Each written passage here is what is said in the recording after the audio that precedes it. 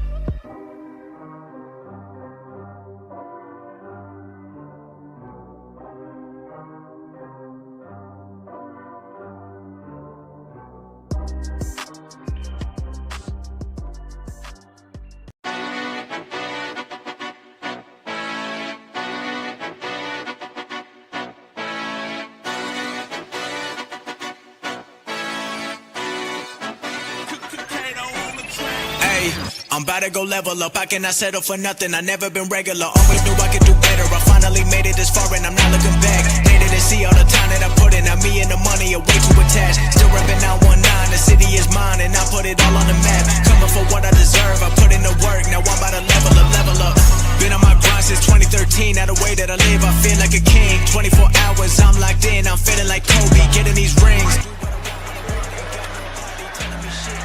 They bring six, Smith underneath, and they get it. Thornton. Nothing left on my bucket list, but I'm grinding like I'm still in the basement. Ain't nobody who working harder. Money tall like Wembanyama. They be talking from the sidelines while I'm on the court. I've been a baller. I'm about to go level up. I cannot settle for nothing. I never been regular. Always knew I could do better. I finally made it this far and I'm not looking back. They didn't see all the time that I put in. Now me and the money are way too attached. Still reppin' 919. The city is mine and I put it all on the map. Coming for what I deserve. I put in the work. Now I'm about to level up. Always knew my potential. Hop in the Porsche and there ain't no rental. Came a long way from studying dental. Now I got plaques inside of my bedroom. Already know where I've been headed. I took my risk and I don't regret it. They showing me love, I'm showing it back. With every song I've been getting better. I know nothing that's good come free. No 9 to 5, I work all week. Put in my time and it keep paying off. I've been getting paid every time I speak. Used to have dreams of getting these ends. Now I make the money go work for me. Can't stop now cause I got what I wanted. Ain't nothing I need in my life but peace. I'm about to go level up, I cannot settle for nothing. I never been regular, always knew I could do better. I finally made it this far and I'm not looking back. They didn't see all the time that I put in. Now me and the money are way too attached. Still repping 919, the city is mine and I put it all on the map. Coming for what I deserve, I put in the work. Now I'm about to level up.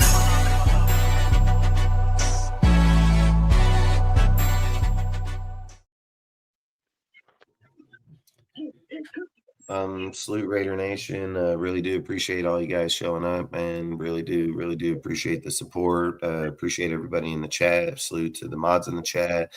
Salute to everybody here in the panel. Salute to Mike, Harvey, and Aaron. Really do appreciate you guys. We'll be having not a bunch, but a few other people join us here in a little bit. So if you guys want to give a shout out before we get going, feel free. What's up, Raider Nation? Is the #1 Raider stunner. What? Salute Dustin. Salute Aaron. Salute Set Time Raider Mike. And salute everybody in the chat. And let's hit some more Raider football content. Salute to everybody on the panel, Dustin, Harvey, Sacktown Raider Mike, everybody in the chat. Let's just get that Raider content. I'll say the same thing, man. Dustin, thanks for having me on. Aaron's always cool talking to you. Harvey, have a blast talking to you every fucking time, man. You're I like you, man. Let's talk some Raider shit, man. Yeah. Hell yeah. Salute to Drox, Frank, and Seth, man. Really do appreciate you guys commenting in the chat. Salute to Aaron, everybody. Salute to Mitch, man. Really do appreciate you, man.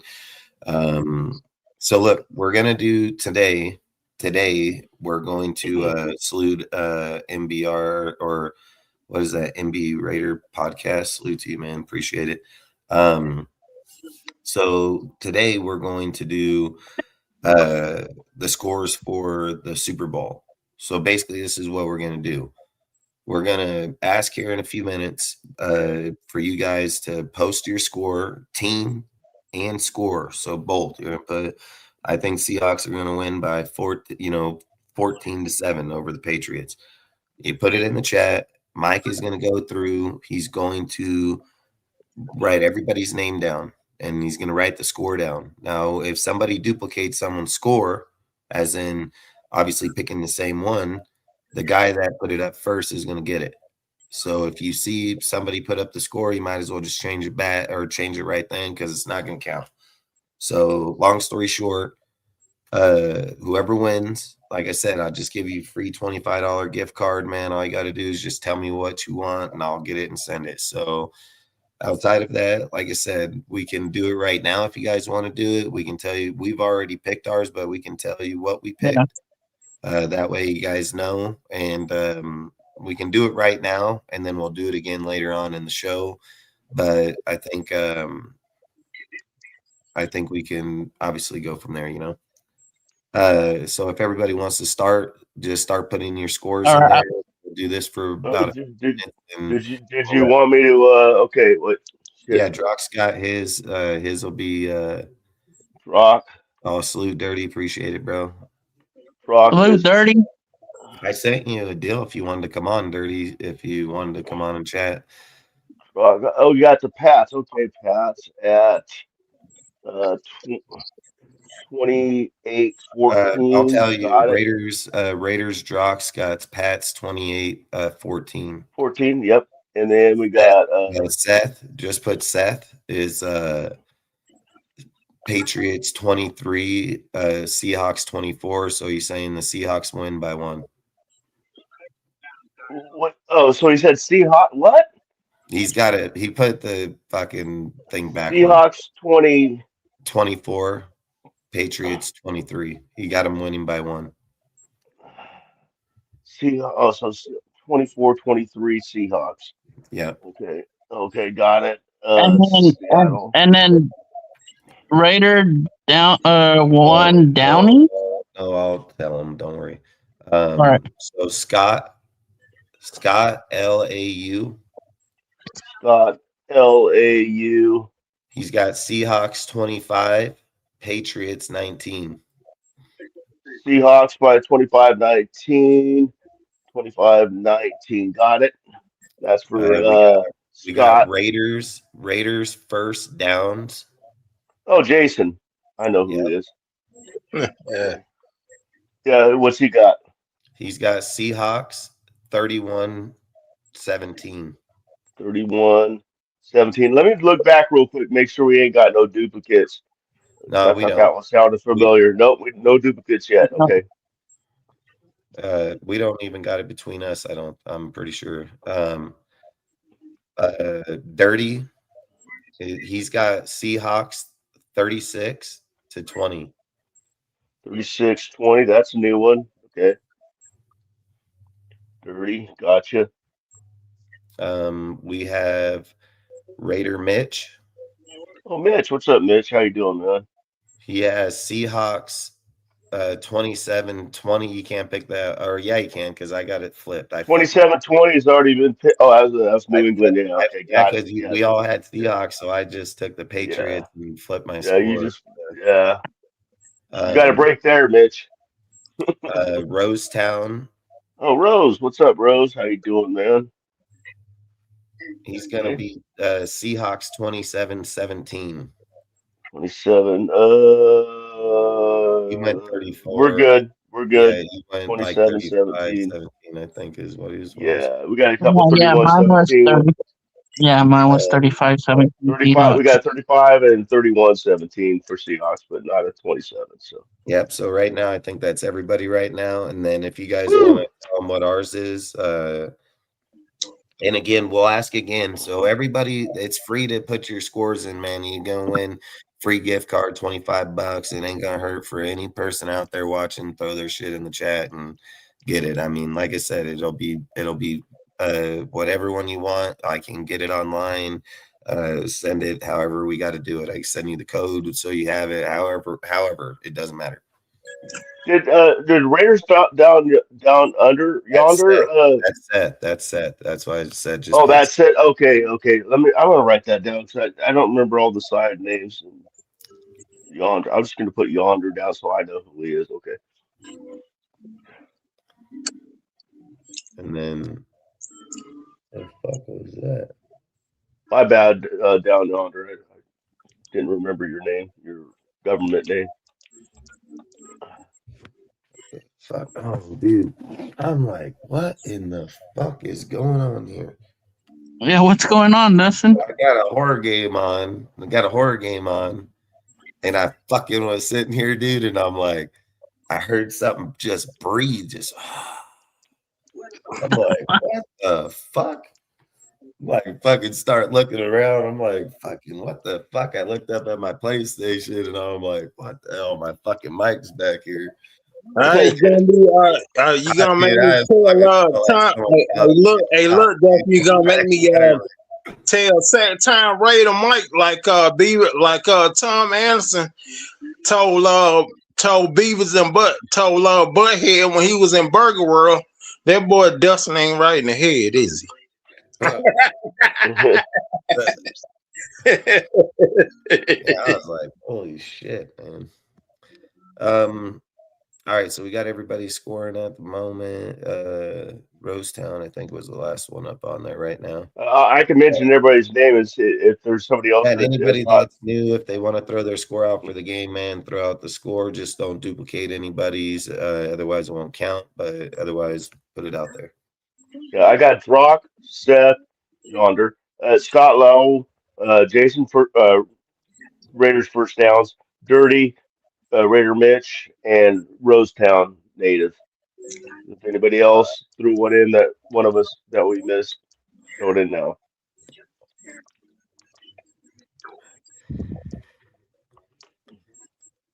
Hell yeah. So basically, we're going to talk about a few things tonight, and basically, we're going to talk about Clint Kubiak for most of the part, but we're going to also talk about how Davis Webb basically just pulled his name out of the head coaching deal.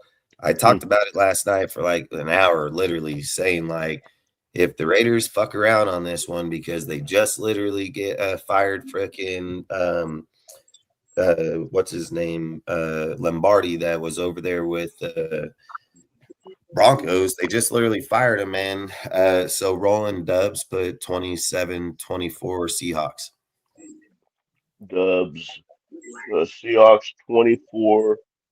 No, 27. 27-24. Yeah, Got it. 27-24. I'm surprised we haven't had a duplicate yet. Salute Dirty. What How up, you Dirty? doing, Dirty? Salute, Dirty. What's up, Dirty? How y'all doing? All right. We're good. All right. That's good. Nice to see y'all Am I again. really the only one that picked the Patriots so far? Yeah, you the only one that's gonna rock with that shit ass squad over there, bro. Tell me about it, Dirty. Tell me about it. Well, fuck, everybody Yeah. picked the Tell me motherfucking. about it. Everybody picked the Seahawks, bro. I mean, come on. I mean, when we all picked ours, everybody had the Seahawks. So I said, fuck it, I'll flip mine over. I'm not gonna do that. But He did just that, man. He did. yeah, I had the Seahawks. Actually, I got the 27-20. Seahawks for 3 reasons. You know what I mean? I got the Seahawks because I feel like they're a better team.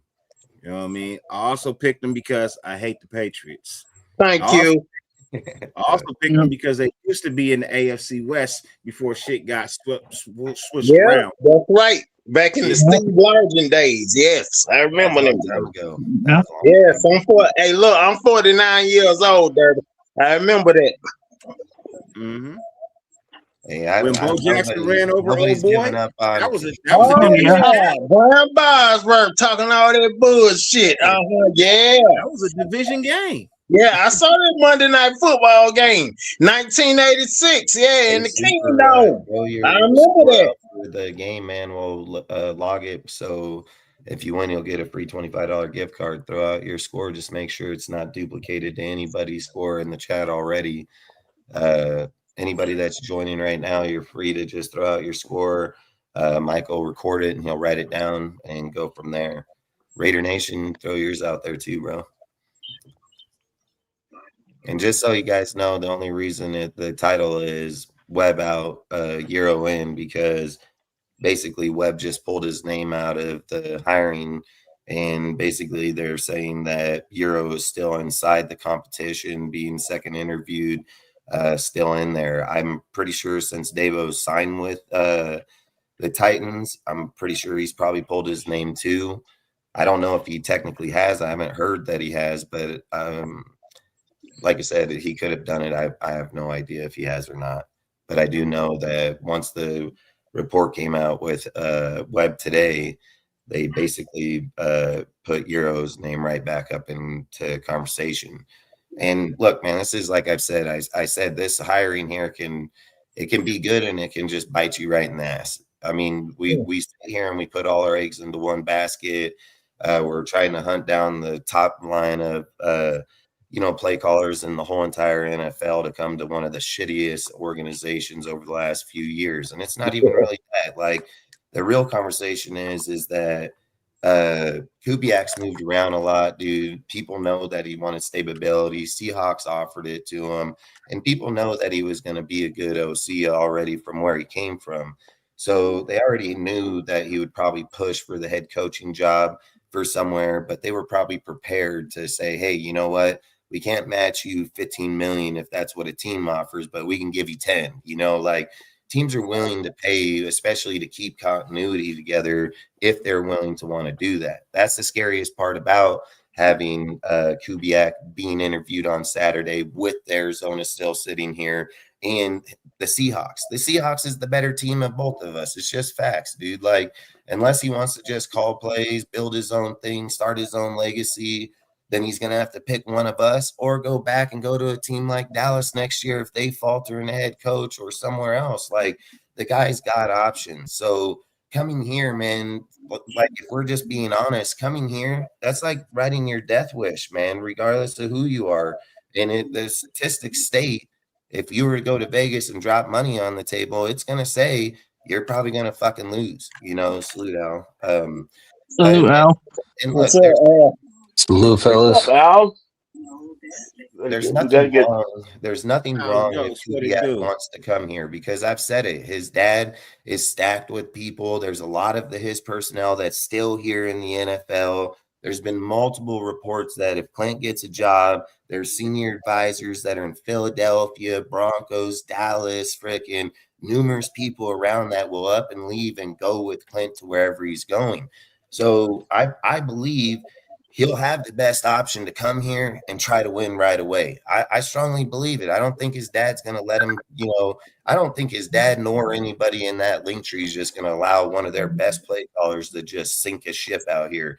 And I've said it, if Clint comes here and he has the squad and loses, it ain't because he didn't try. It's probably just because we're fucking cursed, like the guy's say Dustin, just let me say, man, that was a good term you just used. You say for him coming to the Raiders, he's writing his own death warrant. I like that, man. I like that. I like your style real fresh, man. If they don't allow him to do what he needs to do or give him the people, I feel like anybody's going to fail. If the front office does not, if Clint comes in week 6 and he says, hey, man, like we're really fucking struggling at this spot right here. We might need to give up draft pick next year or something, but we need a player right now to go. This is something we don't do. This is shit we don't fucking do. This is shit that needs to be done in the time of the era of playing football right now to be fucking consistent. You can look at the Eagles and say, hey, man, they faltered towards the end of the year. But those dudes made moves every single fucking every other week for good, talented players on a team that's already stacked. Like all I'm trying to say is you're not only going to win by the coach, you got to win by giving the coach what they need when they ask for it, and we got to be willing to give it to them. Otherwise, just hiring and people what they want, asking to do something nobody else has done. And it's just what it is. Like, if we had to lose on Kubiak and go to Ejiro, I mean, I've talked about him. I like Ejiro, dude. I said he comes from the McVay tree. He's a really good coach. His defense has been up and down in certain places, but he flips his shit. Like, that guy flips his shit. And if he had stability and got a staff together, could he be good? I don't doubt anybody from that deal, if they have the staff from that link tree, can be good. I would just say I prefer Kubiak at this fucking point in time now versus any guy out there. Kubiak is the guy. You know what I mean? Kubiak is the guy. He's going to get the job. It's not. Look, we have this issue where we want instant gratification. You know what I mean? We've been so bad for so long. We just want instant. We want something to come in here and just instantly make us happy.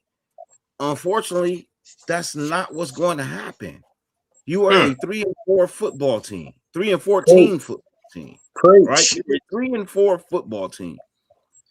If you don't have the patience to sit back and let the front office get it right, you don't have the patience for Mendoza.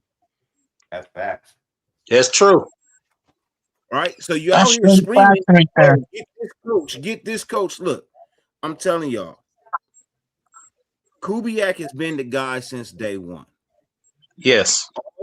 All these other interviews have been basically them crossing their T's, or like I like to say, crossing their I's and dotting their T's.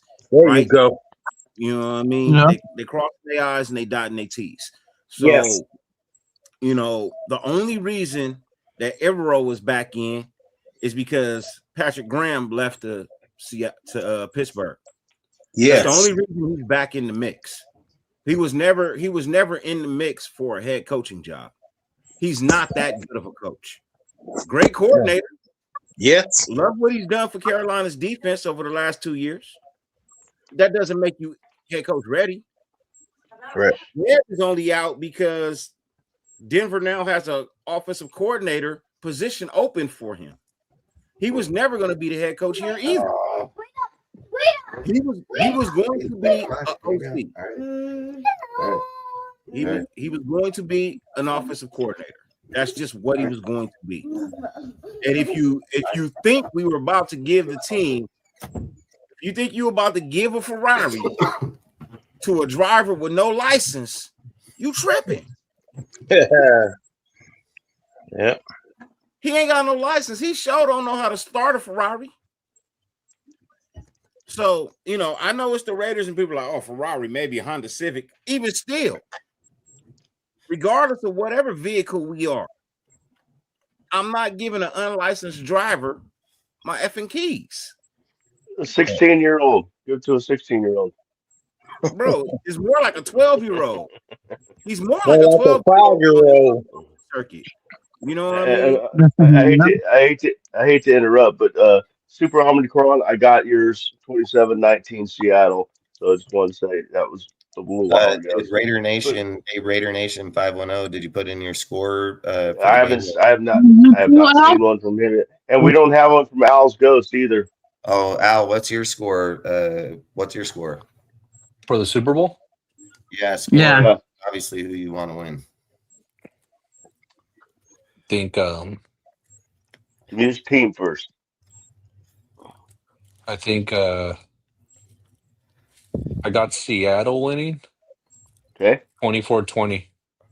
24-20. We had 27-20. Oh, that was New England. 24-20 is not taken. 24-20. It is. Seattle, yeah. Yeah, Seattle. Yeah. Gotcha. And like I said, Super Omnicron, if you didn't hear me, I did get your 27-19 on there. Raider Nation 510's got Seahawks 30-27. 30-27 Seahawks. That's Raider. That's 510. You said Raider Nation. I got them winning by 16. I expect Seattle to go in there and whoop that ass, bro. Hey, they're the better team, man. If we're just being honest, Their defense is legit.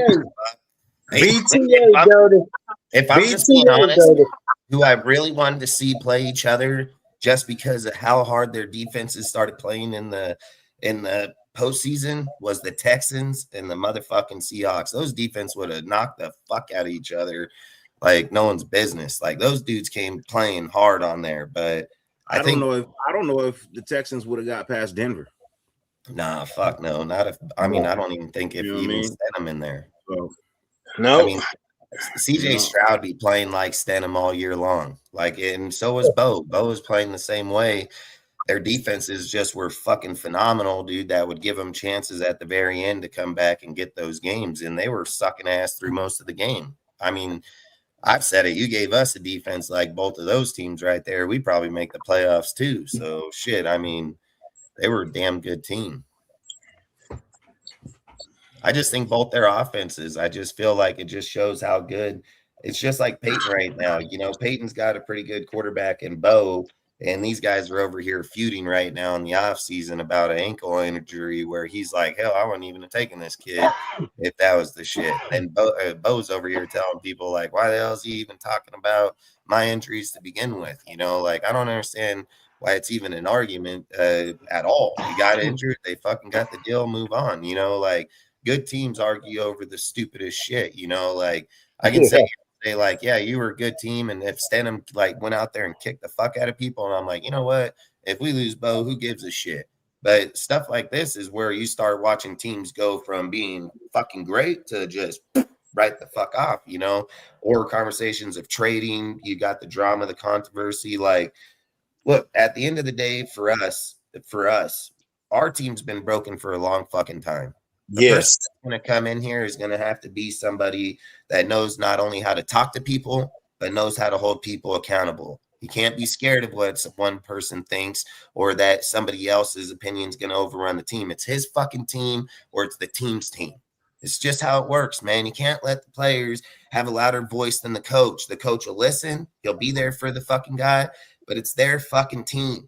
If you can't get the shit together, you'll get the fuck out of here. Like, they can't keep playing favoritism to players or people because we're going to have this shit every fucking year. It doesn't matter who you get. Kubiak is going to be the best coach that we're going to put in here play calling wise in motherfucking forever. It's just, it is what it is. I mean, I've said Josh McDaniels, regardless of his head coaching capability, I mean, he was more qualified by Super Bowls. I mean, and again, he's a great offensive coordinator, just a shit-ass head coach. But Kubiak, I hope to God he ain't Josh. Like, I hope to God he's not Josh. I mean, his numbers. Josh. Yeah, I don't think he's Josh. The way I don't think so either. Former players talk about him is not the same as they talk about, Macadamia nuts. You know what I that's mean? facts. And I've never thought he Academics. was that guy because I believe he calls a good team and he does work good with his quarterbacks. The only thing And he I've ever treats said players about well. You know what I mean? Like Rashid Raheem was disgruntled in New Orleans, right? With the Saints. He was disgruntled. Yeah. He didn't like what he was like. He didn't like the shit. So he went to Seattle. Have you heard anything about him being disgruntled in Seattle? Nope. Nothing. That is true. Kubiak knew what type of player he was. He was like, man, they saying all of this, but I'm telling you, he ain't that. I can control him. Just get him. They got him. They season instantly turned around. That's facts. And if you remember when he was at the Saints, he did really good with Kubiak that year with Carr. Fucking, they were killing it until Carr ended up getting injured and go. I picked that dude up in fantasy because he was fucking knocking it down, dude. Like they were off and running. And that's something I think about. I think about him coming here the same way. He can leave out of there, come here, be one of our players here with Trey. But I still think we need to go get somebody like Cooper in the draft from India. We need we need somebody that can contest down until Besh or Thornton become developed.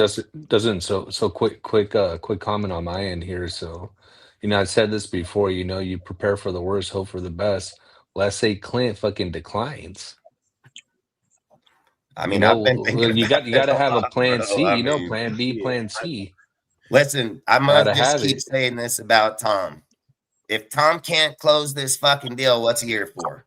Like, I'm just gonna be dead ass honest. This is the Tom Brady moment right fucking now.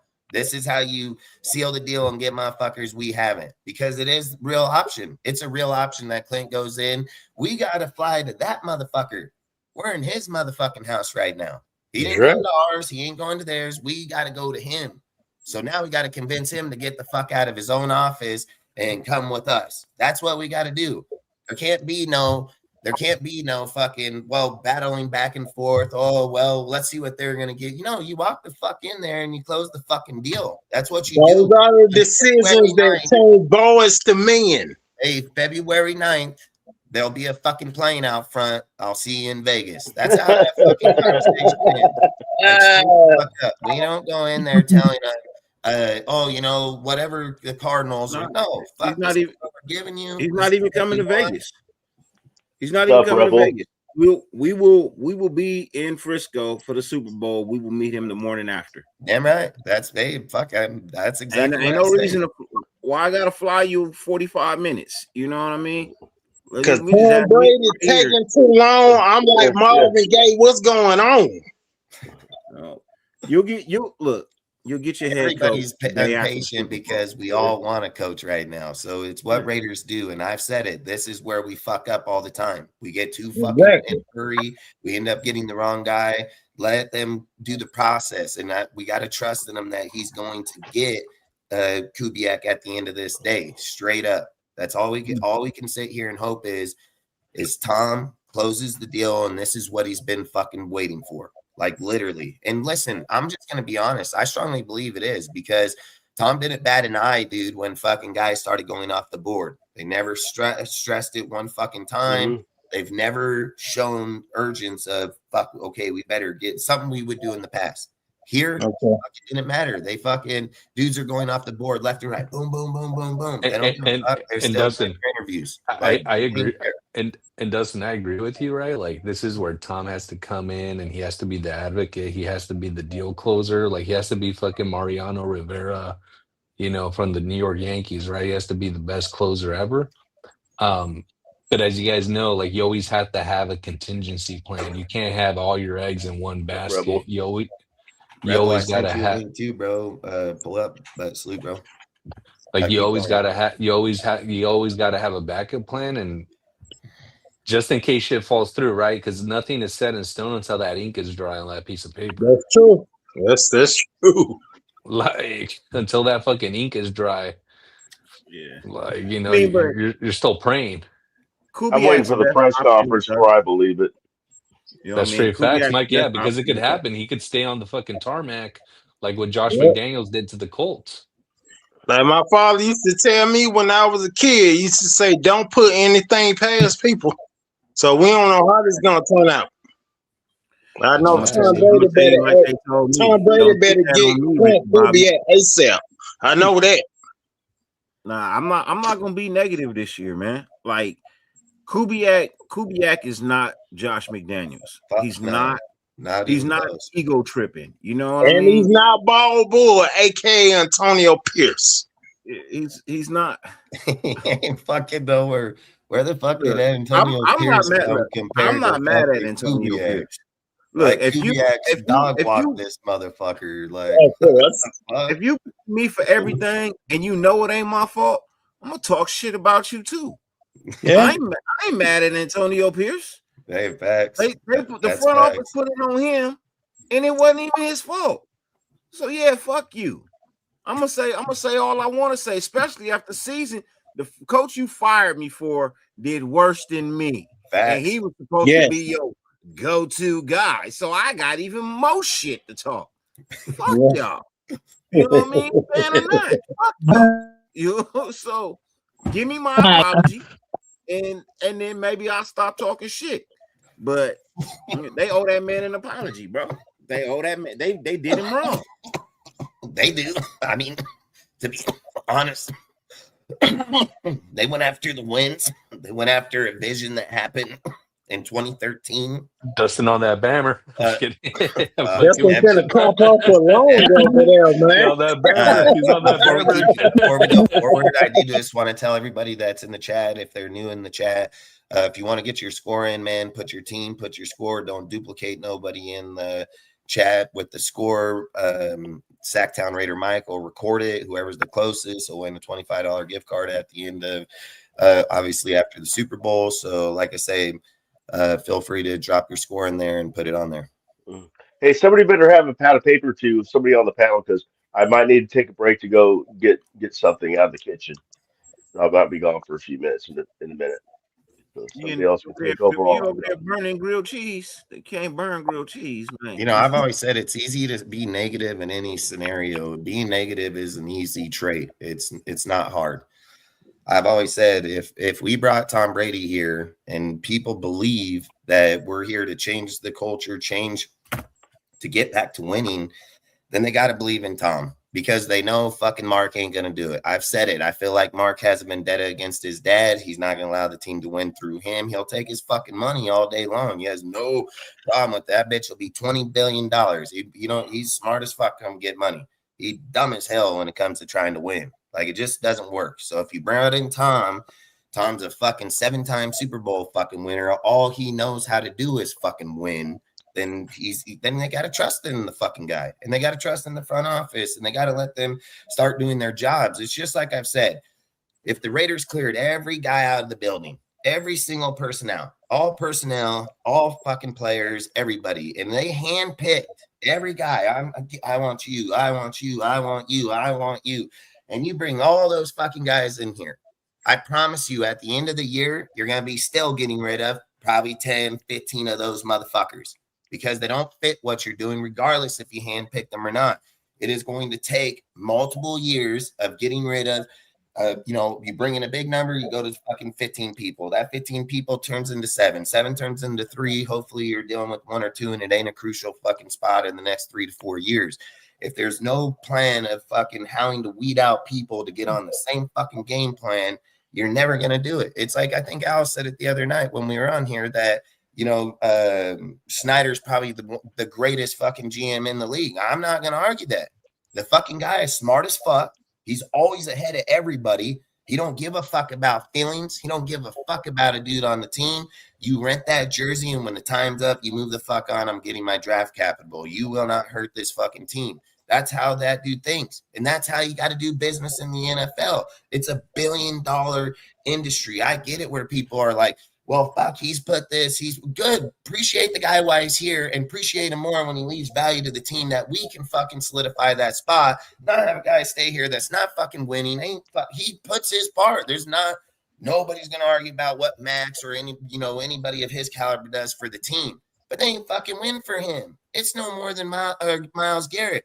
Motherfucker goes out, gives up 23 sacks this year and get 4 wins, 3 wins. Like, fuck out of here, man. Like, you can sit there and say defensive players in those positions are what's winning games these days. The fuck it is. The fuck it is. Rebuild the team. I've said this. I've literally talked about it fucking multiple times. How about just let the motherfucking offense go build up? Let Kubiak go out there and get himself fucking 4 new linemen. I guarantee you he's probably not going to roll. I've said this. People got to be very aware when Kubiak comes here. There's a very goddamn good possibility that Colton Miller is the only motherfucker on that offensive line when they start, coming next year. There's no guarantee that JPJ or any fucking guy will be on there. It's going to be what fits his system that's going to help fucking Genty and them go. People can sit here and say, well, JPJ, he's center. But listen, the Raiders drafted him as a fucking guard. AP let him take that position and ran with it. There's nothing wrong with that. Okay, he believed in the players. They showed that they were a good team. There's nothing wrong, but that's not fucking Kubiak's vision. So when Kubiak gets here, if he decides that, hey, he is a good center or he is a good guard, he'll place him in here. All I'm saying is Colton Miller is like fucking top 5 fucking tackle, right or left in the whole entire NFL. He's probably not going nowhere, dude. Like, he'll probably play out unless a significant. Please get rid of Colton Miller. Please let Colton Miller go. Somebody, please let him go. He's under the contract. They're just not going to allow it. And again, his injuries will plague him. His injuries will plague him, and he will probably get moved. But it is just facts that he's better than anybody on the team if they are keeping him. And don't get me wrong, they can most definitely move Colton, because I've literally talked about move Colton, move Max, just get the picks, rebuild all fresh. That's right. He can play Grant at left tackle. He'll play there just fine, dude. He may not be Colton, but give him a few years. He can be fucking good. You can put Caleb Rogers on there. That's fucking good. I mean, you just got to move out. You got to move off people and start putting in new people. It's just what it has to be. Yeah, but those our lineman picks from last year, I don't have any faith in them. Yeah, I mean, Grant's a good-ass player. I mean, they were picked by a guy who didn't know what the hell he was doing with an offensive line. You want me to pick him? Those are Spytek's picks. He didn't. They made Spytek picks. They made Spytek's picks. I'm sorry. Fuck they aren't. They're 100% his picks. That whole draft was orchestrated by motherfucking shit bags that just left. You know what I mean? Scrooge McDuck. Scrooge McDuck did that shit. You know what I mean? That wasn't yeah, exactly. You know what I mean? And he had Launchpad McQuack fucking doing the offensive line. Pete Carroll didn't draft those players. If you believe that, that's not true. So if you believe Spytek and fucking that's Josh McDaniels. That's Josh McDaniels' scouting team. They've been there the whole entire time. They've been the same crew since Telesco into them. They scouted those players and picked them. They was not Pete.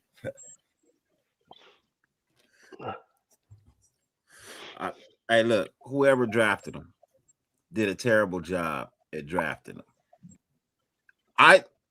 Did you see him play? Did you see him play?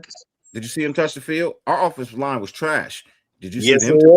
They played, and they played good when they entered. Look, you're right about this is so listen, I guarantee they're not bad players. What I think the problem is first off, the front office started arguing with Pete around week 9 about, hey man, you're not playing our rookie players, you're fucking playing these dudes that are fucking trash. We need to start seeing the rookies play. We need to see them start rotating in the system. So after week 11, I think it was week 11, they started adding Grant out there. They put it was Caleb Rogers first on the inside. Then they started rotating Grant inside and out, just a few plays per game, once or twice through the deal. And when he played really fucking good. I mean, Grant played really good. But we got to also remember, Brendan Carroll was the O-line coach. He never made any fucking rotation. Carmen Pasilla was here just a year before, made all kinds of rotations for years. He rotated. How you doing, everybody? Y'all take it easy. Good night, Harvey. All right, David. Nice meeting you. I'm the number 1 rated stunner. Nice meeting you, man. Pleasure. So when Pasilla was here, whenever we would go into a match, and he felt like, hey, this guy's out, he's going to rotate that fucking guy. He always said in practice, and anybody that followed him, he said it all the time. I don't care what the guy's name is on this team. This line will rotate. They will put rotation in there. They will rotate in here. Brendan Carroll did not do that. He's stubborn as fuck. He just played the dude, dog shit ass dude, and he fucking keep him. He sat and compared fucking Jordan Meredith and Chip. Both these motherfuckers compared Jordan Meredith to Jason Kelsey. Get the fuck out of here, dude. Like, where the fuck is that come from, dude? Like, That was hilarious. and these are the guys running that. You know, I agree with you. We can't sit and say, and I only use their names just for an example. I'm not saying like, yeah, they're going to absolutely start. If they played backups, it would be good rotational. All I'm trying to say is there's a good chance that we'll see anywhere between 4 and maybe even 5 new linemen on this squad. I strongly believe it, dude. Like, they're going to try to tailor it to Kubiak. I think you get 5 new linemen on this line too. I think you get 5 new ones. I think you get 3 in free agency. You know what I mean? And you pick up 2 in the draft. You know, all you really need is a center, a valid center, a proven bona fide center. You need a left tackle. You need a right tackle. You play Parham at guard, right guard, where he actually played. And you put JPJ at left guard where he actually plays. And then you put a veteran on the outside, veteran in the middle, another veteran on the outside. You have a solid offensive line. You know what I mean? And whatever you drafted last year will still be there. Plus whatever you drafted this year will be there too. And they can all learn and develop from a good coach versus, you know what I mean, a shit one. Facts. Yeah, because if you brought Carmen in here, which he's an option because they let him go in the Giants. I want John Benton. He's good too. I've talked about him. I've said bringing that guy here. He goes wherever Kubiak goes. Yeah, he does. I mean, he fucking does. So does Andrew. Andrew goes everywhere he goes too. Those guys, like I said, I've said it. Like, he has a good squad to come with him. Like, he's not coming slouching. This is the only issue I have is if it's Carl fucking Scott as the defensive coordinator, we might have some fucking problems. But I've said it. You got to give a guy a chance to even know if he's good or bad. But there is a damn good chance that he could be bad.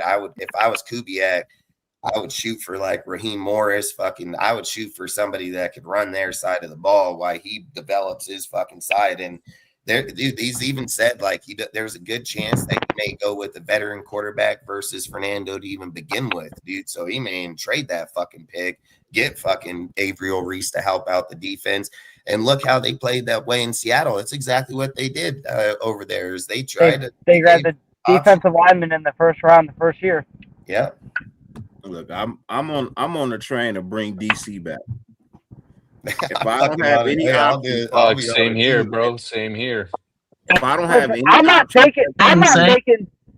taking any quarterback with the number 1 pick. But like I said, if you have to take one, it's Fernando. But again, if he's not, listen, there's nothing that indicates that he's coming here for Fernando either, guys. There's nothing that indicates that. And I mean, I don't know. I want Gruden and Carr back. Yeah, I mean, it's something that, you know, probably more than enough people have talked about, but there's so many people that hate Gruden for some reason. But I would take Carr back over any of the quarterbacks in this draft class this year. I don't think this quarterback class is that good. I think next year's is probably miles ahead of this one, and I think truly, like, from what it sounds like with Kubiak, he could be eyeing someone in the 2027 class, but, you know, I guess find out when he gets here, if he comes here and stuff, and he gets his staff here. There's nothing saying that, you know, getting a veteran quarterback year 1 can help us. Just, it has to be the right guy. It can't be no 32-plus-year-old quarterback because, you know, the guys that we've been getting these past years, not all of them have been 32, but they've all been trash. So, you know, we got to get the right guy here, and I think that they can have more success year 1 without Fernando, and I think that they can take their quarterback in year 2 and still be fine. Hey, Will. Yeah. We need your prediction for not this Sunday, the Super Bowl. Yeah, and anybody in the chat too, man. If you haven't thrown out your score already, throw out your score. Whoever's gonna win, Mike will write it down and we'll record it. And then, like I said, we'll give a $25 gift card to the winner right after the Super Bowl. I got Seattle winning. Okay. And I'll say 27-17. Let me see. 27-17 has already been taken. Okay. Rosetown's got that one. 24-17? Is that taken through? Nope. 24-20 is not 24-17. 24-17. All I gotta do is just get the Patriots win. I keep my own fucking money. I love this. The house, baby. Fuck, let's go. Fucking hold on red, motherfuckers. Let's get it. You got the Patriots, Dustin? Fuck yeah, I'm gonna win my own money back. Fuck it. I ain't What's scared. the score? What score do you have? I originally picked the Seahawks 27-20, fucking 27-20, but then everybody fucking started Seahawks. I'm like, yeah, fuck that. I ain't doing that. Fucking. So I just put money on red, man. Gonna send it on back. What's the score that you picked? What's the score you picked? What's the score I that picked you 27-20 Patriots. All I did was just flip my team. I picked I picked the Seahawks 27-20, but then, like I said, when everybody started picking them, I just said, fucking flip it to the Patriots. I'll run the same score, just flip it to the Patriots. I just can't have Josh McDaniels win another ring, man. God damn. Hey, man, at the end of the day, I don't give a fucking about either team, so I can't care less. I think Seattle goes in with revenge on their mind because they should have had another Super Bowl, but they lost because of stupid, you know what I mean, call. How you not get a ball to Marshawn? How you not get a ball to Beast Mode, bro? Like you throw the ball on the sorry, I got it. That is facts. Sorry, stupid, bro. So look, sorry, Cheese Man, you gotta put the score. Salute, y'all. Yeah, Cheese Man, you got to put. Cheese Man, we need the score for both teams. So you got past 23. Who do you got? What do you got Seattle at? I need to know that. Did Wild West throw out a score or no? No, he didn't. Wild West throwing out. Adam, did you throw one out yet either? Actually, I haven't. Adam hasn't? Damn. Yeah, I haven't. I don't see Kubiak trading for no quarterback, right? I'm sorry, Adam. I didn't know. So look, this is what I think. Why I'm all right with picking the Patriots real quick. Vrabel won 3 Super Bowls with the Patriots. He knows how to train. He knows how to go into those games and win. He did it with Bill Belichick. He did it with Tom. He knows how to get to that point, and he's going to have more experience than anybody on that fucking Seahawks team. None of them have it. And not only that, you have Josh McDaniels, which is a proven 6-time fucking Super Bowl, 5-time Super Bowl play caller there too. So listen, what he done with Drake this year, dude, I've said it. He should be the MVP. I think I've always said, I think Josh is a great play caller, just horrible fucking head coach, dude. Like the guy is just horrible. But at the end of the day, I've said, if you go look at Kubiak and you go look at Josh, their stats are fucking, mere mimic of each other. Fucking everything from the run, the pass, everything, dude. Like they are just first and second and third and fourth. Like they are just, it is just insane how close they are. But who do you think did more with their offense this year? I think the Seahawks are the better team. I don't think the Seahawks aren't the better team. The only thing I would say is that what I would say about the Patriots, like in theirs, they've met their match with everybody. Like they've shown that they may not win by 20. Like I said, Kubiak embarrassed dudes last week and just embarrassed them. Like him and JSN, they were just murdering dudes. But like I said, I think Vrabel's always found a way to just find the way to win at the end. And I just think like I think the Seahawks are going to win, but I'm going to win my money back. It's done. Houston's not. They're not giving up CJ Stroud. That's not happening. So last night there was a proposed trade. You know what I mean? Last night on my show there was a proposed. I want to give. Did he say a second for Stroud? No fucking way. No way. Not be a like, not fifth. You want a fifth? I'll give that motherfucker, but not a second. First off, it's gonna cost you a first rounder because he's a first round quarterback. Yeah, I ain't giving. Couldn't even pay me. He's not trash. He's a first round pick. You know what I mean? He's a high ass first round pick. He's a franchise more interceptions and fumbles than fucking Geno Smith. First, you're not getting him for nothing. You got to start at 2 first and then add from there. That's your minimum. 2 first is your minimum. You know what I mean? I don't know. Like Stroud's a franchise guy, dude. I don't know. If Stroud got 2 first-round picks, whoever got that gonna be the president of the NFL. Like straight. They're getting fired. Whoever traded them first last night. Say Cleveland calls. Oh, fuck. Say Cleveland calls, right? And Cleveland, they want the number 1 overall pick because they want Mendoza. Salute Westside. So they willing to give you all they first rounds, all they second rounds, plus Shador for your number 1. You take it? How many picks they got? 5 or 6 in the first 2 rounds. 5 in the first 2? 5 or 6 in the first 2. What about next year? I don't really too much care for next year. Well, I mean, it's going to take more than that. Hold on, I missed it. But you just got a player too. You know what I mean? You just got a player. I don't want too. Shador Sanders.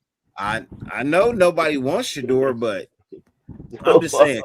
My thought process is if Mendoza goes to the NFL Combine and shits the bed, and then goes to his pro day and shits the bed, and Ty Simpson just flies off the map for both.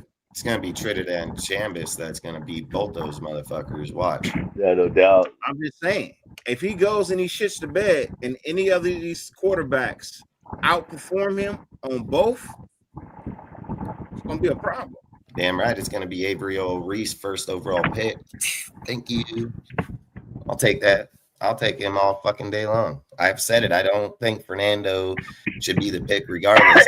Ejiro Reese should be the first overall pick in the draft. The guy is the best overall player. The dude's a fucking machine, dude. Like, you're not going to trade back and pick up four or 5 players in the first 2 rounds, and then I could chill from there.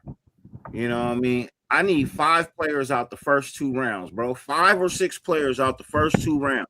This is – if you're trying to really, truly build a defense, you want to do it in this draft. Yeah, we'd have to do it with the Jets because the Jets, I think, are the only team that has that cap, to be honest. So we would actually – They are the only team they trade with to get that type of value. What we'd really want is Fernando to go to the Combine and do fucking really good. We'd want him to go to his pro day and do really good. And then we would want Tom Brady to talk this motherfucker up like he's the next up-and-coming motherfucker. And then we hustle the Jets like always. So give me your shit. That's what I would do. Fucking, you have the best spokesman to talk up a quarterback than anybody in the NFL. So use the fucking – you got to hustle here. Use the motherfucker. You know, like straight up. It's all about the money, man. At the end of the day, who's better to sit at the fucking table and tell him I want that fucking dollar? It's going to be him. Tell me you know a quarterback better than me, please. Like, no, all right, you believe? Yeah, I believe that shit. He's going to help your franchise, but you can't suck at fucking being a coach. You got to develop the fucking guy, you know? So I'm not opposed to running with AOC either. I ain't either. I'm not opposed to running with AOC either. I kind of want to. I'm not either. Look, I've been an AOC hater, but after last year, I've been asking. I just want to see the boy cook. Can I see him cook at this point in time, man? You know what I mean? Like he been here. Nah, they have some hatred on that guy. They don't like him for some reason. Bro, I don't know what it is, but I want to see the boy cook, man. He's better than the quarterbacks we've had here, bro. Like I would have easily rather seen 17 games of AOC than Geno fucking Smith. I don't even like AOC, and I want to see him cook. Let the boy play. AOC almost beat the Chiefs twice in Kansas City. He would have beat him if JPJ didn't botch that snap. He beats them. He would have beat him.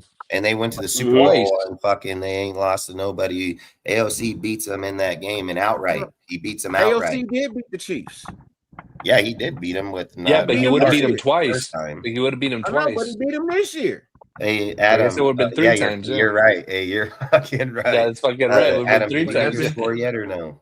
The only game he played was against the Chiefs Uh, at the end of the season. All right, tell Three Mike quarters. what your score is. I got the Patriots winning. If anyone hasn't taken it yet, Oh, Dustin 31-27. Oh, Nope, nobody's taking that one for the Patriots. But Yeah, you 31-27. I'm gonna say it again. 31-27, right? Yep. Let me 31-27. Please, 1 second. 31-27, correct? Yeah. Got it.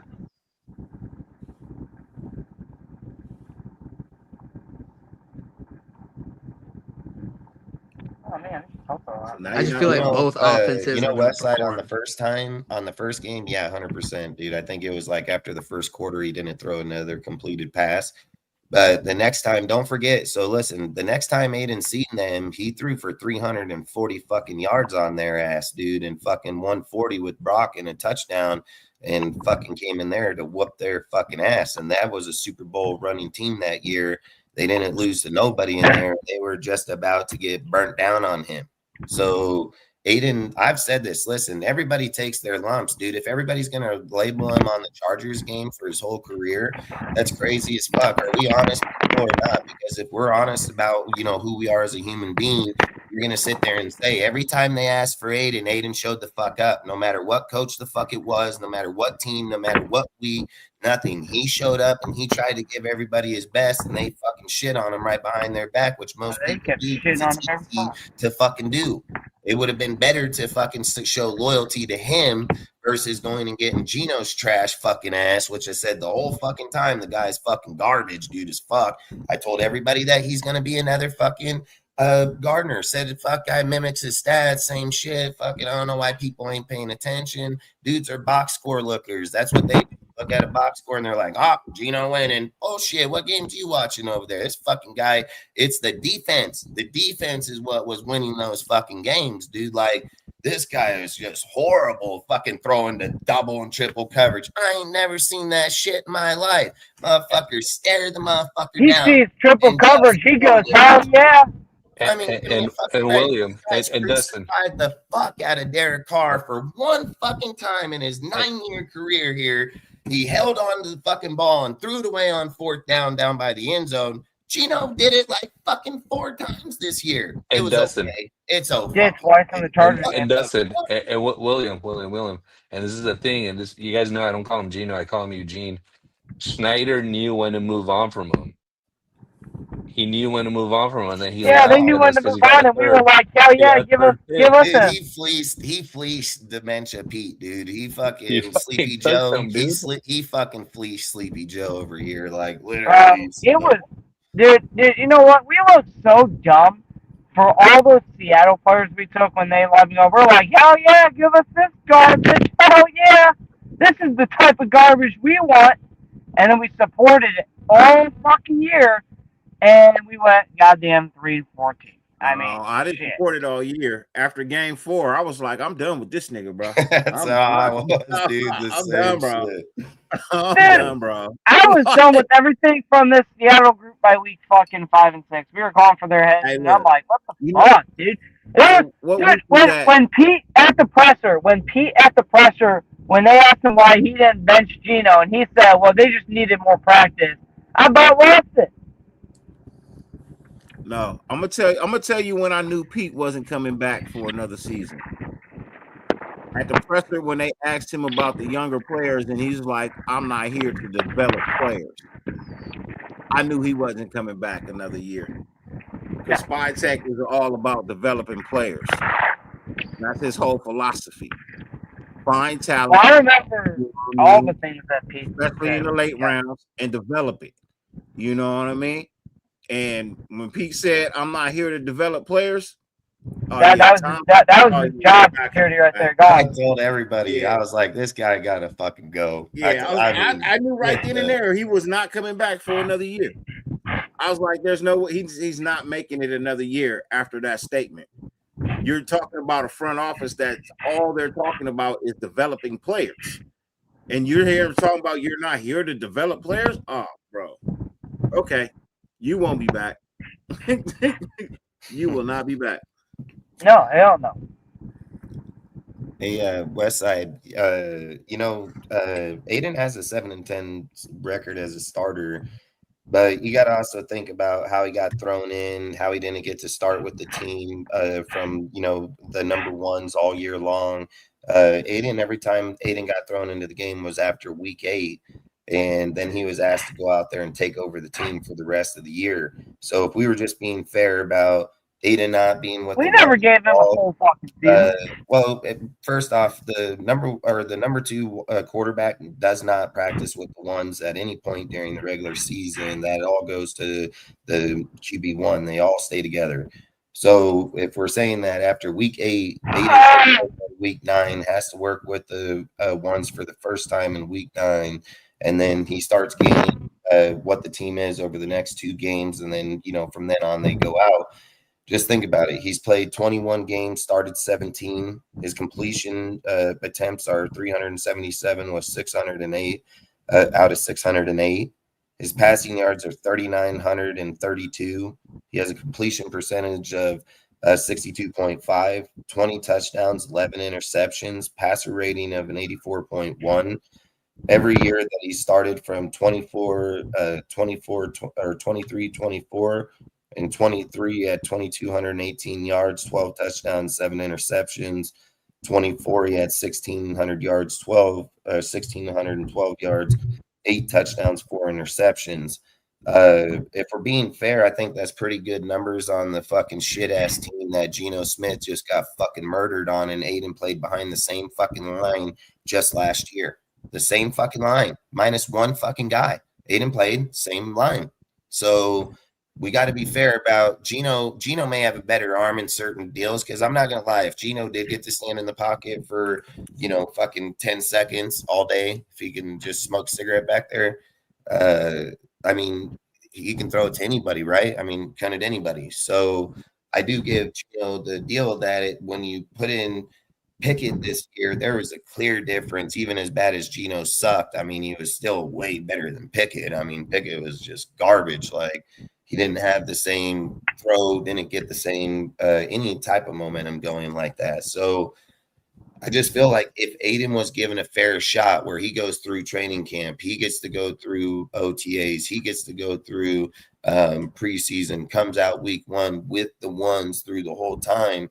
I don't see how he can't be better. I would bet I would bet 10,000 right now that Aiden O'Connell comes in with Clint's offense and they build a line, he wins 8 games minimum. 8 games minimum. If I've said it, Clint can build the offense to score fucking 40. If we lose by the defense, right? So let's just go and say average. Let's just say Clint's averaging 30 fucking points per game. So if Clint goes into every game, the offense is just fucking killing it. We don't have a defense. Well, who gives a fuck? If the offense puts up those numbers, we're going to be competitive. Then next year we can start building up the rest of the defense. But I believe you got to put your eggs in one side first. And once that shit's done, then take whatever's fucking left and transfer it over and start building the defense.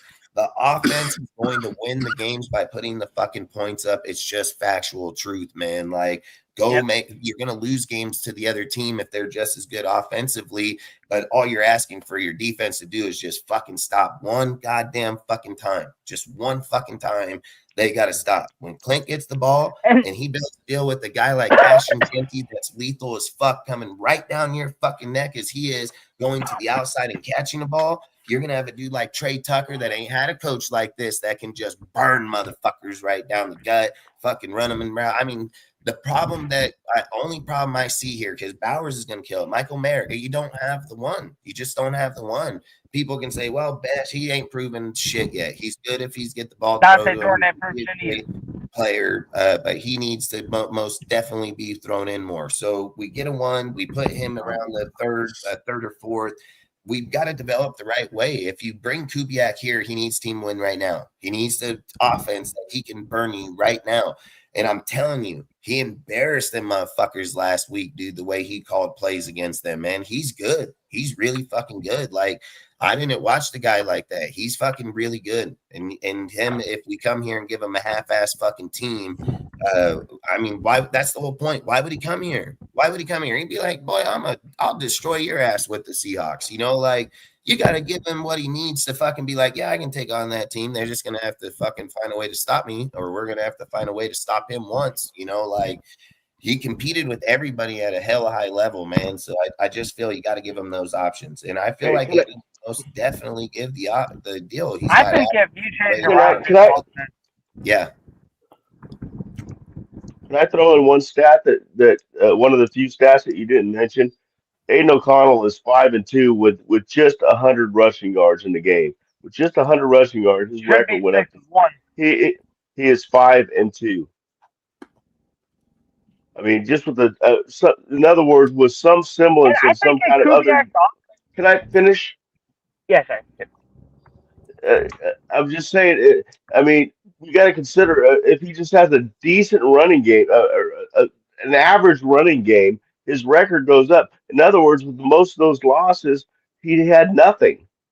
He had nothing. I mean, so it was all on him, and he's not him. So anyway, I'm sorry, man. That's it. It's a good point, Mike. Yeah, no, it's a good point. No argument from me. Look, like I said, I'm not the biggest AOC fan, right? But I also would like to see if he has it or not. I don't want to just dislike a person because I feel like they don't got it. I want to be proven wrong sometimes. You know what I mean? Or I want to be proven right. It's however you look at it. You know what I mean? I don't mind being wrong every now and then. It's part of life. You don't get everything right, right? People change. You know what I mean? They get better or they get worse. That's just, it is what it is. But damn, if you're gonna have him here, will you at least give him a damn opportunity? You played him 3 quarters last year. He could have played in 4 or 5 games last year, but you only gave him 3 quarters in the last damn game of the year. And you know what's crazy? Those 3 quarters probably looked like some of the better football than I had seen us run all freaking season, including the games that we won. Right? So, I mean, shit. Aiden was 1-0 last year. You know what I mean? Right. He was 1-0 with just 3 quarters under his belt. He was 1-0. You know? Yeah. So, and Eugene was what, 2-14? Some shit. 2-12. 2-12. Yeah. 2-12 because he missed 2 games. Oh yeah, that's right. But he was on the team for the whole time. Aiden was on vacation for most of the season. You know what I mean? I think he was ready in week 12. Didn't he come back week 12 ready to play? Yeah. And you wait till week 17 to let him play? Come on, man. That's facts. And they told him that the reason that he was staying there was because he still need to go to rehab and work on things. And he can tell when he was giving that interview, he was like, that's bullshit. But like I've said, Geno sucked. There was no accountability. You bring Aiden out, the audience they want Aiden to play. That's just what it is because they know Geno sucks. But when they put Pickett behind him, you're not really going to hear that because there's no loyalty to him. There's loyalty to Aiden. They're going to scream for Aiden. Dustin, it's the same shit that they were feeding us all year with Caleb Rogers saying that he wasn't ready. Fucking Caleb comes in. He's the highest rated PFF rookie. Damn right. He fucking played good, dude. I mean, he dogged the fuck out of people. I mean, and listen, I'm not going to lie. There was a lot of, like I said, Grant showed up at the end of the year in those plays. I mean, Caleb played. If they got a competent coach, dude, they're going to be great players. Don't forget, the Niners were going to draft them right before us, dude. You know, like right after us. They were picking one of the other, the one that we didn't pick. And we fucking had back-to-back picks. We picked both of them. So, obviously, if the Niners got them, you know damn well they would have played. You know damn well they would fucking played. I mean, I've said with left tackles, more times than not, when you're developing them, but like say they're going to take over the left tackle over the time, they play left guard. They play the fucking left guard. And then after they play a few years and then they're going to let Colton go, he moves right over left tackle. That's how they usually develop those guys, man. And that's the whole thing. You can most definitely move people around on this team and make sure these guys play and get developed, man. I mean, he was fucking one of the best college players out there, and we got that dude. So, I mean, you can't just pass on that shit because of Brendan fucking Carroll. I mean, the guy, Brendan, Nate, Gino, fucking Pete, like I said, they adopted fucking Gino 100% because they're all fucking trash. They're all fucking trash, and there ain't hey Pete and Kai Blue Kelly. Throw that motherfucker in there too. That guy garbage as fuck too. And you know what Pete will say every week at the podium? Well, you know, Gino, he played his ass off. That wasn't his fault. The guy jumped right up and batted the fucking ball right out of the fucking sky right in front of him. You know, that's not. But it's his fault he didn't put no velocity on the his fault. He threw it into double coverage. Hey, guys. Holy shit. Hey guys, I want to take a look. So tax season's coming up, right? I want to take a look at Pete's tax returns because I think he claims Gino as a dependent on that shit. Fucking Dude. telling you, like, bro. I mean, motherfuckers are like, you know what they said? He said, "How come you didn't fucking pull Gino out?" And he said, "We needed practice." What the fuck? Well, remember during the year, like they were saying, you got fucking dirted and you need practice. Shut the. Well, wasn't it Pete or some shit who, like, one of the press conferences actually repeatedly he said, "Oh, that wasn't really like an interception because it got tipped or some shit." Yeah, fuck yeah. He was like, "Oh, that's really not on Gino. Dude batted down the ball at the line." I'm like, "Yeah, you're about half retarded. Go over there and tell Max. Go tell Max because Max jumped up, knocked that fucking ball right out of the sky on. I think it was Caleb at that time. Chicago Bears. And he fucking batted out, and fuck, you're gonna tell him that shit didn't matter? Fuck, that's probably why he don't like you. He don't like you because you say stupid shit like that. Oh, he also don't like Devin White. Don't like dudes that are just dumb. You can't say shit like that when a player like Max is on your fucking team. You can't say shit like that. You're fucking protecting Gino's trash ass. When people bat down balls like that is fucking pretty damn good. That's pretty fucking good that everybody think going there, this motherfucker and this dude swats that bitch right out. You know how many people try that all year long and don't get it? Like a lot of motherfucking every time damn near. Like to sit and imply that. Not only that, what did Max knock it and intercepted it, right? Like fuck, so he got picked off. Yep, and he took it back like 15 yards. You know, Kai Blue Kelly over there, fucking people are like, "Oh man, look how great Eric Stokes is. This guy, he's a goddamn phenomenal corner." Bullshit. You know what happened was they showed up to the fucking game, and this quarterback was like, "I'm gonna fucking get 100+ on Kai Blue over here, fucking maybe 2 touchdowns, fucking just dirt the motherfucker, dude." And then they're like, "Oh, because he didn't get the ball thrown his way." I don't know where the fuck that narrative came from, dude. Quarterbacks fucking weak players like this, dude. They destroy him, I remember also when they asked Pete about Kai Blue Kelly after he was struggling. He was like week 5 or 6. He goes, "Oh, he's coming along nice. You know, he just has a little more. He just has to keep working and keep getting at it. He'll get there, though." It's like, no, he won't. You know, when he got those 3, almost 3 interceptions, where he got the 2 in the Denver because he got an overthrow. It reminded me, I don't know if you guys seen the meme on Instagram or something where the fucking soccer player is standing in front of the fucking goal and he gets bopped in the fucking face and then he fucking falls down. Fucking dude get carried off. Fucking guy goes trying to kick another goal. Fucking bops him in the face. They put him on a fucking chair over here. Fucking bops him in the face. That's exactly, dude. It's just like I've said. It's a Meek Robinson. Every time you want to cut the motherfucker, every time you want to cut that fucking guy, he fucking get 1 interception in part of the game. They're like, "Oh, well, let's keep him again for another fucking 2 years." You know, fuck guy don't. He cuts the lead down to 20.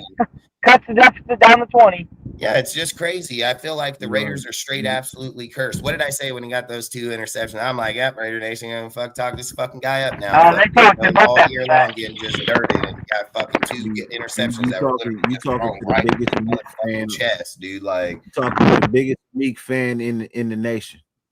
I am the biggest Meek fan in the nation. Biggest. What? I actually want them to target him and bring him back this year. Hey, I ain't gonna lie, he's not a bad rotational player. I just don't want him as the starter, man. Like how we used him and played, I absolutely didn't like him or like it, but I don't dislike him. I mean, you gotta play him just like Detroit played him. Yep. Right. Amik is a dog, bro. You know what I mean? Yeah, he may get burnt for a play, but you know what? He gonna bounce back. He gonna break. He has a heart. He has a heart of a fucking lion. I give him that. He's gonna make some tackles, right? He gonna play physical. He got the speed. You know what I mean? Everybody get burnt every now and then. You know what I mean? The best of the best get burnt. It happens. You know what I mean? It's part of the game. You know, even Dion got burnt. So, like, you don't trade away something that's holding your. He was holding the defense together with Max. You know what I mean? You had a dog on one level, you had a dog on another level. You know what I mean? Like, so for me, it was like, and then when he goes to people saying, "Oh, he's this, and he's this," but he goes to Detroit and he's a fucking star on their defense in Detroit. He's one of their main key pieces. Their defense wasn't good until he got there. So I'm saying, you know, people might not like me, but I'm telling y'all, sometimes you got to recognize the dog in a person and just let that be that. And I see the dog here. And everywhere he's been, he has not let anybody down. So he was one game from the Super Bowl just a year ago.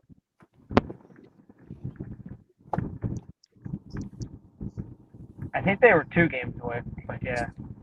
Yeah, I mean, and I will say, like, homies, like Amik's like that homie, right? That's like shorter and undersized, and you hang out with him, but that motherfucker's gonna like rumble with you if some shit goes down. Like, he's like that type of guy, and I think that you do need that type of player on the defense, even though it's got heart. Yeah, he's got heart, and you need a whole new defense here. Well, yeah, Not the you whole do. new defense. You just need some pieces. Everything here don't have to be new. Like, a lot of this stuff is serviceable. You just have to have the right staff in place that coach the right thing. Look, the biggest problem with last year was Pete Carroll want to play around and fucking practice versus actually practicing. How many times I got to hear about a fucking shootout? Your basketball shootout. Oh, we played horse today. Man, that's not football. I want to hear about you playing horse. I want to hear about you learning the playbook. Late Seth. Yeah, that's facts. And not have fun in the off season. You know what I mean? Right now, y'all been having fun since your season ended. You know what I mean? You've been having times to go on vacations and all of that. This is the time you play basketball. Not in the middle of the and dirty. Yeah, no, that's straight facts what you're saying. I was also just gonna mention, I don't know if this is like the fucking Raider curse or whatever, right? But our defense would have been in a much better position if that Christian Wilkins shit didn't go down, right? If you actually had a D tackle, a viable D tackle like Christian Wilkins, and obviously like he paid $110 million for him not to even show up. And you know, we had nothing to show for it. And I think that would have been a really, really key piece there. And you know, whatever weird shit happened with that fool, like in the off season, like ended up fucking us over really nasty. I don't know, dude. I've heard some weird shit about that Christian. He was getting some Diddy style there. Like, I've heard shit that it like that there was way more to that whole deal than was in that deal. Hey, look, I'm gonna just say it like this: if Carl Nassib can come out, be a man, you know why Christian Wilkins couldn't do it, man? You know what I mean? He conducted himself in the locker room like a grown ass man, and you in here playing like some little ass girl. You know what I mean? That's all I'm saying. I'm always gonna have respect for Carl Nassib. I don't give a shit what he do in his personal time. When that man came on the field, that man played like a fucking beast. Facts. You know what I mean? He played like a beast. He was a dog out there. That's all I care about. and he conducted himself like a grown ass man in the locker room. He wasn't standing around oogling and googling people. You know what I mean? He wasn't going over there and putting his face on people's private heads. Get your head on your head. You know what I mean? We all know what it. Hey, look, that ain't how you play around no grown ass men. Hell you know no. what I mean? Where was it? Where he went to college? Was it Georgia? Clemson. I don't know. Clemson, where he stuck his finger in what's his name's butt. Type of play, what the fuck? That type of play tell me you play as the white fraternity. You know what I mean? I'm not racist, but that type of play tell me you play as the white fraternity. Ain't no black fraternities teaching you to do no shit like that, bro.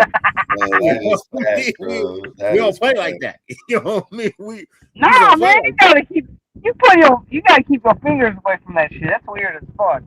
Yeah, I'm just saying, bro. He was That's weird. weird shit. Motherfucker busted out the splits remember when they were getting the fucking trophy? I mean, the guy just had a few little deals, but you're right, dude. I mean, I guarantee you nobody wants to steal Carl Nassif's purse, dude. He's gonna fucking run him down, like I feel like if that's who Christian is, then just say it. But again, I don't know the whole deal in there.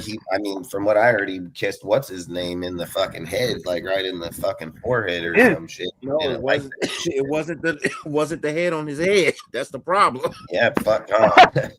Hey, I'm telling you, man, I would have knocked the fuck out of that dude, man.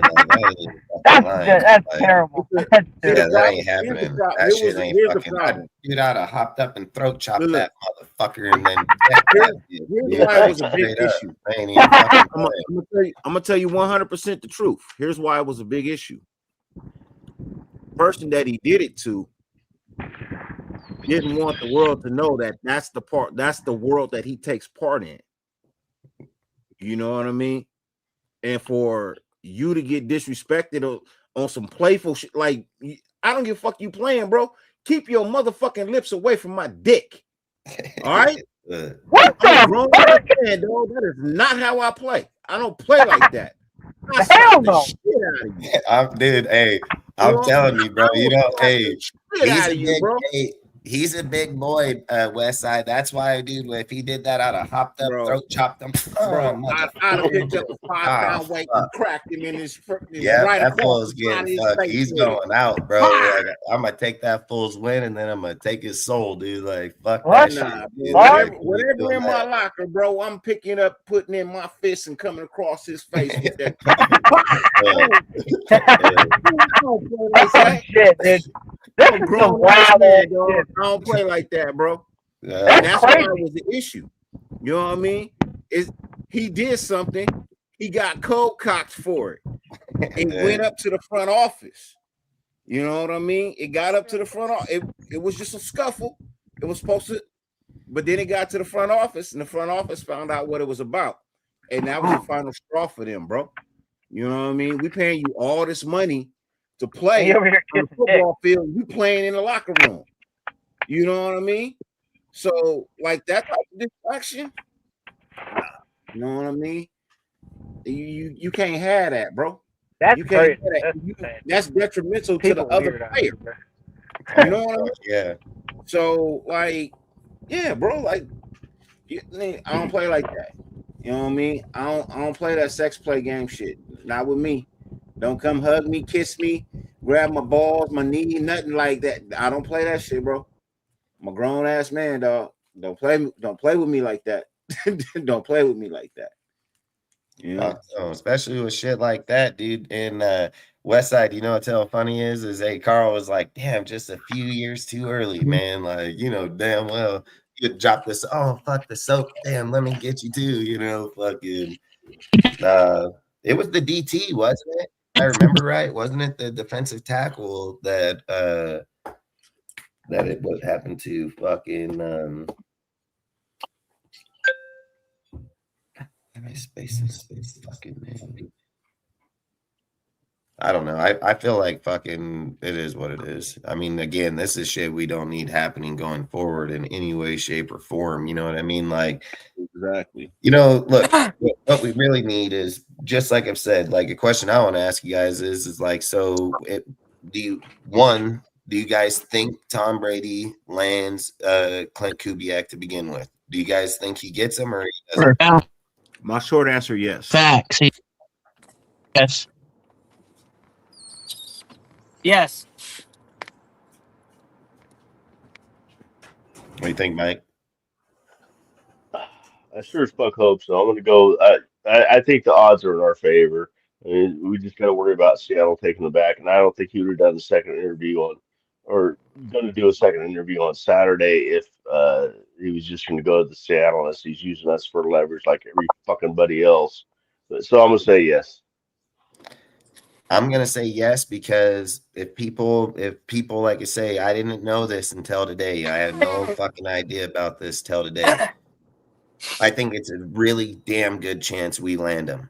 And the reason why is because John Spytek actually has connection with his dad, Greg Kubiak, when they in the 2015 season with Denver with Peyton, they had fucking John Fox as the head coach.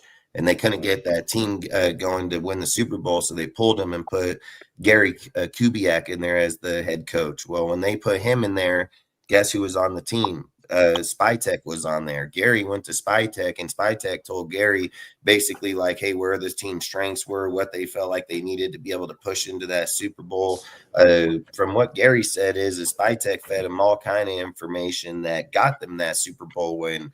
So I think at the end of the day, there's little pieces and plays that are going to end up coming together here. There's a false narrative where people say, oh, Gary doesn't like the Owl. He didn't like the Raiders. That's not true. Gary said literally that it was the rival between the fucking Broncos and the Raiders, but he never held anything personal to Al Davis at all. You know, like he said it was a rival fucking game.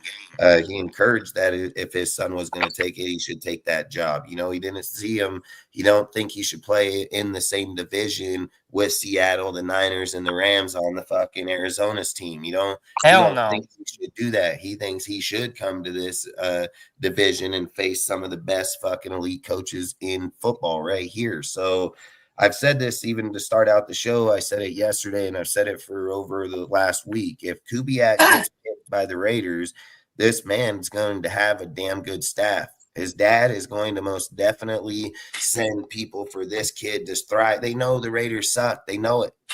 Whoever's coming here feels like, hey, I can turn that team. And I've said this, and I don't care what anybody thinks, man. If Kubiak comes here and turns the team, he's going to go to the Hall of Fame, dude. There ain't nobody turned this team and done a motherfucking thing, not John Gruden himself until 4 years later, basically. But I've said if John Gruden got to coach that year, he fucking goes and beats them Bengals for goddamn sure in them playoffs, dude. But long story short, I think Kubiak comes here, he gets us 8 wins minimum his first season, right? Yeah. 8 wins. I think he could get us, you know what I mean, to an AFC championship in at least 3 to 4. You know what I mean? I think if everything's caliber team, not technically get us there, but be that caliber of a team within 4 years. Well, so I think if you have Raheem Morris here, I think you have him for a few years because I'm just going to be real. He's a 2-time failed head coach now. He has just been absolutely not that great as a head coach. So I don't think that there's going to be teams lining up to hire him. So I think if you have 3 years, if I'm just going to be real, if you say 3 years of Raheem Morris running the defense and 3 years of Clint Kubiak running the offense, I think in 3 years of them building their vision and getting the guys they want, there's nothing to say because I'm going to be real. Spytek kind of comes with the same mindset as Seattle to a degree of, hey, he believes in building the lines. That's why he's already drafted 4 linemen in the first draft. You know, and if he gets the guys he wants with the coaches that he knows he can get, if he has Clint Kubiak, which is listen, a lot of people talked up the hire of Pete Carroll and stuff, and that, didn't work out, but I think Clint Kubiak with Raheem Morris, I think 3 drafts and 3 free agencies, there is no limit because we've already talked about, like what you guys just said, they're going to have tons of people leaving different organizations. Dustin talked about this earlier. He said guys from like the Broncos, guys from like the Eagles, they're going to be coming here because, hey, they're going to go help Gary Kubiak's son succeed because dude, Clint Kubiak is not going to fail.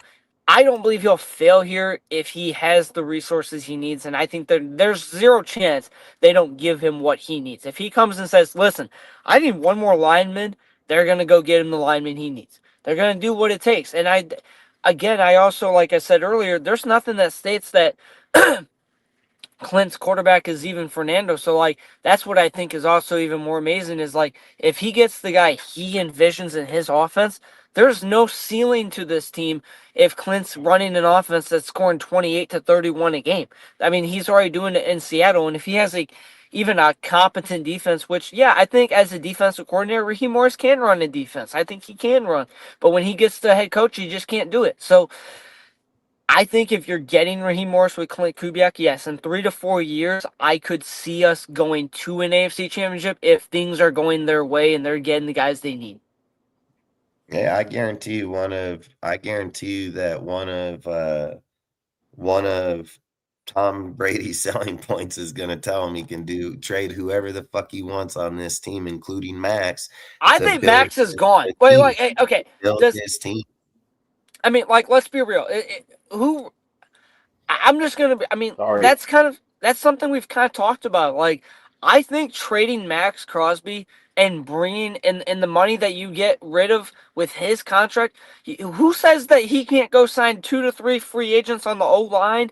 He can't get guys that fit his scheme, and then hey, he can go even get a few veterans on his D line. And who's to say that the defense doesn't overproduce in year one with the right play caller? Like, there's a lot of things that can happen. You just never know how it's going to go down until you get the right coaching staff.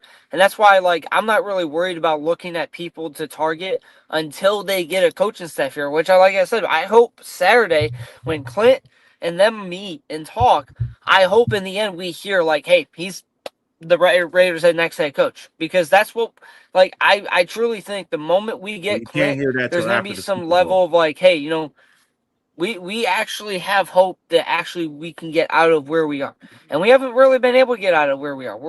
We've been trashed these last 4 years. I mean, we're going in, and we need to get this head coaching hire right. We can't end up with another Pete Carroll because we missed on everybody. So I'm hoping to God this is Kubiak. Sorry. Not a Pete situation. It's more like, hey, you know, we're getting Kubiak, and he's getting guys that are really good coaches. Because, like, no one's gonna sit here and say Kubiak isn't a great offensive mind. That's never been the question. He can absolutely come in here, and I think that him coming into 40 points a game, starting with Derek Carr in Indy to start out the season. Two back-to-back games right off the get-go, fucking 40 both of those motherfuckers. Like, everywhere he goes, he succeeds. Like, you also think about it. He dominates. Dude, Seattle's offense this year like, in some of these recent games where they were closer to 30 points and they had all these turnovers, you think about it, man. Clint Kubiak coaching the quarterback that he wants, because, you know, Dustin mentioned that, you know, Kubiak and him talked about it may not just be Mendoza. I mean, we don't know who it is exactly, but if he gets his guy, that's scary. Clint Kubiak, I think that's what every offensive-minded head coach wants. You know, you want to get the guy that you feel fits your offense. And I feel like Clint Kubiak, we haven't even seen some of the best. I think if he has the right weapons out there with the right quarterback, it's dangerous, man. So I'm curious to myself. Or what, did you want to say something, Mike? I was just going to mention, as far as our contest thing going on here, I still haven't got nothing from Unleashed Rebel, and Frank Weber just joined us, and I think it's Steven Martinez. It's spelled like Steven Martinez, but without the valves. STV hasn't given one, I don't think. Yeah, no, yeah, STVN MRTNZ. I think it's Steven Martinez, I'm guessing. And Frank Weber just came in, and we haven't gotten nothing from Rebel, or we haven't got nothing from Wild West either. So Seattle is not a potential dynasty. You know what I mean? You're talking about a team who came from last place in their division last year to a team that's in the Super Bowl this year. That doesn't make you a potential dynasty. Okay? That's not what that is. that you have to have been to the Super Bowl, you know what I mean, at least 3 to 4 times, or be in the AFC Championship 3 to 4 times within the last, you know what I mean, 3 years. You know, like you have to show some real like back-to-back type shit to be considered a dynasty. Not in your first year of getting to the Super Bowl. You can't be a potential dynasty if you haven't won the Super Bowl either. You know what I mean? The game still needs to be played. So it's not a potential dynasty that he's leaving. What he's leaving for is an opportunity that may not be knocking for him next year. Well, all these teams hiring new coaches, the teams that didn't fire their coaches is because their coaches are doing a good job. You know what I mean? They still got hope in them, and they still got belief in them. So next year, opportunities may not be knocking for him next year. You know what I mean? You gotta strike while the iron hot sometimes. You know what I mean? You can't wait for it to cool off and then think you're gonna mold it into the blade it's supposed to be. It ain't gonna happen that way. You know, so for Clint Kubiak right now, he's at the point where he's ready to step out on his own and prove to everybody that he can do the head coaching position. He's been ready for a couple of years. You know what I mean? It just hasn't really worked out in his favor. So this year, especially seeing what he did with Minnesota, then went and did, you know what I mean, some shit in New Orleans, then went to Seattle. Now he got Seattle in the Super Bowl. And I feel like that's probably right around the same amount of time frame it's going to take for us to be a AFC championship type team. You know what I mean? At least 3 to 4 years. At least 4. I would say 3 minimum. No more than 4. I see 8 to 9 wins in the first year. I see adding 2 or 3 more in the second year, which should get us in the playoffs. By that third, fourth season, bro, we should be fighting for an AFC championship. There's no reason why you can't. Look at the Chicago Bears. Fighting for a chance to get to the AFC championship. They didn't get there, but damn, bro, they got close. You know, who else had a new coach this year that was in the playoffs? Patriots. You know, like it was a couple. Bears, Patriots, Jacksonville. Jacksonville. Dude, those were 3 of the best teams in the NFL this year, guys. Then the NFL, dude. Like, we're sitting here and, yeah, you know what? We were pretty fucking garbage. But, like, let's be real. What was really the ceiling for this team with this trash-ass coaching staff? There wasn't really much to be excited about player-wise on the defense, and there wasn't much to be excited about coaching-wise. When you have Brendan Carroll, who is just absolutely garbage, and when you hired him, you're the only organization that was going to hire him, because that's for a reason, because he's never had any NFL-level success. And we're sitting here, we're like, oh, yeah, let's hire him as the O-line coach. And that just was terrible. And it was followed up by Nathan Carroll being our quarterback coach. He couldn't do his job. You know, there was a lot of problems here, and it really just was everything to begin with all the Seattle. And Seattle moved on from these guys for a reason. And we were just like way too honed in on bringing all these guys together. And you know what? I can gladly say I'm happy the year's over and that the new team that we bring in, none of these guys are going to return. I mean, out of the 24 free agents we have, we might only sign 2 or 3 of them back. Like, let's just be honest. You're going to have upwards of probably 28 players new on this roster from last year.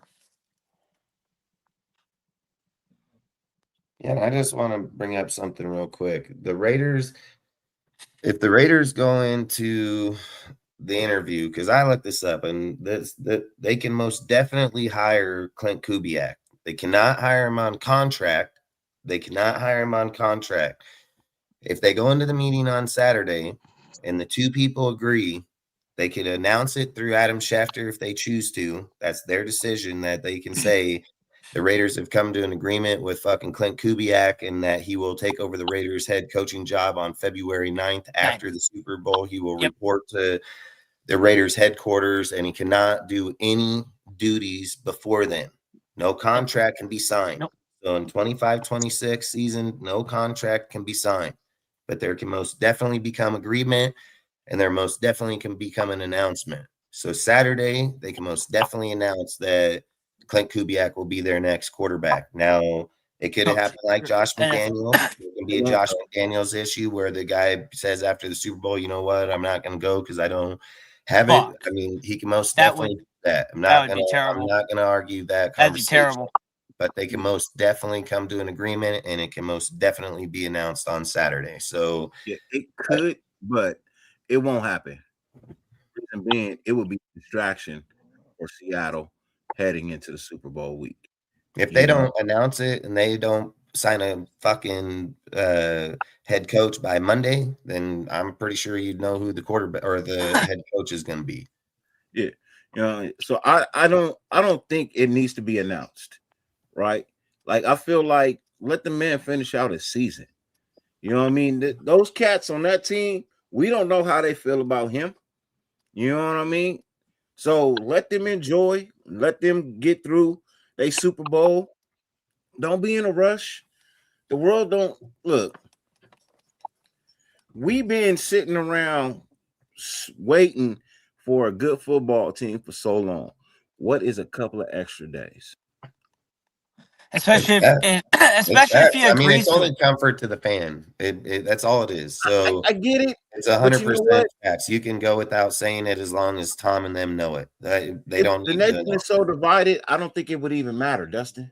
I think we never want the same thing. The nation never wants the same thing. I mean, we all want the same thing. We all want to win. Look, that's the only one thing we got in common.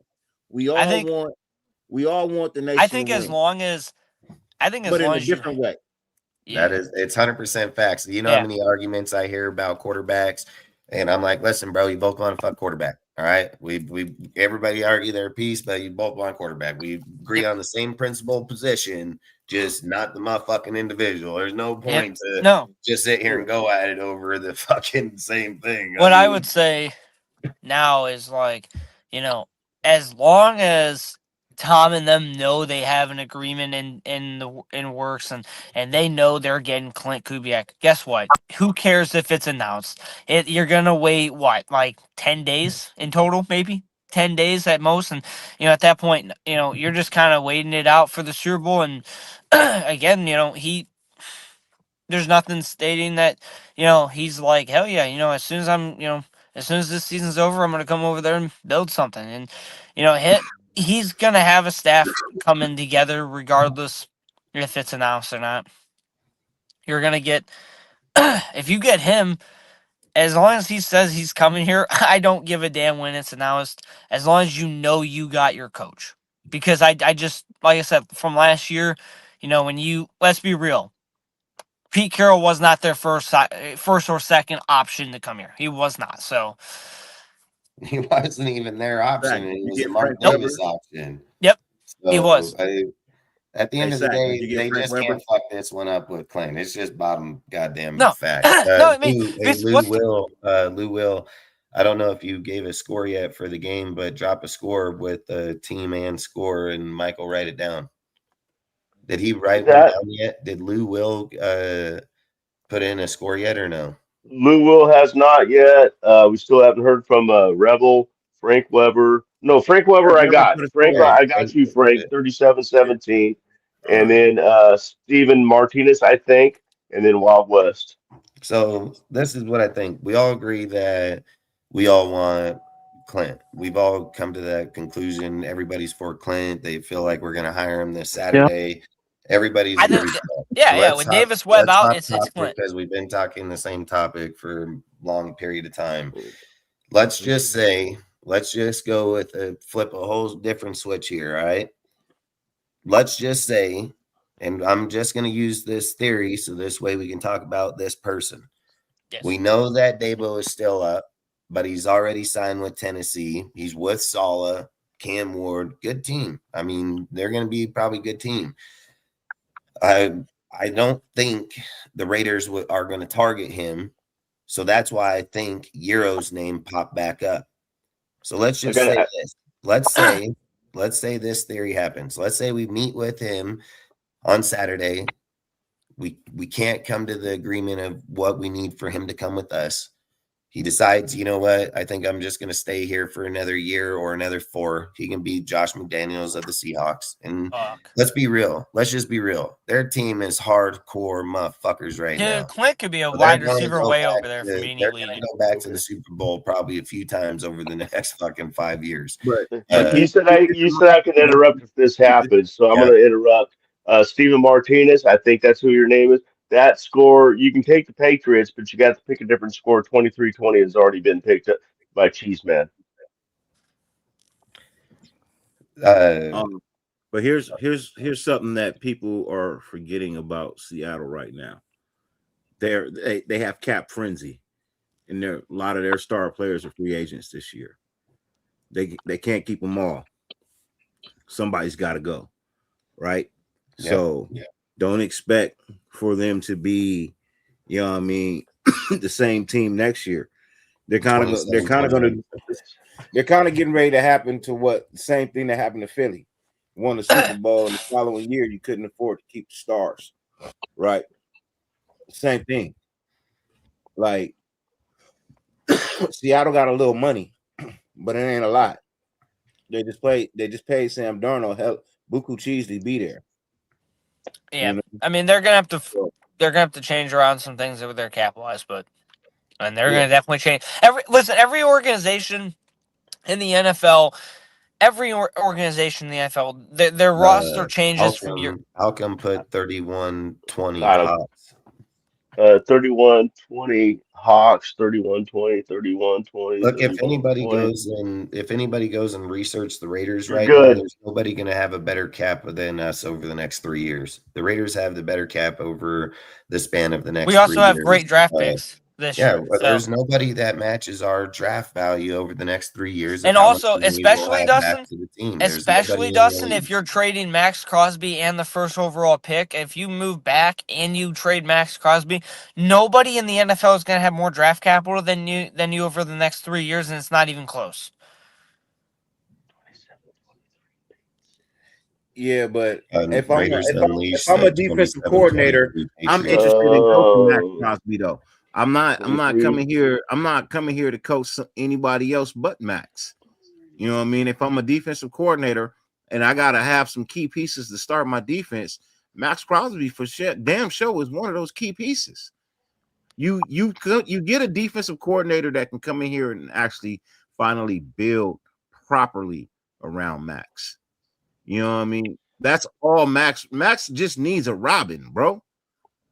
The dude is Batman.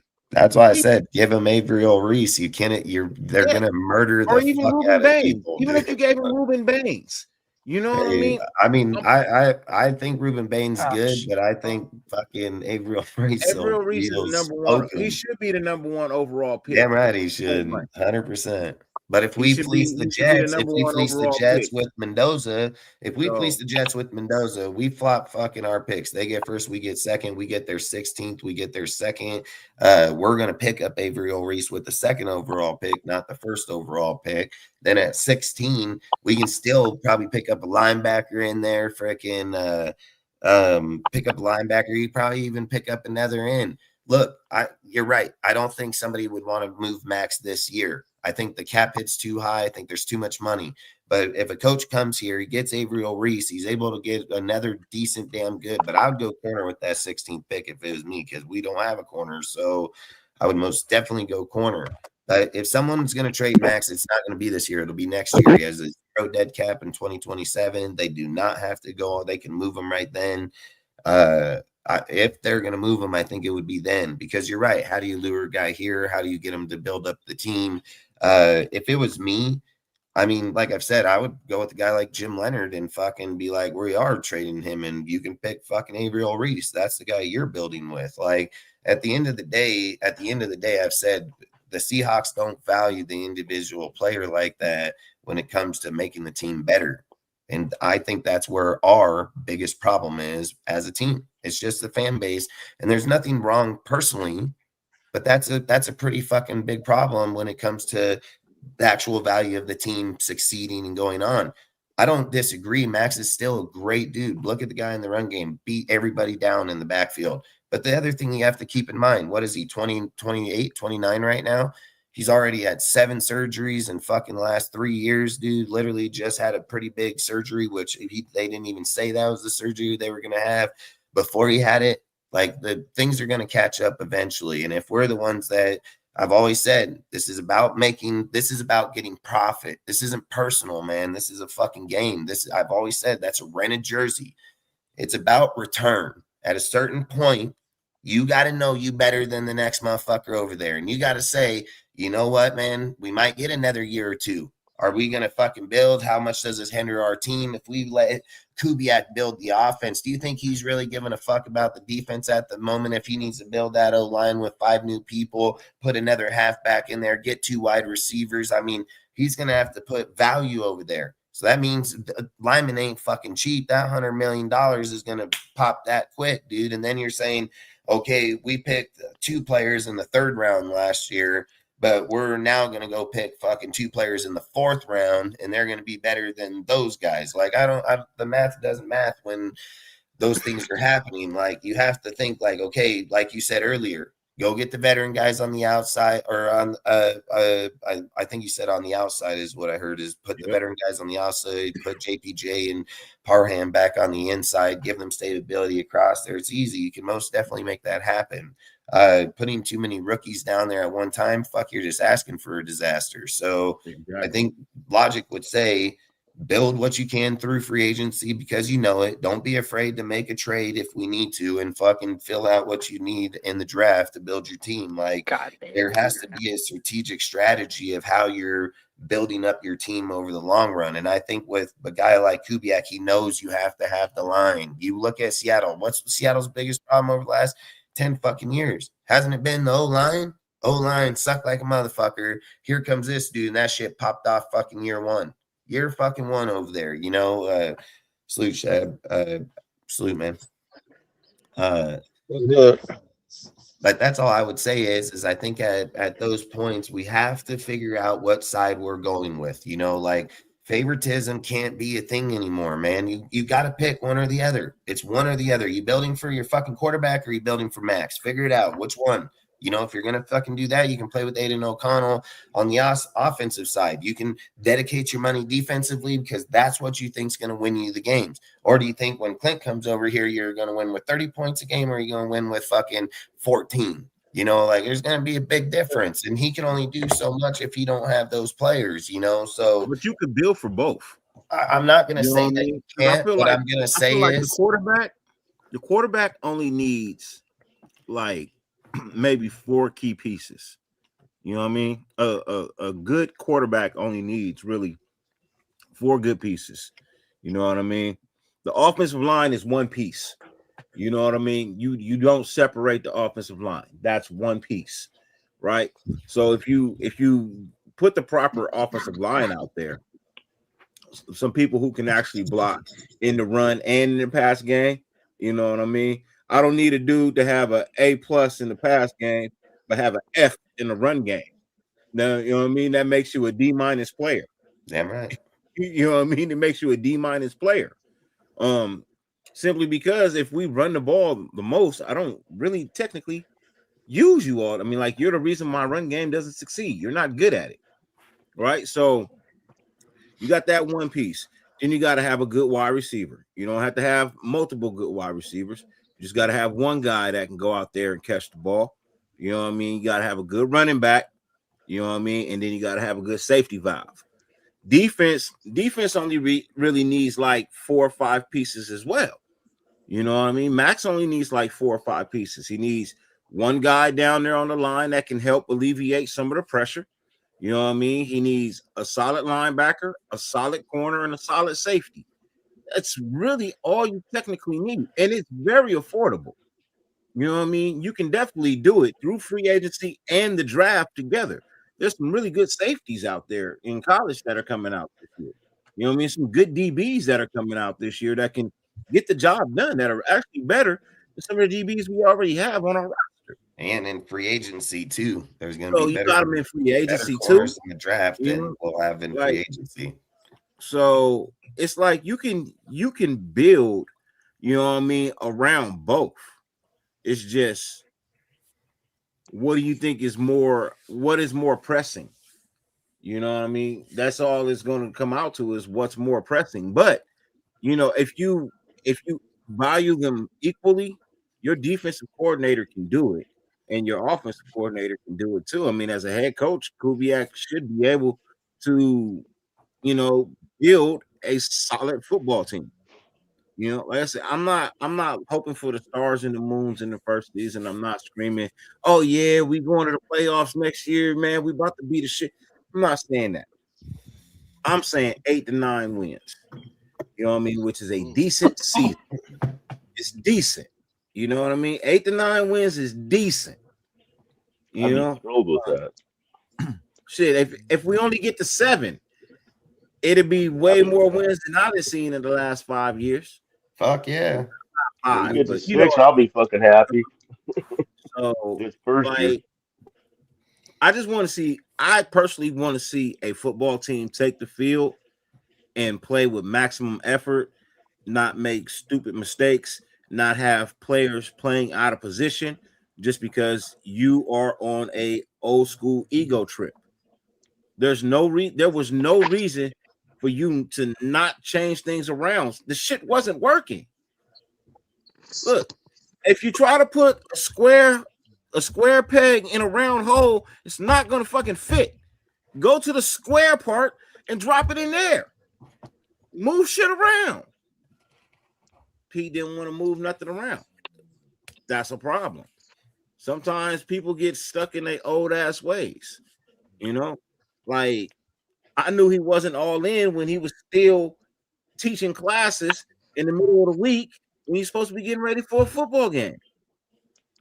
You flying into USC to coach one class a week, like, bro, you're supposed to be getting ready for a football game, and then you want to tell the press, oh, well, you know, we got to do this and do this and do this. And you spend an hour of practice playing fucking hopscotch.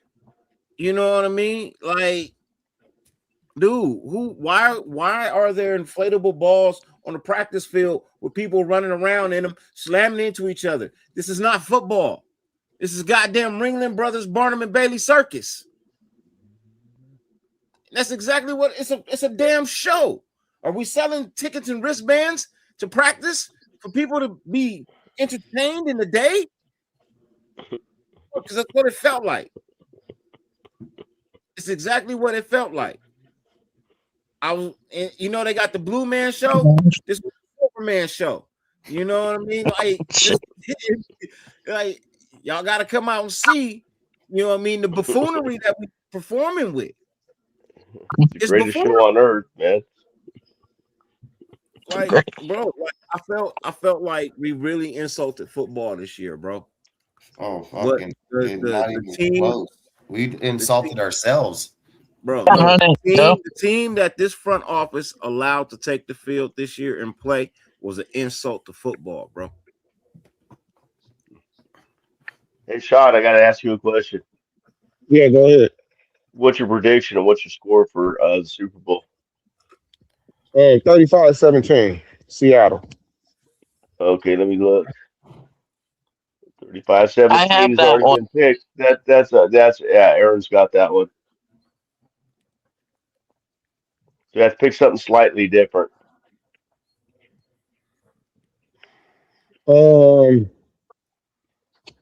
Let's go. So Unleashed. Let's go. Let's go 14-30, 30-14. 30-14? Yeah, Seattle. 30-14. Got you. Hey, Dustin, I gotta tell you something, man. There's something we hadn't planned out in the in the studio. We have we talked about total score and who is plus or minus. We currently have 3 people that have a total of 47 points with different scores going for Seattle. Yeah, I'll I'll show you how we'll do that when we're not on here. I will most Okay. definitely show you. What's the Okay. spread? So look for the Joe Burrows, right? Are we gonna be honest? Like, if Joe Burrows didn't have an offensive line and they took away Higgins or fucking Chase and gave him the line and gave Burrows a fucking, but I don't give a fucking, give him Jacoby Myers. He's gonna fucking win way more games. Joe Burrows gets murdered over there due to the fact that they never built a line for him. Like, and it doesn't matter if he has fucking chasing them. He can have them all day long. I've said it. This guy dogs motherfuckers. When people talk He about, could throw the ball. oh, dude, people talk about, they'll say, oh, Fernando, he's like fucking Joe. Bullshit. Where the fuck you guys come up with that shit? Joe Burrows, when he was in college, dude, dog walked this motherfucker's stat line, dude. And I don't care if he had Jefferson and fucking Chase, he still had to throw to those motherfuckers and he fucking burned people, dude. Like, Burrows was elite as fucking there, dude. Like, I've said it. Most people, unless you're a Berkeley fan, you wouldn't even know who the fuck Fernando Mendoza was until week fucking 8 in college football. That's when you motherfuckers would have known who he was. And then all of a sudden, one dude got one fucking year. Trey Lance, here's Trey fucking Lance right here. One fucking year, we're like, let's get the fucking guy. But it's coincidence we're the only ones that got the first overall fucking pick in a quarterback class that got one fucking quarterback. And we're like, yeah, this guy's fucking elite. But when you go match his stats and you put him against any motherfucker out there, he's average fucking quarterback. I'm not understanding what the fuck we're sitting here looking at. I've said it 100 times. He is not leaving Indiana and coming to fucking Indiana. He leaving Indiana and coming to the fucking Raiders. New system. Don't even got a fucking team at the moment. Got shit ass fucking offense. Could he work? Yeah, in time. Do you throw him out year one or do you go get a fucking quarterback? If you're getting a quarterback, why not trade the pick? Fucking pick up a better quarterback next year. Like, there's way better strategic deals. One fucking first round pick don't fix the team. Fucking 3 or 4 over the next fucking 2 years does.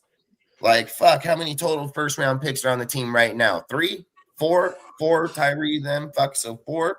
Like, no, that's not fucking and build teams.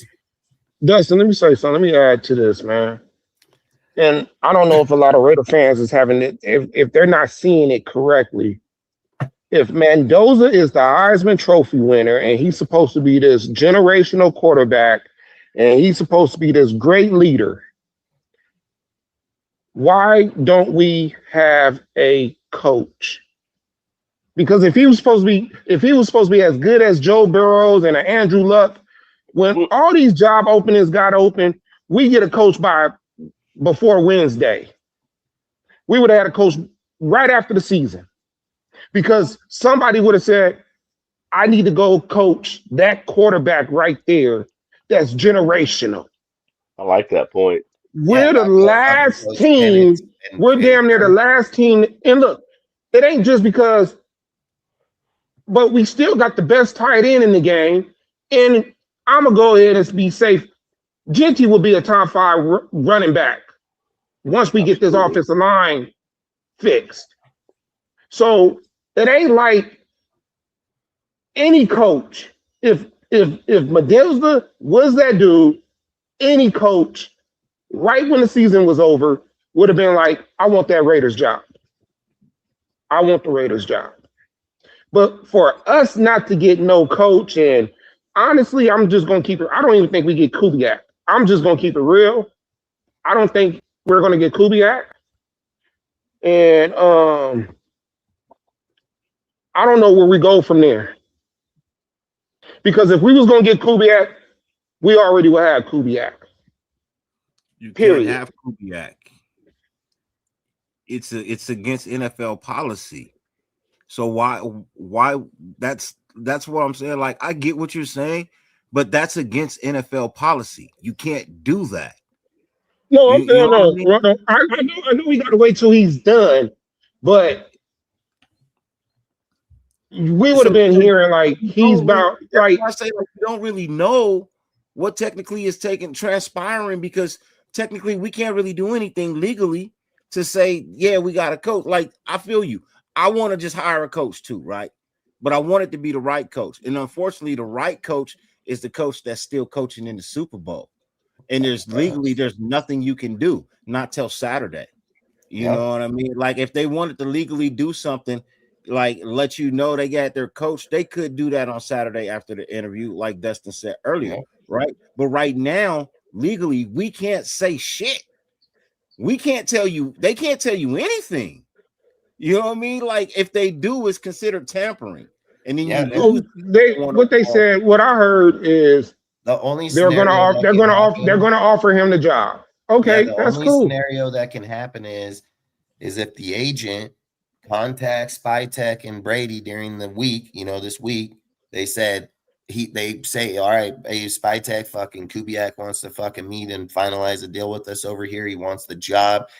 That scenario can most definitely happen. But like you said just here a minute ago, and just like I read in the deal, they cannot finalize with Kubiak due to the fact that they had to have the second wave of interviews. You can only have the first interview due to the fact that it was in a bye week for them. So you're able to interview. And the only reason we're able to interview between the 26th and the 1st is due to the fact they're in a bye week again for the Pro Bowl. Otherwise, we wouldn't even be able to talk to them until the 9th of February. So this is just a loophole for the people that are in the Super Bowl that they're not waiting 2 fucking weeks from now. They will know Saturday in that meeting if they're finalizing a deal or they're going with Ejiro. They're going to know right away. They're not going to say, let's wait till the 9th and then decide. No, they're going to know right then. They're going to say, okay, if you're part of it, just like Dirty said earlier, it'd probably better let's not announce it, because he's probably right. Give Kubiak the chance to go win that Super Bowl. He deserves it. Him coming to our team with the ring is a lot better than him not. Him beating the Patriots, they're going to talk about it. People use the example that let's not go and get fucking Seahawk players because we see how that worked out. If we're comparing Pete fucking Carroll and SSI check compared to Kubiak, that's fucking insane. Like it's not even close, dude. Like Kubiak is easily one of the top OCs, if not the top OC in the NFL. The guy has shown he can put his shit together. He's done it multiple trips from the Vikings to the Saints to the freaking Seahawks. Now he's only gotten better and better and better. I've said I just feel he's more of a veteran coach. That's who he is. And look, if we weren't the only team interested in him either. You got to remember that we weren't the only team that had a chance at him. Ravens, those other teams ended up going with other people. I wonder why. They didn't want to wait. Maybe they didn't want to wait, or maybe Kubiak was like, "Hey, look, I got a deal in place with the Raiders already, so you're kind of wasting your time." You know what I mean? Like I have a gentleman's handshake with them. That's what I'm saying. From my understanding. From what I was told from one of my guys, is that when he left the Raiders office on the first interview, he knocked it out the park. They had a gentleman's handshake. You know what I mean? If we think you the one, we still got to do our due diligence. You know what I mean? If we don't hire nobody, we true to our word. It's gonna be you. Go do your thing. We'll talk to you later. Right? They went about, they interviewed all these people, everything that everybody was asking for, all the coaches that every person in the nation named off. We went with the Dayballs, we went with the Dermotts, we went with the whoever's. You know what I mean? Like we interviewed like I think 8 or 9 people. Oh fuck, like 15, 16. 15, 16. Like bro, we gave the interview process a chance. Right? But we know who we want as a coach. There had to be something he said in that meeting that was like, man, you see the vision that we're looking for.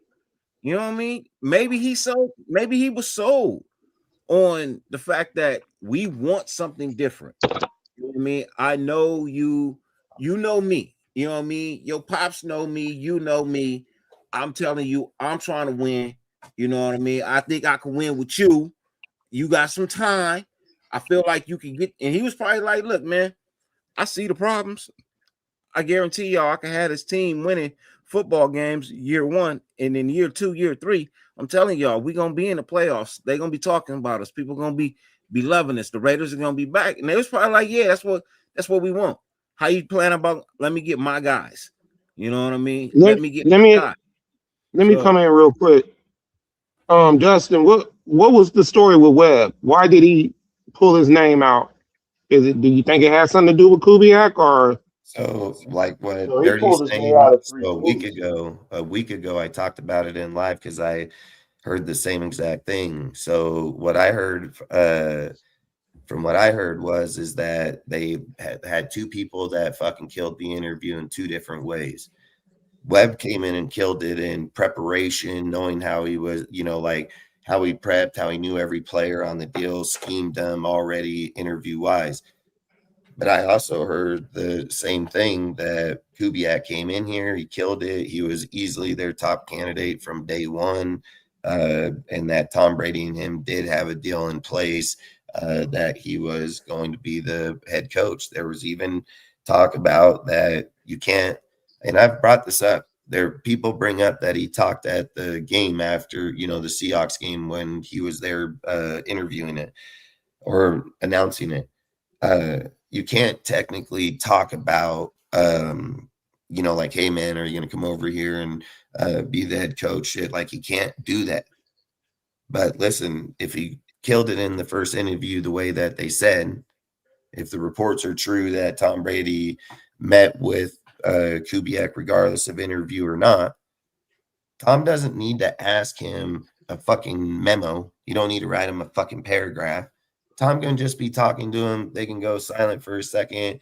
He can just say, "You in?" He's like, "Yeah." All right. And then they go in something else. He don't gotta fucking sit here and tell a story, And I've said We ain't this. gotta talk Why about the is whole Tom thing, you not know what I mean? You know what I'm asking. When I ask you if you win, you know what I'm asking. exactly? I mean, we ain't got to make it a big, long, drawn out discussion. So, and I feel you on that. You know what I mean?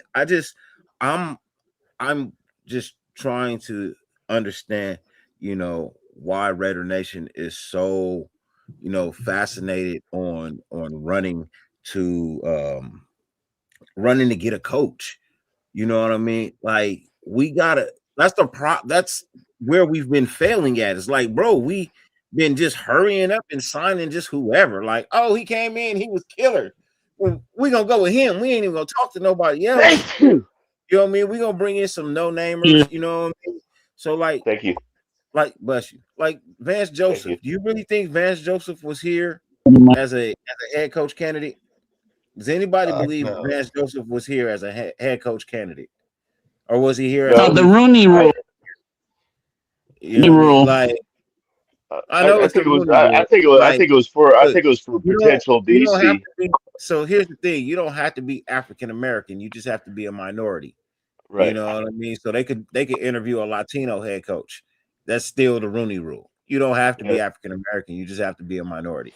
Yep, You know, facts. so That's why Mike McDaniels qualified, and so did yeah, Euro in the same interviews. the same interviews. So it's like, so I mean, the rule is there. I'm not a big fan of it, but whatever. You know what I mean? I It feel shouldn't even like apply to the any Raiders. man that deserves an opportunity to be a head coach should get the interview and the opportunity to be the head coach, regardless of race, color, creed, sexual orientation, or whatever. Even for women. I feel like if there's a woman out there that deserves to be an offensive coordinator because she knows football like that, give her the freaking opportunity. Shit, who cares? I just want to see a winning product. That's all I care about. I want to see Yeah. a winning product. And look, before I forget this, so look, we should have been paying attention to the timeline of the way that they interviewed the coaches. So when they came in, they interviewed Webb, right? Webb set this standard right away because he was the very first in-person interview right off the get-go that set this deal highly. So, and I said this, I think that's why the Flores deal got moved off from what the talk was talking about. Go after Davo, go after Flores, try to pair him and go with that vision. I strongly believe that was what their goal was. But when Webb, I read that fucking deal. When Webb interviewed, I think it changed Tom and all their minds. They said, like, okay, hold on. If we can get this guy, a fucking Josh McDaniels, a Dabo, or Josh McDaniels, Mike McDaniels, a Dabo, a good offensive coordinator, we can make this happen. We don't want him to be coordinator year one. We need him to develop Fernando, if that's who they end up choosing, or anybody else. But long story short, they need Webb for development, not play calling. When you look at the way that they did the interview, right? They went in there, and after that, they go and interviewed. They had Vance Joseph, Ejiro, a few people, then Clint, when that right before he went back. So they get I think it was Skype. It was Skype interview with Kubiak. But long story short, from that point on, right? We got people like Mike McDaniels comes in here as one of the top run games, if not the best run game in the NFL. This guy knows how to run. You got Gent, you have all this. We bring him in, and then we're like, yeah, it's all right. We'll pass. So interview, like you said, why not interview people? Because it's not going to hurt us. If this guy's open to doing OC job, now we can make Davis Webb viable now. Now we can put him with him. We know Mike McDaniels in the next 2 years will probably get a head coaching job. He coaches up the offense now. They train Fernando. He leaves and Webb takes over. That would be ideal. That's what you would want. So they're going through the process, but they already knew from the first interview that Clint was the guy. And I'm going to show you why. Every guy that came from then on, no matter what their fucking name was, they all Dabo, any dude, it doesn't matter. Only the dudes that came back on the second interviews was Ejiro. They didn't go out there and get Shula or Shula, any of those guys in the second interview. Fucking Nate Shillhouse, fucking Mike LaFleur, fucking guy, whatever. But long story short, they didn't go get any of them in their seconds or anything like that. Then there became the wall of, okay, people are starting to pull out. McDaniel signs up. He's like, hey, I'm out of the board. Then all of a sudden, boom, here comes a Dabo out of the fucking blue. Nobody even seen him coming. No one even had it scheduled. He just popped up. And then he had a double interview right back to back with Webb in the same fucking night. Showed up here with them, and I guarantee you they talked. He said, I'm going to go over here to Tennessee, secure my job. And then if you want to hire me, I'm still open. But they were like, yeah, it's all right. We're cool with it, because they still had an agreement with Kubiak. Dude, like, I think from day fucking one, the interview was set with Kubiak. I think the other interviews was just trying to find a way to pairing. Why would Vance Joseph be a good head coach? You bring him here, put him in the head coach, and guess who comes with him? It would be fucking Davis Webb as the OC. He knows him.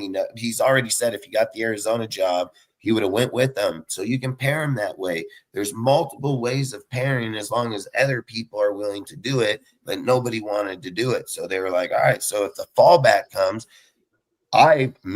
my personal opinion, when I heard the report say that Webb has withdrawn his name, I just felt right away is that he already knew he got the job. Like, he knows Kubiak's going to have this job. Because why would he fucking pull his name for an OC job, dude? It doesn't make no sense, dude. Like, you're going to be the head fucking coach. And he was here through every fucking deal. I said, when Sean fucking fired that OC, I said it on the live. I talked about it in the whole show. I said the Raiders better not fuck this one up, man. If you don't know Kubiak's your guy, you need to hire Webb right now, because in 2 days from now, we're going to see these motherfuckers pull out, dude, due to the fact that they'll either go back as OCs on a team with because he likes him, or it'll be like I just said, he knows that Kubiak's getting it. We don't get Kubiak. Not just that he knows Kubiak, and he's been knowing Kubiak is going to be there. He was never here for the head coaching job. He was here for an OC job. You know what I mean? They just wanted to give him the op. They wanted him, but they wanted him as the OC. He doesn't have the experience to be a head coach yet. He just doesn't. He could have the highest football IQ in the whole wide world, bro. That doesn't give you the experience of being a head coach. Trying to be a head coach, and I say this at any level, your first year, you are going to struggle. Be it, you could be coaching T-ball, you could be coaching basketball, AU, flag football, any high school football, whatever. Your first year, you're going to struggle because you don't know the job. You don't know what the job fully entails until you do it. You just don't know what it takes until you actually do it. And yeah, he may be smart up here, but Raider Nation would have destroyed that guy, bro. If he came in here and did a 2 in anything and repeated what we just did, bro, we would tear him. We would tear him alone, bro. And it'd be the guy that you all 90 of you guys, 90% of you guys screaming for. Oh, get him. Yes, it's nice to have a football mind. It's nice to be young, but at the same time, I want experience. I want somebody who has been in the NFL more than a year. He's been a quarterback's coach for a year, bro. When he was a quarterback in the NFL, he wasn't good. I'm just saying. He wasn't even the starter on his college team. He was the backup. He got to the NFL. He was the backup. I mean, what are we talking about? You know what I mean? Like, dude, I'm just saying, like, just pump your brakes, bro. Kubiak is the guy. He's got way more experience. He comes from a tree in football that is rooted. I mean, rooted in football, bro. It wasn't just planted, it's rooted in football with championships. You know what I mean? His daddy was a champion, bro. You know what I mean? His daddy was a champion. And look, man. You know, he wants to be a champion too. So, you know, I'm just saying. You know, I'm just saying, like, I don't see a world where he wants to go back to being second fiddle to anybody right now. I feel like, especially if they win, even if they lost the Super Bowl, he feels like it's his time to step out on his own. You know what I mean? It's his time to shine, to get out here. He doesn't want to go to Arizona. Like, I'm telling you, Arizona is the one place nobody wants to be. And the accomplishment won't mean that it's not going to mean the same. If you take a Kubiak out of Seattle, right? And let's just say he goes to the Steelers. He's going to a prestigious franchise that has a very foundation that is just solid as fuck. They get a coach. He goes out and wins a few games. He wins the Super Bowl. He's going to go down as a good coach. They're not going to argue that. Him coming to the Raiders will change the history of who he is as a person. And the reason, like I've said, it is because there are so many fucking people before him that couldn't do a fucking thing. I'm going to tell it. I'll speak it. I'll say it. If he comes here and wins with the Raiders, one Super Bowl, he going to Hall of Fame. He'll be a Hall of Fame coach. You can mark just one. He don't got to go get 3, 4 or not. They're going to be like, that motherfucker literally left the Seahawks at the prime of his fucking deal, went to the busted up ass fucking Raiders. And even if he does trade or don't trade, or he gets a Mac Jones, or he gets Fernando, or he goes and gets Malik Willis, or he picks who the fuck he wants, I can care less. If he does that, it's going to be a way bigger accomplishment than going to a place like the fucking Baltimore or going over to the Steelers. And the reason why is because they're going to say, this was Tom's guy. He seen his vision. Tom went to the Raiders that was failing, resurrect the team, future head, future owner. This changes the whole entire narrative. It makes it easy. I've said it. There's a reason why Mark is dwindling down the shares. He knows that Tom Brady can't afford $8 fucking billion. He's going to have to get partnerships, people like that. You pay what the value of the leading share is to own the fucking Raiders. And if the agreement in the building is Tom got 5% running the Raiders right fucking now. So you know damn well they've already come to an agreement that they have no problem with Tom Brady being the face of the Raiders. And I promise you they've probably come to another agreement where they say if Mark dwindles down, let's say top share is 15% of any dude that owns it, will you give 18? Brady and them can buy the 18% of those shares and he can be the face of the Raiders going on. That's legal. There's nothing illegal about it. It can happen and it can be affordable. If they try to say have them buy 2%, they're not going to be able to do that. Multiple people are going to have to go. Then it can become a CEO type business, dude. Like you don't want that. Tom Brady and send those trails, he becomes the face, and people are going to accept that. They're going to say, winner, look at what he did, man. Guy came in there. I'm telling you, Kubiak's story becomes a way bigger story if this leads in that way. If not, well, he'll be fucking failed and he'll tarnish his record just like everybody else. I mean, you flip the coin, man. Which one's it going to be? That's really what it is when you come here. And if he doesn't, I'm telling you, there's no argument of who the guy is. There's just absolutely no argument. Like, I think he can do it. He has a very good structure of being able to use players. Dude, we've never had nobody of his play calling on this team, not John Gruden included. John Gruden in 2000, I wouldn't argue it. 1998, 2001, I absolutely would not say that was Clint.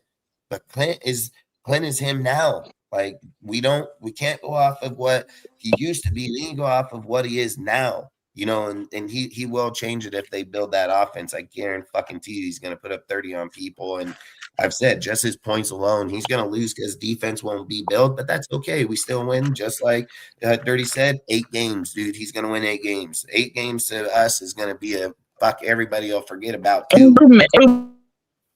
It's a big improvement here. Winning anything more than fucking 3-4 games, that'll be an improvement. Yeah, you're right. 100%. So let's just have this conversation for a few minutes. Is how would you guys feel? Like, who can you see if Ejiro did become the option because they didn't get weren't able to get Kubiak? Do you guys think Ejiro would be a good option? Do you think he can pull a staff that can help? Do you think they would still draft Fernando? And do you guys even think, like, right now, do you think even if it's Clint Kubiak, are they really trying to draft Fernando or no? Like, how do you guys feel? Are they building for Fernando or are they building for a veteran guy that'll come with Kubiak? Real quick, because I got to go. So I think Evero is only here as a defensive coordinator. Right. You know, I feel like he's only here as a defensive coordinator. I think a lot of the coaches that we actually interviewed was, like I said a couple weeks ago, a lot of these guys are here for coordinating positions. They're calling their head coaching interviews, but they're really here for coordinating positions. You know what I mean? Raiders know who they want as a head coach, and they're probably asked, you know, some of these guys are some of the guys that Kubiak talked about. You know what I mean? So not all of them have been signed other places. You know, some of the top names have. McDermott is not even sure if he wants to coach or not. He's on the fence about it. Mm-hmm. That's why he hasn't signed anywhere. But I think a coach like Kubiak could, you know, pull him into being the DC here too. You know what I mean? Raheem Mostert, you know what I mean? He could be a candidate for a defensive coordinator as well, you know, seeing that he's out in Atlanta. So, I mean, like, there's plenty of options to pair with a Kubiak. I think Evero is probably a good one. You know what I mean? I don't know what the situation is with. He can't make a lateral move to so he won't be in for that. But what you are, so look, let's say this happened. Let's use this scenario real quick. What happens if they talked with Clint Kubiak in the very first meeting? They came to an agreement that, hey, man, you will be the the future head coach. We got multiple weeks going on right here. We don't need to announce it. What people do you want on your staff? Can we start interviewing people through here? So when you come here, we already have your people in play. There could most definitely be things like that. He's going to need to bring people regardless. I know his offense will be covered. It's the defensive side where I think it's not going to be covered. I think, like I said, if you're going with Carl Scott, you might be in for some trouble. I mean, I would try to push for Jim Leonard. I would try to even go for Al Harris. I mean, I would try to go for, like I've said the whole time, my main guy would be Raheem Morris, because it's the only logic sense. He can run his own side of the ball while they're getting their shit together, and he's not worrying about everything at one time. You know, like he's been a head coach, you know, like, and he has that experience, but he's only controlling his defense. You know, I think that's what'll work right away is you control yours, I'll control mine, and let's go. You know, when you go with the young guy, you're going to have play calling in certain games, dude, where he's just not experienced. Raheem Morris went to a Super Bowl, right? I think in 23 and won it with them. So he has the experience to get up there. So does Kubiak right now, going to Super Bowl right now. May win it, may not, but he still has the experience. So I think for me, like I said, I think that would be the best pairing to go if he can do it. Raheem's not going to have the job because I think if what's his name, Schwartz does leave, I don't know if he will. Monken told him that he would like him there. I know people get heated and say shit, but I'm not going to say he's not going to leave. But I'll tell you, if he leaves, it's going to go to the Niners. I'll just tell you guys right now, it ain't going to be no brainer. His ass going to the Niners, and he's going to run with Kyle and go get a head coaching job probably, or stay there for the next fucking 10 years like Spagnuolo did fucking with the Chiefs. I just feel like if you get Raheem right now, 2 years, 3 years, he gets up. I don't know who his successor would be. That'll be tough, but we'll worry about that then.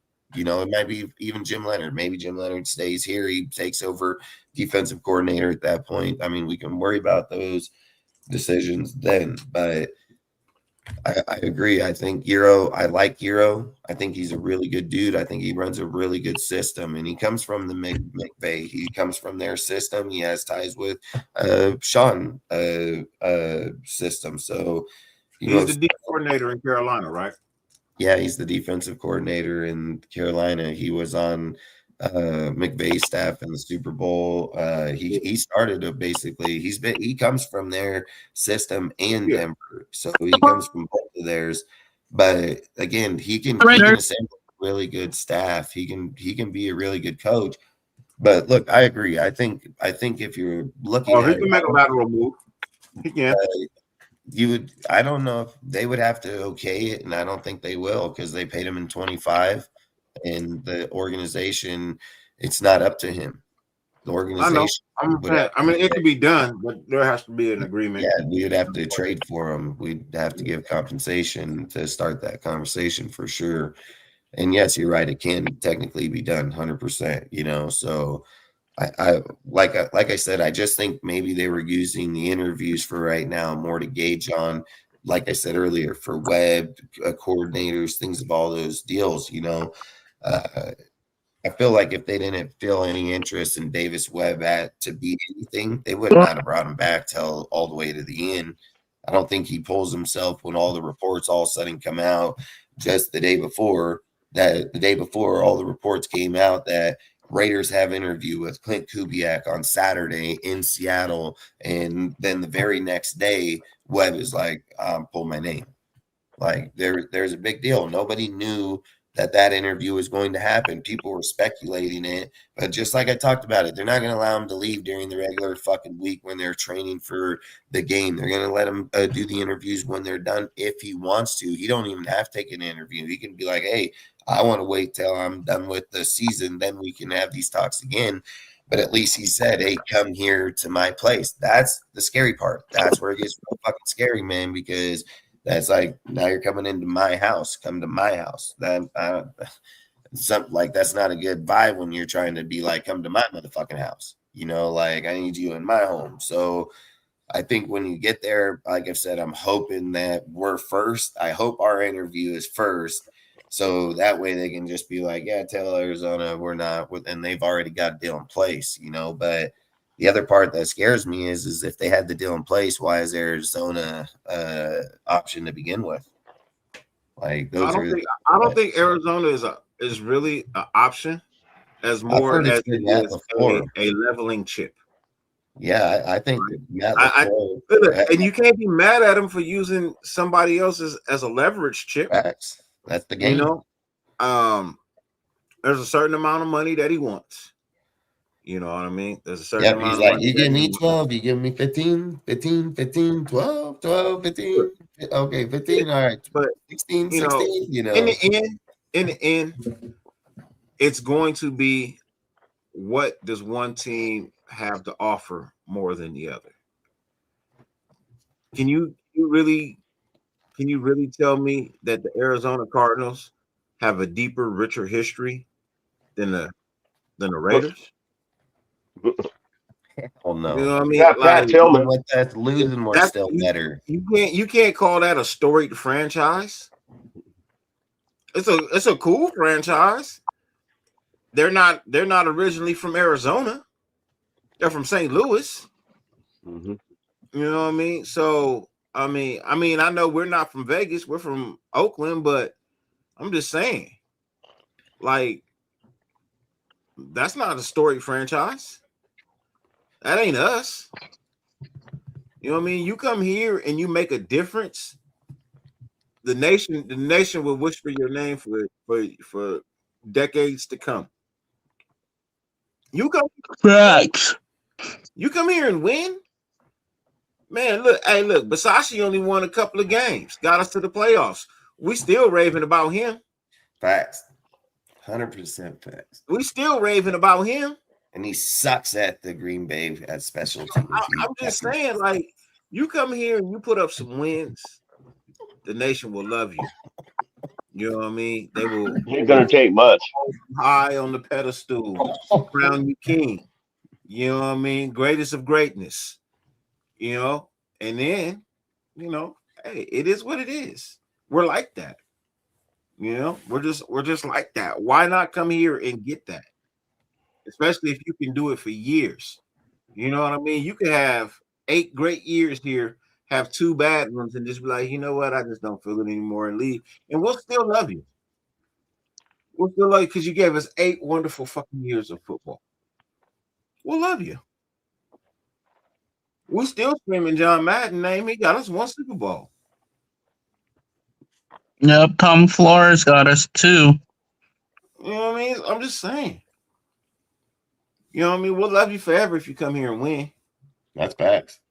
You know, John Gruden won. He didn't get no Super Bowl, but he brought some wins. We still love him. And he kicked our ass fucking. He didn't win a Super Bowl for us, but he won one against us. and they still love the motherfucker straight up, you know. Hey, Raider Nation 510, Brenton Buckner will come with Kubiak on the defensive side for the defensive line coach, dude. So he'll come here one way. I don't know about defensive coordinator, but he will most definitely come with that squad. Brenton Buckner. He was the guy, if you guys remember, he was here with Max before they got Rod Marinelli. Yes, I've been trying to get him back for years. Yeah, he'll come with the Kubiak. Yeah, he'll come with the Kubiak squad. He'll be on the defense side. Oh, God, if you can get him back here to coach this defensive line, hey, look, that would make Max Crosby stay. To get reunited with Buckner, that's bad. Buckner, bro. That one guy. That was the one guy. That was the one guy that had motherfucking Max and Clee. He had Max and Clee balling, bro. He had Salt and Pepper. That's the year they was called Salt and Pepper. Yep. And they was on fire. Yep. And Clee had and decided he didn't want to keep Buckner and brought in the old fuck nut and the line off. Like, yeah, man. Like, yeah, if we would have kept Buckner, bro. Yeah, if we can get him back, because I've been wanting him back for years. They went from like 32 or 35 sacks that year, the year before, because we were sucking in sack rate. It was like 29, 35, something in there. And then he fucking hopped us to like 52. And you're right. It was that year with Clee. That's why I kept telling everybody that we fucked Clee up, because Clee was playing inside when he started with him, and he demanded double team all the time. He had the highest pressure rate, dude, just like people are giving Max credit for right now. That motherfucker did that year. Then they started when Marinelli came in, they were like, hey, let's try to push him inside, outside. Fucking we'll put him on the outside. And then it just never panned out. And then the second he leaves the Raiders, goes to the Niners and shit, fucking starts playing way fucking better. I mean, we put up players playing them in places they shouldn't be. LaMarcus Joyner left the Raiders, not a corner. You know, like we fuck dudes up all the time. Look, Buckner left the Raiders and went to Arizona. Arizona had the best defensive line in the NFL the following year. Yep. Hey, Dustin. You got a few more people in here. Man, I appreciate you having me, man. I'm anytime. tap in with you. Join. All right. I appreciate it too, man. Appreciate you showing up, man. Really do Of course, appreciate man. conversation. I'm gonna have to get you over there to the late night too, bro. Hell yeah. Pull up late night. Hell yeah. Yeah, Wolf there, Dirty. See you later, Dirty. For sure, Cortez, man. Good talking to you, brother. See you, Dirty. Yo, good. All right. Y'all stay blessed. Hell yeah, you too, bro. All right, later, bro. So let's take a second right now. There are a bunch of people in the chat. So look, if you guys want, I don't know if a lot of you have already done it or people haven't done it. So if you want, you can throw out a score for the team that you think is going to win. You know, you got to obviously put the score, win the, you know, I picked Seahawks 27-14. You know, you can't duplicate anybody's score that's been put in the chat, which he'll let you know when you put it in there. You put it in, he's going to record your name. He'll put your deal score and everything. And then if you win, like I said, I'll give a $25 gift card away to anybody. You can pick it, everything I've said. I'll just scratch code, give it to you that way, or we can buy it online and give it to you that way. I don't care. I'm just not going to try to go mail it to you like that. You know, like I'm not going to do that shit. But long story short, you'll get the code of whatever thing you want. So again, if you want to put the score out there in the team, you're more than welcome. And like I said, he'll write it down. Tampa Bay's defensive line. Oh, fuck it. Tampa Bay's defensive line has been asked since he's been there.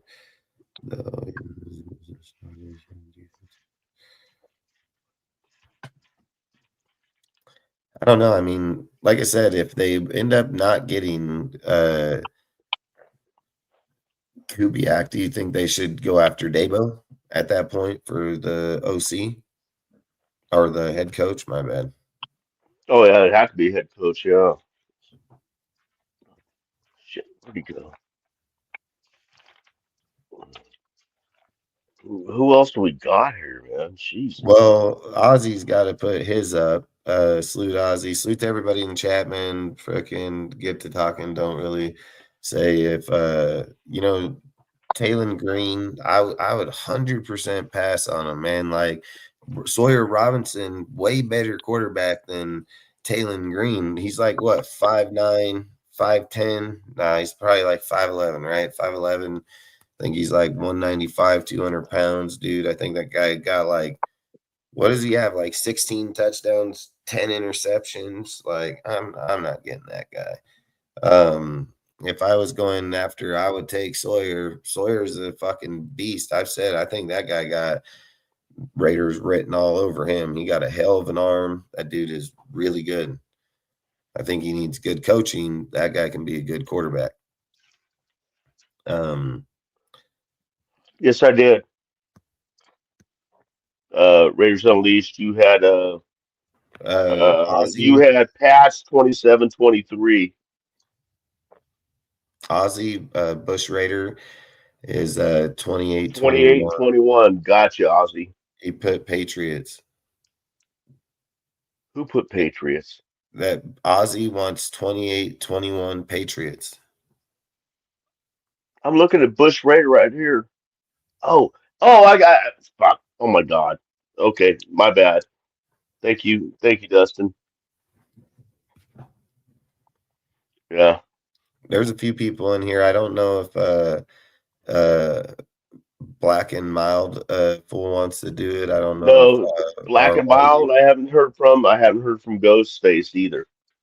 Yeah, and then RYU Ken. Oh yeah.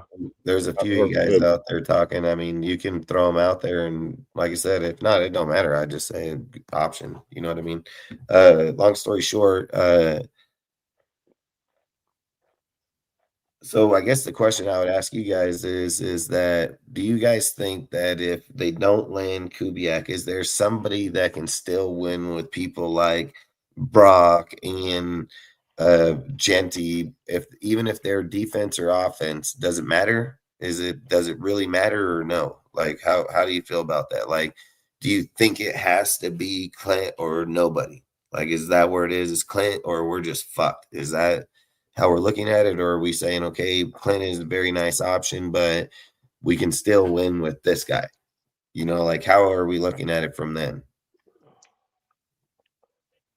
Well, shit, I'm looking at who we've interviewed. I mean, there's been other names coming up. I mean, possibly that DC from Cleveland might decide to leave. I wouldn't mind that, But I guess. I mean, so most likely he's going to the Niners. who? Jim Swartz is going to the Niners most likely. Oh, that's right. Yeah, that's most likely that's where he's going. So we're fucked there. Bro, I mean, I'm we're cool. not. We don't have a whole lot left. I mean, we got Nagy, and we got Vance Joseph. Uh, got Michael Floor, Nate Schillhouse. I mean, Chris Shula, and well, Clay Kubiak. I think he's decided to stay with the 49ers. Not that I'd want him anyway. I can't think. I don't see anybody in here that shit. I mean, out of those people, who do we? Vance Joe. Vance Joseph. I mean,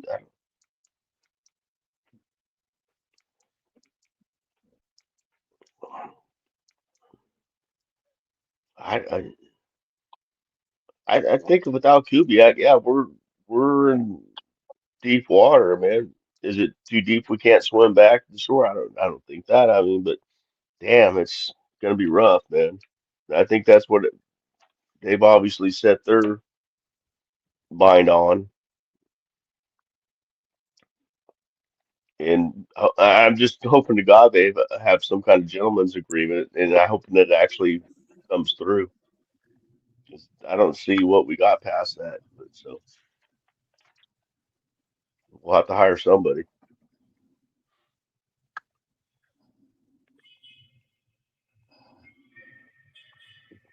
Unless we can lure Davis Webb over with a head coaching job.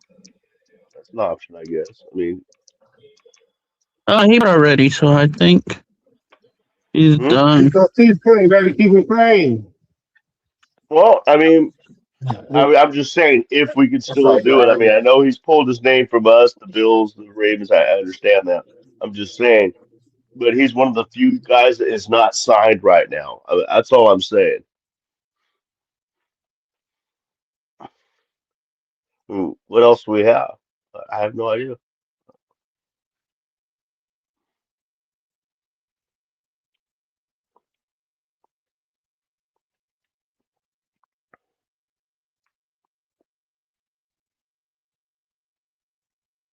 Cliff Kingsbury, yeah. Somebody threw up clean. Was that Black and Mild threw up Cliff Kingsbury? I don't know if you got what's his name up here. Where did it go? Did you got Ozzy, but it was Hmm.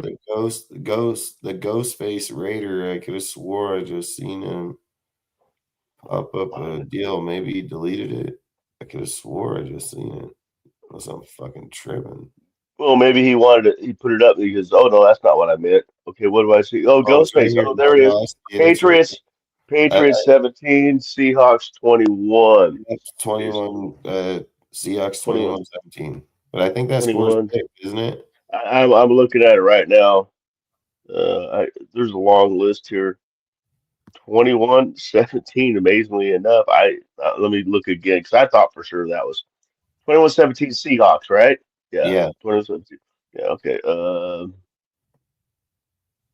should have made two different lists for. No, 21-17 has not been picked. Team Seahawks. That was Ghost. That is yeah, Ghostface Raider. Got it. I missed that one. Thank you, Dustin. Yeah, I know I seen it in there, but I was like, fuck, I seen that shit in there. Yeah, I just totally missed that one. My bad.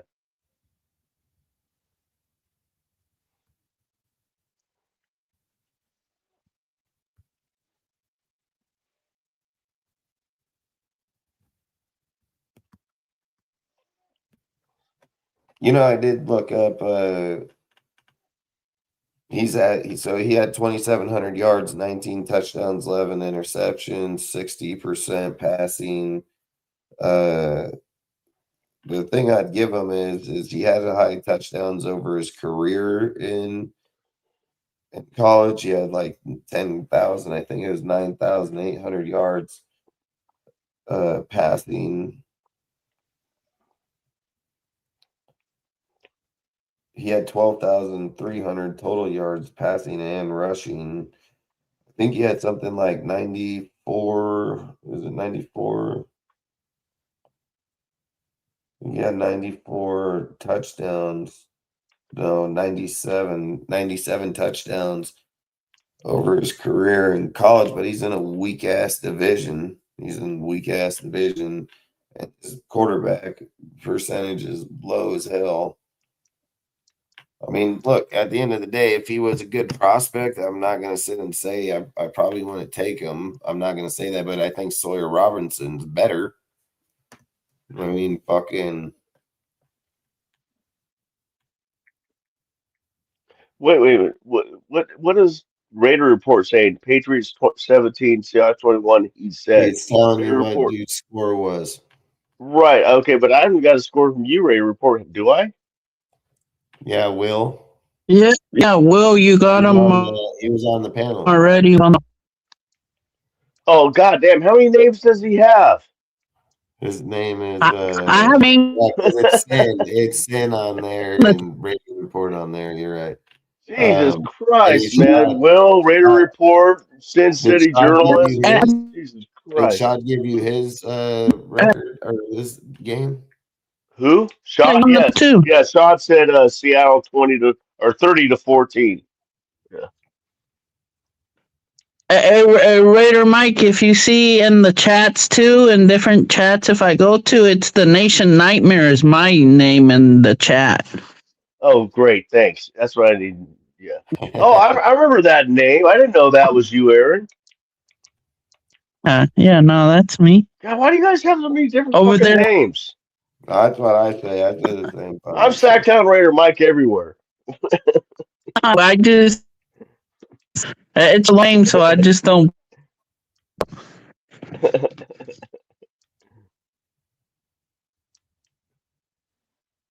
Anthony Estrada, what you doing, man? Good to see you.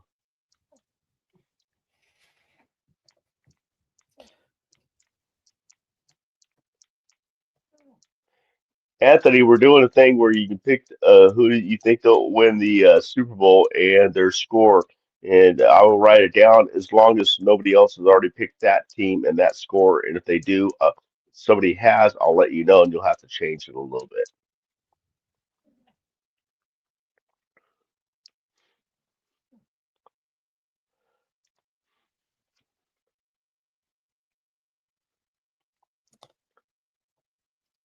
You know, if I look at their stats, they're pretty similar, Robinson and them, but Robinson most definitely took a step over him this year. He got almost 1,000 yards more. He got fucking 12 more touchdowns than him. Only 2 more interceptions.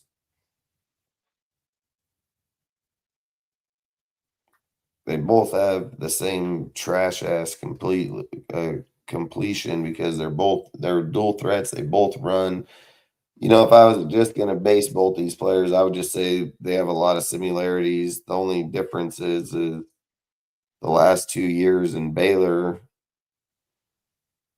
he's put up total 6,600 yards and fucking 59 touchdowns. I mean, only 20 interceptions. I mean, that's pretty damn good. Should we take that? Yeah, so I would just say if I was looking at Sawyer or if I was looking at Taylon Green, I mean, at the end of the day, they're probably the same player. I mean, they're probably the same. I mean, their stats.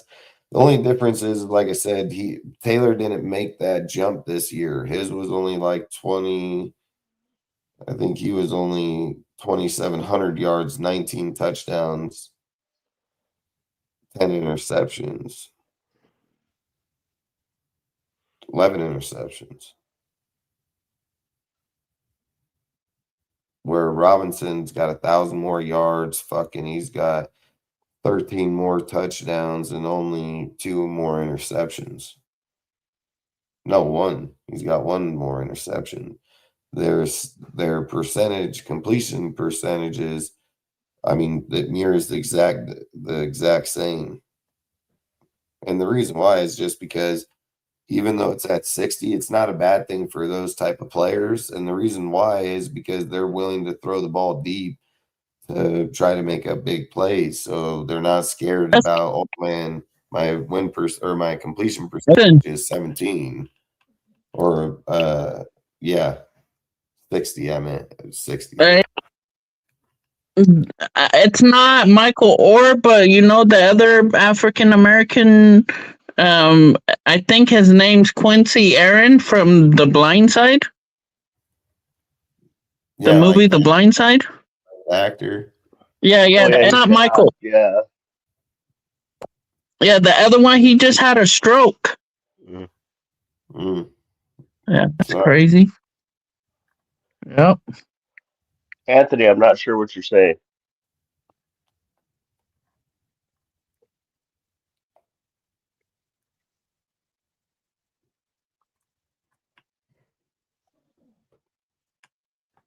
I just got told that Tom Brady is locking in to hire Clint. Yes.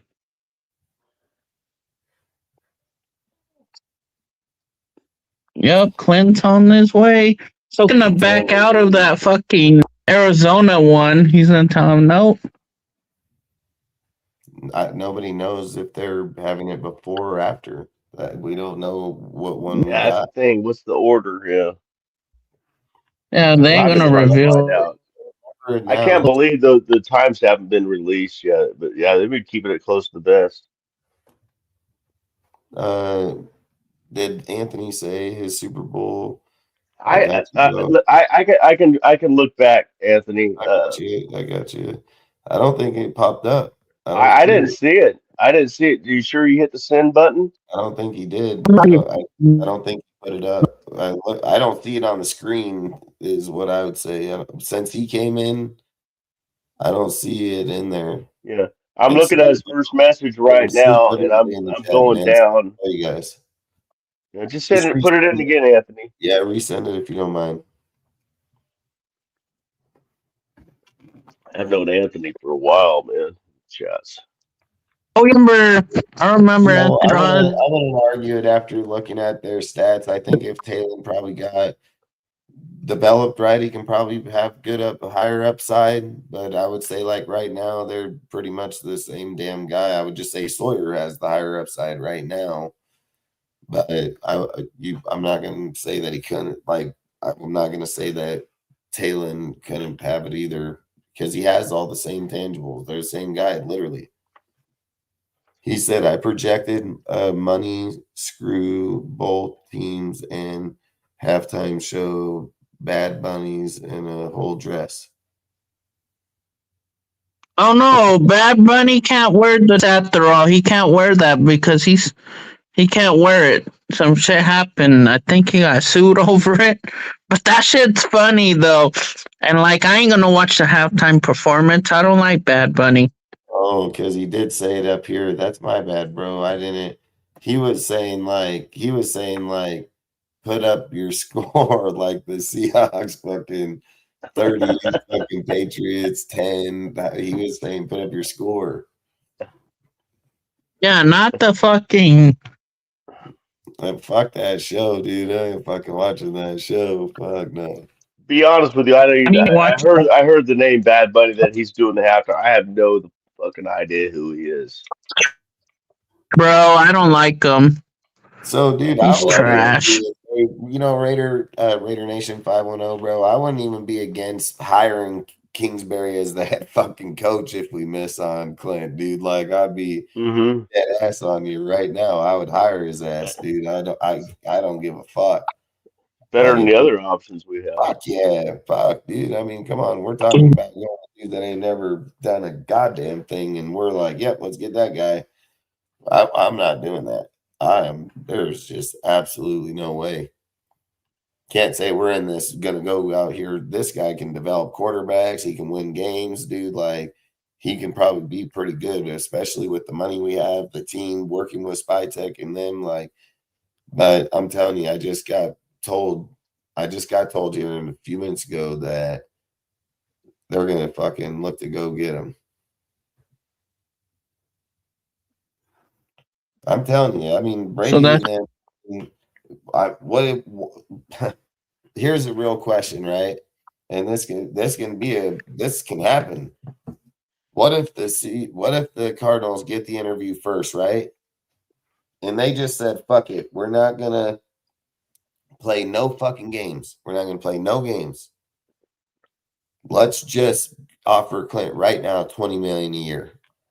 Ooh. Do you think that the Raiders are like 22? Fuck you. I would do 22.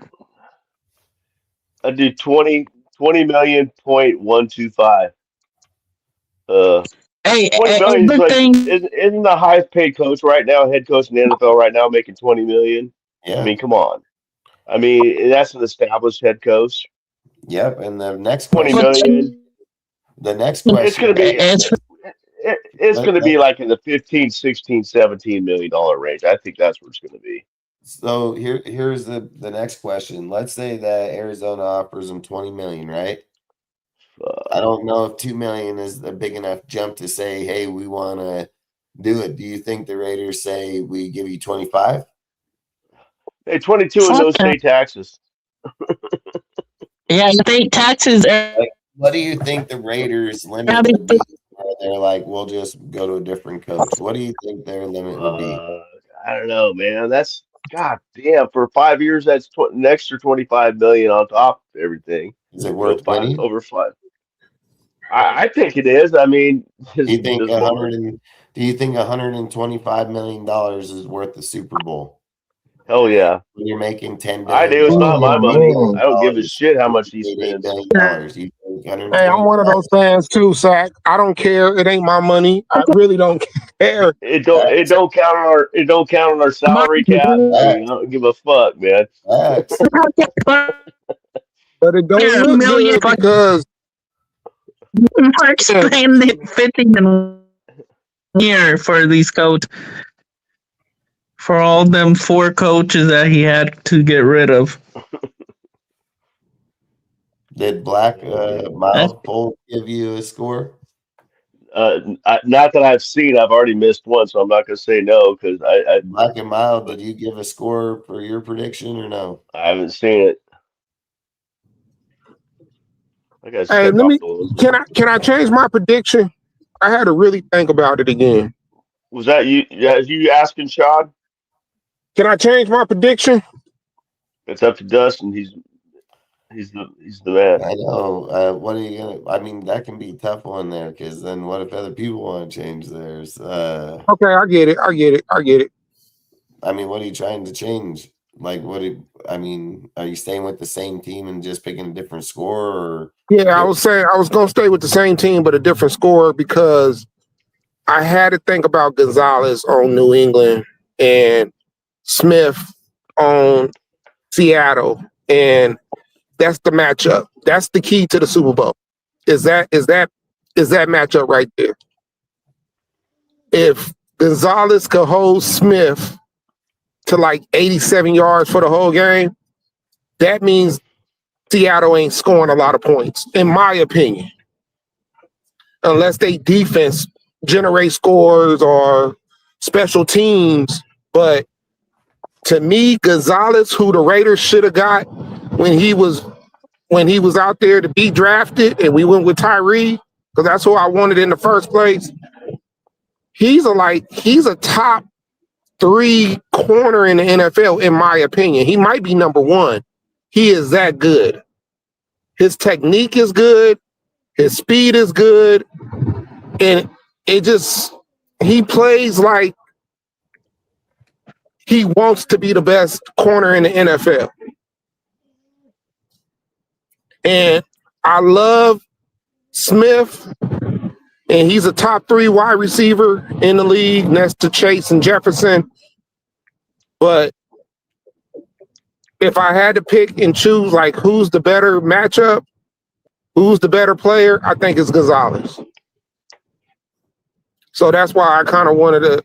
I still got Seattle winning, but it's not as big of a margin. But I'll still keep the score. I'm not going to change it. You know, I don't, because like you said, everybody else will want to change. But that's just my reasoning why I wanted to change. But I'll keep it for what I had. What I had, Yeah, 30 to 16. I forgot my whiteout. Yeah, you had 30-14. Yeah.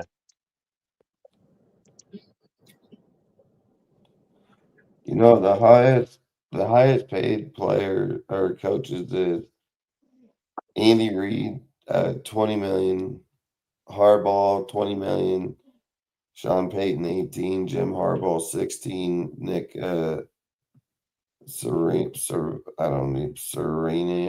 I don't know how you say his last name. What Eagles head coach? Yeah. Ron? Oh yeah, fuck him. He's done. It's Nick Sirianni. Sirianni. So Nick Sirianni. Yeah, Nick Sirianni. So do you think it would be fair that the Raiders gave him 25? That's $5 million over Andy Reid. That's insane, man. For a first-time head coach to be making $5 million more than Andy Reid. Raiders got to overpay. That's the thing about it. It don't make sense. How do you get him to commit to come here if you don't do that?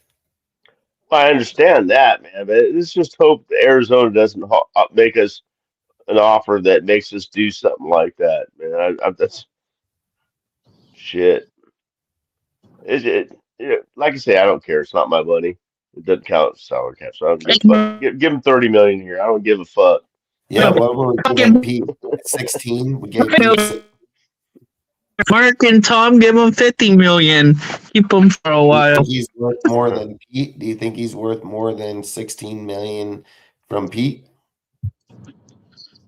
Oh yes, definitely. Old Pete fucking ass. So you would say that Clint Kubiak should be paid what Jim Harbaugh gets paid, or Sean Payton? Like I said, I was thinking the $16 to $18 million range. That's what I was thinking. That's right where they're at. Harbaugh 16, Sean 18. That's still a lot. That's what I mean, man. That's still a lot. Like, honestly, realistically, he should be getting paid. If we was a competent franchise and that did not have to overpay, he probably would come in at 13, 14, somewhere around there. Yeah. I mean, I don't know where the Cardinals sit. How much is the Cardinals over? That's Cardinals is cheap. Cardinals is what? They're cheap. They're cheap? Okay, well, they're not going to offer him 20 mil then. Aaron, what did you say? I'm checking to see how much he's worth, the owner of the fucking Arizona Cardinals. It's $5.3 billion he's worth. God, that's up there near, well, in billions, I guess. 7.9 just right now. Yeah, we're 7 something. Yeah, 7.9 we are? Okay, I knew it was 7 something. 8 point. The richest owner in the NFL, if I was to guess, would have to be the Broncos because they own Walmart. What? Oh, that's right. I forgot about that. They do. We know I'm just guessing. I don't know if that's the truth. I'm just guessing. Average of 118 to the Hines family or the Kraft family? I would assume those. No, it's Pinner group and people. So it's two different groups. That out. What was it? 8 to 30 billion. Between 18 to 138 billion.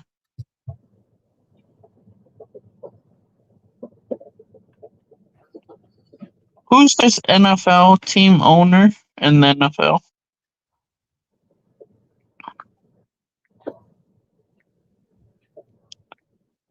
No, that shit ain't right.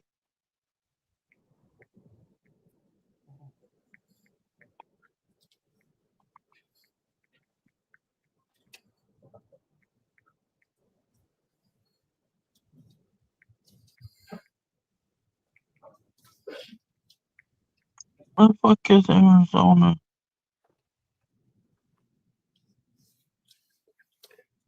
Yeah, Yeah, fucking like Arizona's the that's like I said. 29th rated. The richest owner in the NFL is the Walton family, which I said, which is Walmart. They're $121 billion. The Hunt family, which is Kansas City, they're at 24.8. That's not. Davis That's Caper, not. Carolina Panthers, 23.7 billion. Stan Corey, I don't even know how to say his name. He's worth 21.3 billion. Jody Allen is Seattle. He's worth 20.3 billion. You got Jerry Jones, the Cowboys, 19.5. Stephanie Ross with Miami, 17. Woody and Christopher Johnson, New York Jets, 16 billion.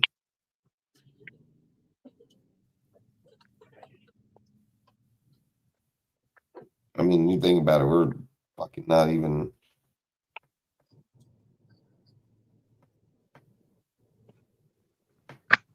We're not even in the top 10. And we're probably like 12 through 15. Fucking Arizona is like 29th in the league. I mean, look at how rich these fucking guys are. 121 billion, 24.8 billion. Fuck, they're holding their change. Like they're literally holding their change. Yeah, that's they can hire whoever the fuck they want. They can hire whoever they want. They gotta own more than just Walmart.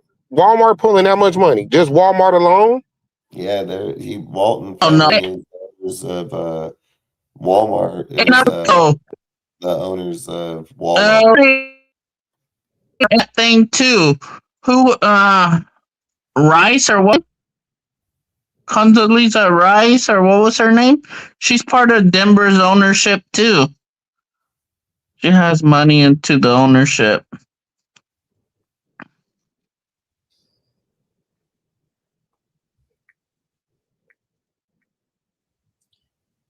Damn. Yeah, that's just crazy.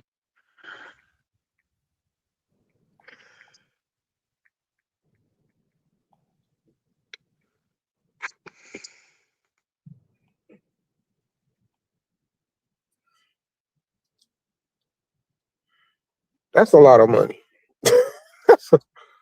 that's a lot of money. Fuck yeah, that shit's out. What do you think? What do you think Walmart's worth?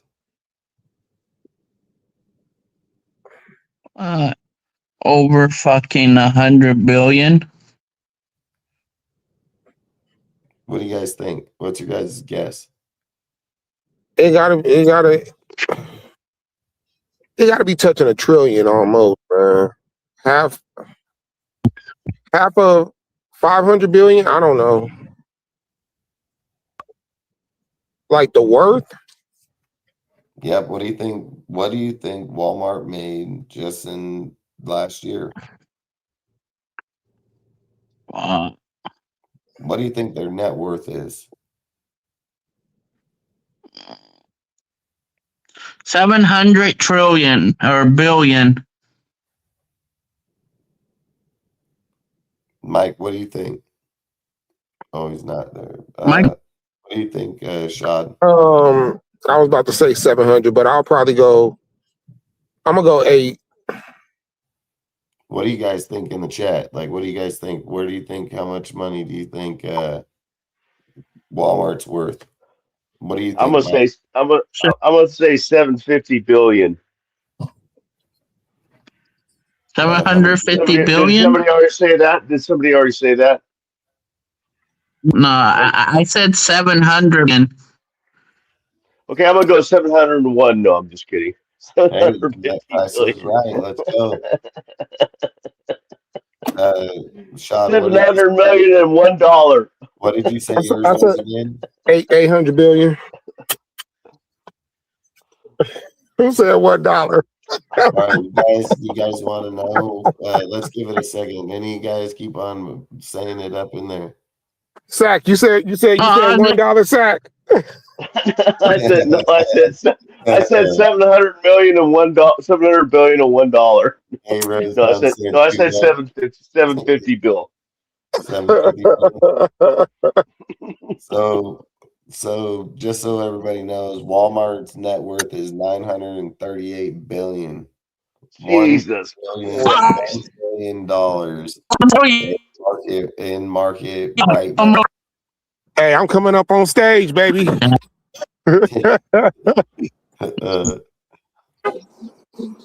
Oh my God.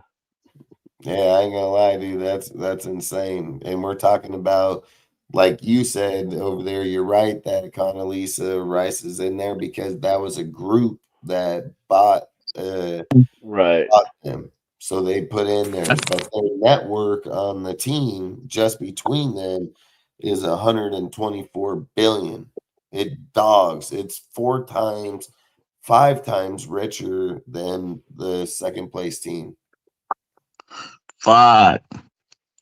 And that was probably just the owner saying, "Fuck it, throw my money in there so you guys can buy whatever the fuck you want." When it comes to the coaching staffs or anything, you can get whatever you want. Like that's And insane. do fuck in bonuses for the players. I mean, it's why they're able to just fire their OC, their wide receiver coach, all them dudes, just to give it to Webb if that's the case. I mean, they can do whatever they want. Nobody can tell them otherwise. What about Costco? What are they worth? Oh my God. Here we go. Thing. I know Costco's got all those side businesses and shit going too, man. Well, so does Walmart. I'd have to say Walmart's bigger. Fuck. I don't know. Fuck, that's a good one. Rich too. Fucking out rush for rich.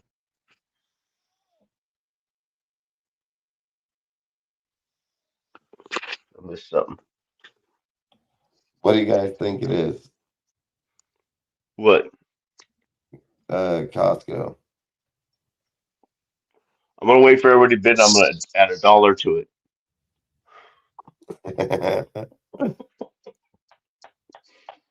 I'm getting the hang of this. 900 billion. You think 900 billion? $1 million. Copy thinks 1 trillion. Costco? No. What do you think? I'm gonna go. 900. I'm gonna go less. I'm gonna go 500 billion. 500 billion. What do you think, Shad? How much is it now worth? We can do this all night. Know what it is? It's about 410 billion to 436 billion in this 2026 year. I wasn't that far off. Nope, you were the closest.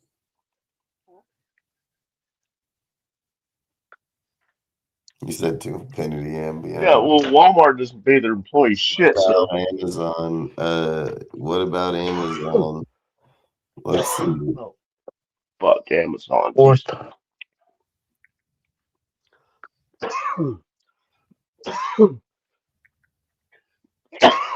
got to get to my mute button. Shit.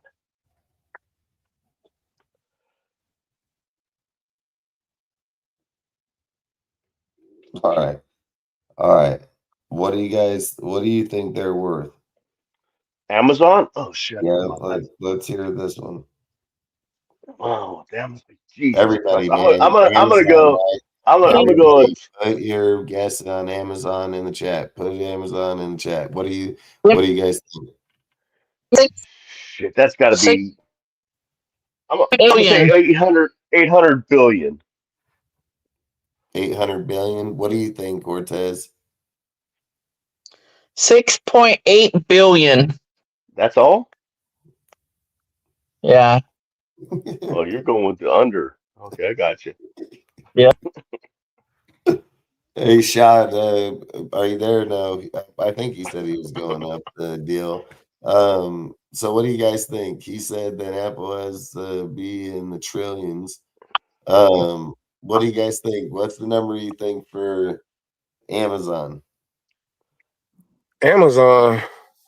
That's fucking got to be huge. Man, I'm buying shit off of They don't have Amazon their every own other week. places, man. They don't even have to run stores and shit. You know, they have no overhead. I'm buying stuff off of Amazon every week. So Everybody is. Anybody live on the street where there's not at least 3 Amazon trucks on there every single fucking day? yeah. Like you're 100% right. I don't give a fuck where Can't you nobody live. in America say they never seen an Amazon truck. Yeah, that's facts, dude. So what do you think? All right. So Cortez, what do you think your number is again? 6.8 billion. What do you think yours is? 6.8? 6.8 billion? Yeah. Oh, you're way off. That's insulting. Like we're talking about like 1, 2, 3, 4, 5, 6. I'll be 100 billion. They just paid that just to 100 get billion, a couple zillion, trillion, quadrillion, zillion dollars. Rashad, what do you think? I want to say 3 trillion. Wow. What do you so what do we got? We got 1,900,000,000. Look, Amazon's worth $2.5 trillion. Come a little bit over. Nice. Okay. Damn. Okay. I got one for y'all. I got a good one. My bank account. No,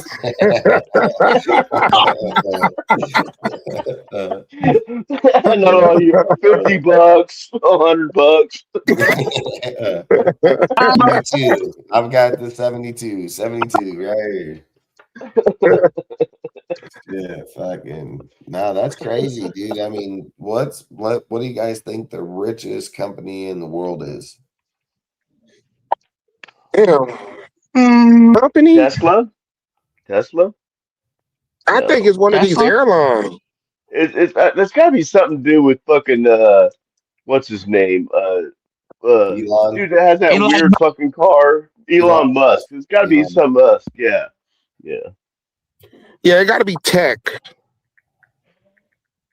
Yeah, some tech. I don't know. Elon Musk, does he have a company name? I'm going with that. If it's Elon Musk, I'm going with that company. Yeah, he's the one that invented fucking.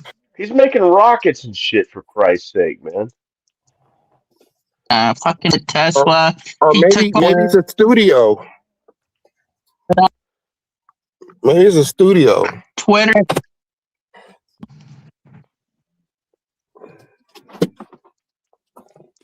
I don't know, man.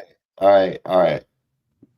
So, richest company in the world.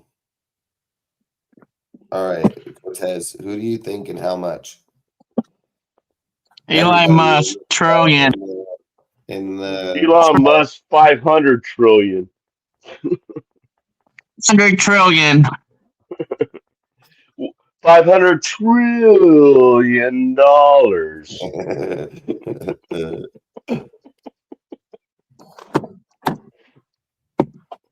What do you guys think? What do you think, Shad? I can't. I don't know, man. You said the richest company? Yeah, it's something people use all the time, and you guys are overthinking it. It's something that is a company that is used all the time. Google. That's a good answer. How much do you think Google? How much?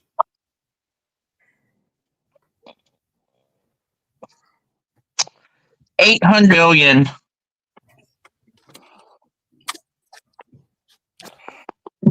Well, how can it be the richest company if all these other things are worth trillions of dollars? I was just gonna say, if Amazon is worth 2.3 or 5 trillion, it's gotta be fucking more than that. Or is Amazon the richest company in the world? That's the question. Oh, I'm a little worried about your finances, man.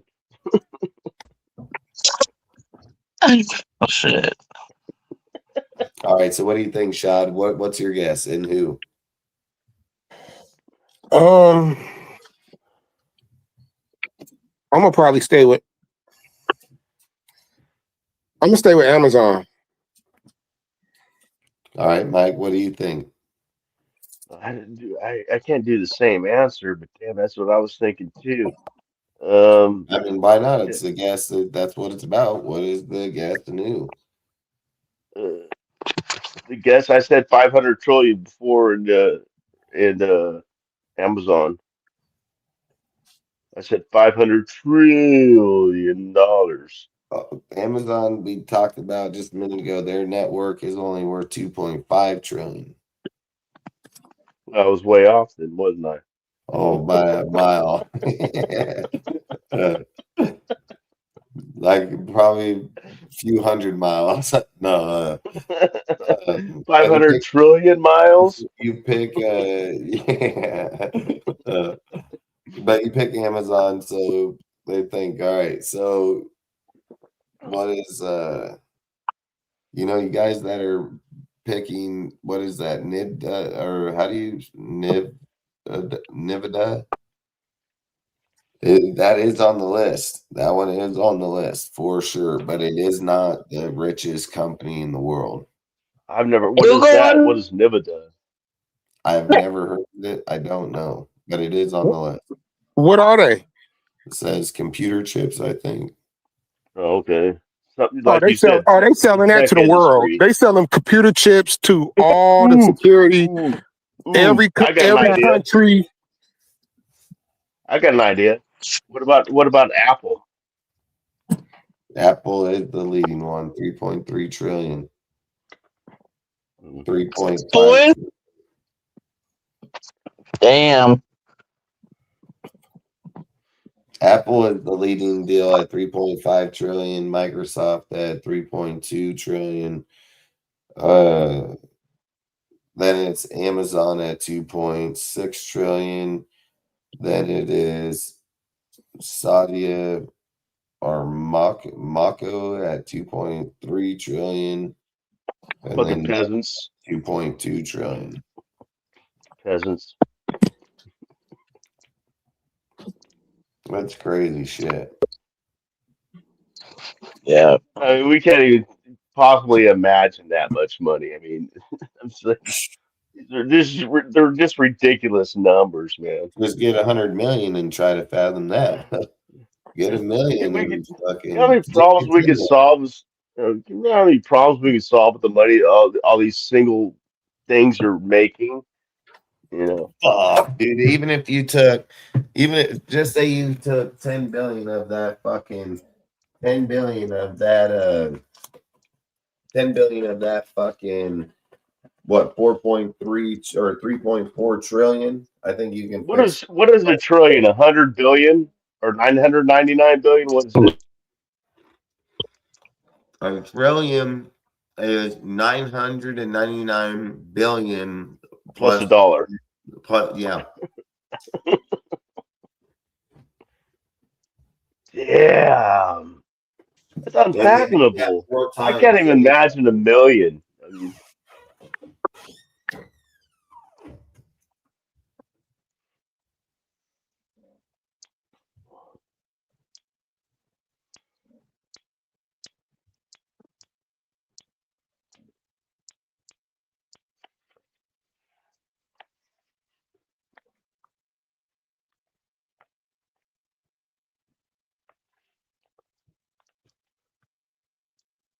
Man, I'm from a time when I remember $1 million.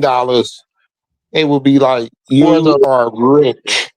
Oh yeah, you had $1 million, you were set for life, man. You and your family and everything else, you were set for life, man. You could just Like live off they the talked about interest. it like it was generational wealth. Yeah. You could just live off the interest, man. Yeah, I think Elon is the richest man in the world. Definitely.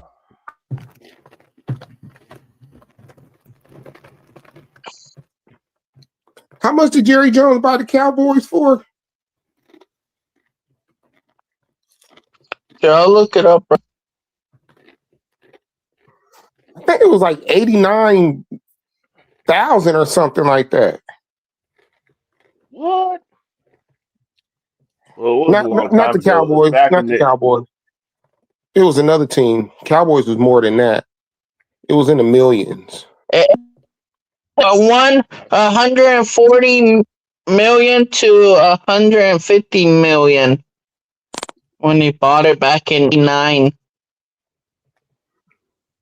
Wow, it's worth billions now. Yeah. It's crazy. And then it's Decent investment. 10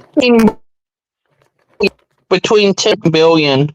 For who?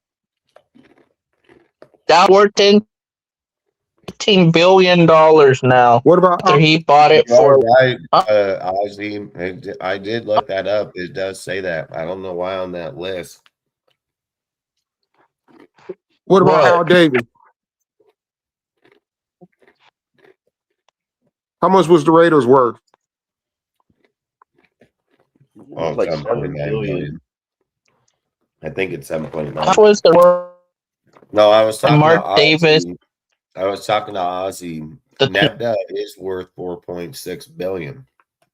I don't know why on the list it was showing them 2.3 or trillion. My bad, 4.6 trillion. Where on that one, it was You only showing had to put at 50,000. 500 and 966 because he only got 10% stake in the Raiders when he bought them.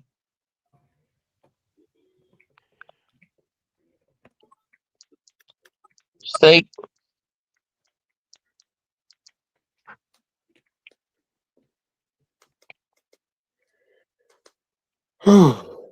Fuck, they turned them around.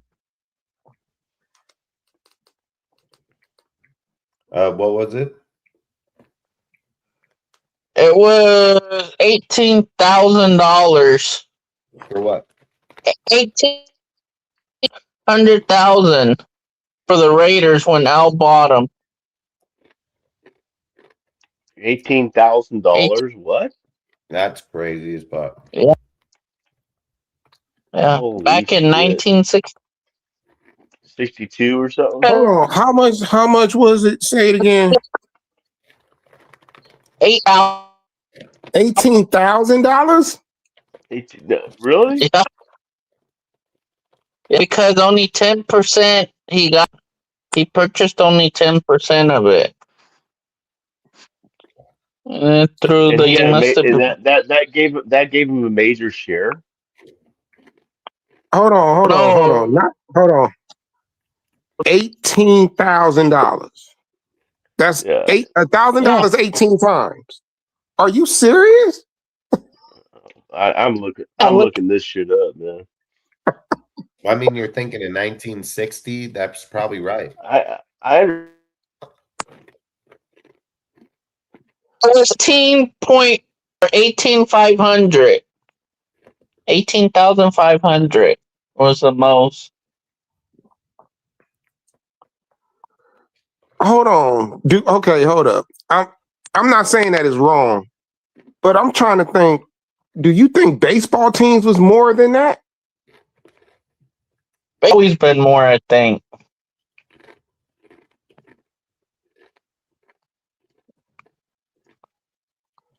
What teams came out in the 60s in Major League Baseball? I think the Giants. No, Giants go. Giants go back. They go further back. Yeah, Aaron's absolutely correct, man. He bought a 10% stake in the Raiders for just 18,500. Over the A next 10 he graduated, a but he didn't. He 10% didn't. He stake. didn't. He bought 10% stake for 18,500. He didn't buy the Raiders. I mean, he did. And then over the then it says Right. he gradually acquired the remaining shares from the other owners to gain full control by 1976. How the hell Yeah, you do so he that? Hmm? oh, give me that shit. Honey, give me that shit. I want that. Hey, Sack, look up when the Montreal Expos. How much was they worth when they came into the Major League Baseball? Because I think that was either in the late 60s or the early 70s, right? So Ozzy, it did say that Nebda, or however you say that is, has been worth $4 trillion before, but it's not the leading company in the world. The leading company in the world is Apple, at an average net worth of $3.3 trillion dollars per year annually. They said that NASDAQ, Apple, and Microsoft trade spots first, second, and third, but Nebda has only been worth $4 trillion one time, but it's not. Its average worth is 2.2 trillion.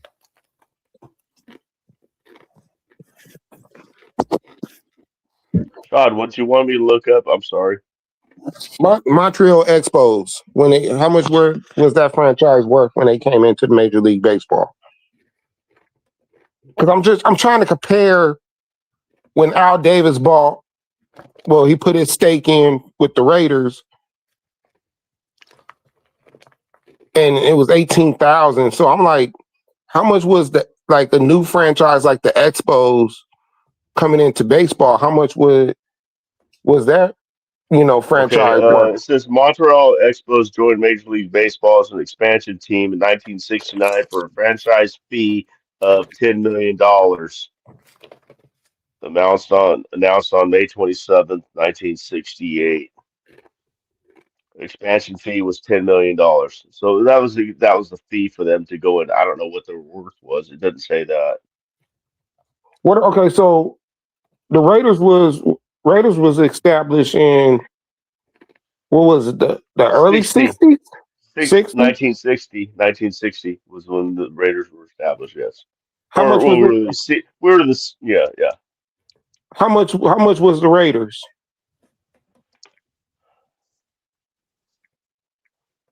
Just a sec.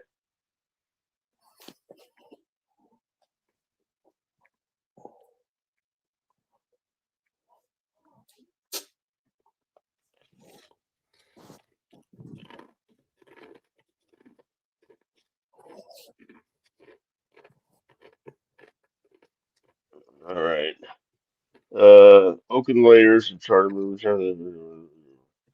As a franchise had lost.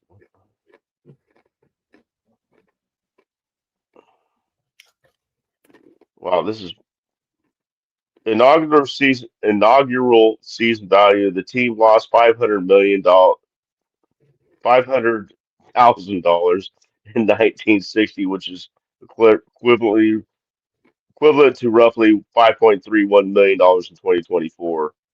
So it's basically saying in 1960, Oakland Raiders were founded as a charter member of the American Football League, and with minimal, if any, official valuation. As the franchise struggled immediately and lost 500,000 inaugural season, and the team relied. Oh, get this! The team relied on a $400,000 loan from the Buffalo Bills uh, founder Ralph Wilson to stay afloat. That's interesting. Back to the Wilson family. So the Wilson family is the reason why we are Raider fans. Yeah. Mm. Yeah.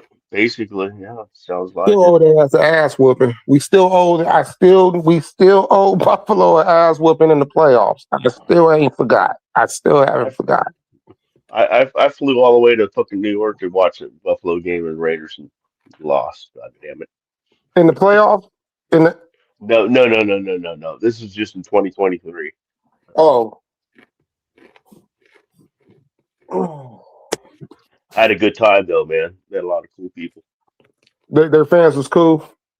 Their fans was way cool. Yeah, they're very cool. They were like, they we're going through the tailgate and they're like throwing yellow flags at us and stuff because I was by myself. I flew down by myself. When the Uber dropped me off at the stadium or near the stadium, there was like about 15 Raider fans getting ready to cross the street. So I fucking just, hey man, you guys mind if I join you? They're like, no, come on in.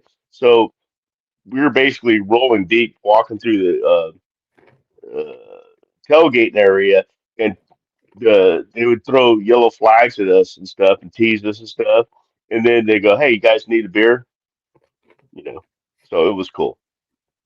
Well, I went to Chicago when we played against Chicago a couple years back when Luke Getsy was the offensive coordinator in Chicago and we lost to him. The Chicago Bears fans, you would think that they're a little hostile. Nah, they're really kind. They was really cool, kind, open. Hey, eat whatever. It was they was really good fans, man. They was really cool fans. Took pictures with everybody. Dustin, didn't you say you went to a Buffalo game as well? Yep. Yeah. So he knows about the breaking of the tables and the ketchup and the mustard ritual and all that stuff. They have some weird rituals, man, but they're fucking cool fans. They also what do they do? I got a question I want to ask you guys real quick. Tom Brady and Richard Seymour bought percentage of the Raiders, right? Right. How much do you think Richard Seymour owns? I think ain't it like 3%? 2 point. I thought it was 5%. 2.5. 2.5%. How much out of Tom Brady? It's 10%. Did Richard Seymour buy? So we asked the chat, ask you guys. So you guys said, who said how much again? I said 3%. I thought Seymour got 5%. Black Cells is right. It's 0.05%. Oh, 0.0. Oh, shit, that's a lot less. It's not 0.05. It's 0.5%. He only 0.5, so 0.5%. Yeah, how much? 0.5%. The Raiders sold 10.5%. Tom Brady and his partner Tom Wagner each acquired 5%, totaling 10. Seymour took the remaining 0.5%. How much is 0.5%? 10.5. The fuck? Yeah, I wonder what that means. I wonder what that 0.5% is worth. I mean, wonder what he paid for that. That's what I want to know. Yeah. I would need 1/1,000,000 of a percent to even. Tom Brady's 5%. It's 400 million. Holy shit! So that's 5%. So if you're saying at 0.5, it's still. It's like $1 million. Oh hell! $1 million? It's in the millions. No, if it's 400. Yeah, so if it's 400 million at 10%, right? If it's 400 million, that means it's worth $40 million at 0.5%. Well, it'd be 40 million at 1%, and it'd be 20 million at 0.5%. Yeah. Shit. So you have to put in 20. That shit ain't shit to Seymour. Seymour had that money. $20 million. Dude, don't let me get some money. Don't let me get 20 million. I'm gonna put my little point percent and own the Raiders. You can't tell me nothing. Yeah, I mean, can you imagine if you own 0.5% of fucking the Broncos? I mean, goddamn, you're a rich motherfucker.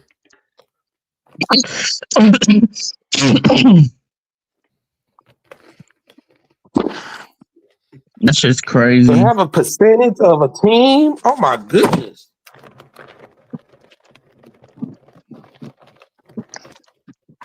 just have a percentage team. That's crazy. You could probably come up with 5 people on a percentage of a WNBA team. No, Mark don't have no kids. Who's having that ugly looking motherfucker's kids, dude? Money. Tom Brady. Money you can't buy. Take over the WNBA. Tom Brady went halves with Mark over there for the WNBA. On that.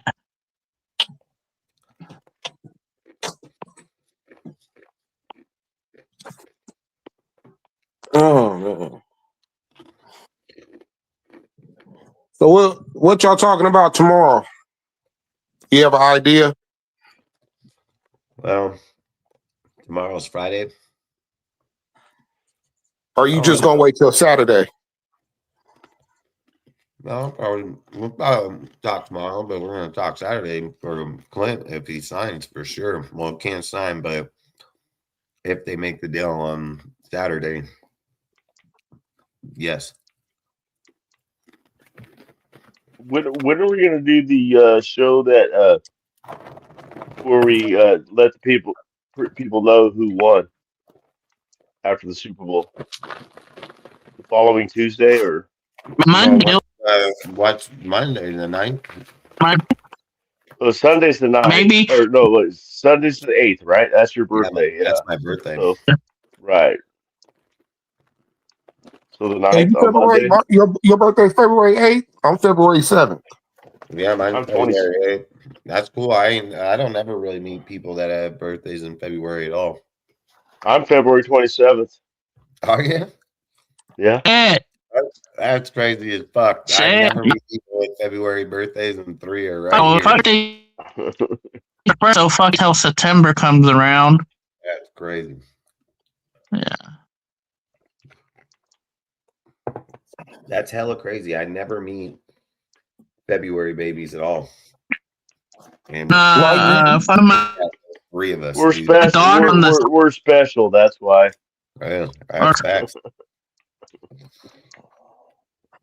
Well, you right. I rarely come across people that got birthdays in February. I January, fucking March, April, May. February, I rarely come across people with birthdays. Crazy too. Weird, I hardly come across. I mean, February's like 9 months away from spring. So you think there'd be more people start getting busy. Yeah. But Ozzy, are you saying your birthday is February 8th?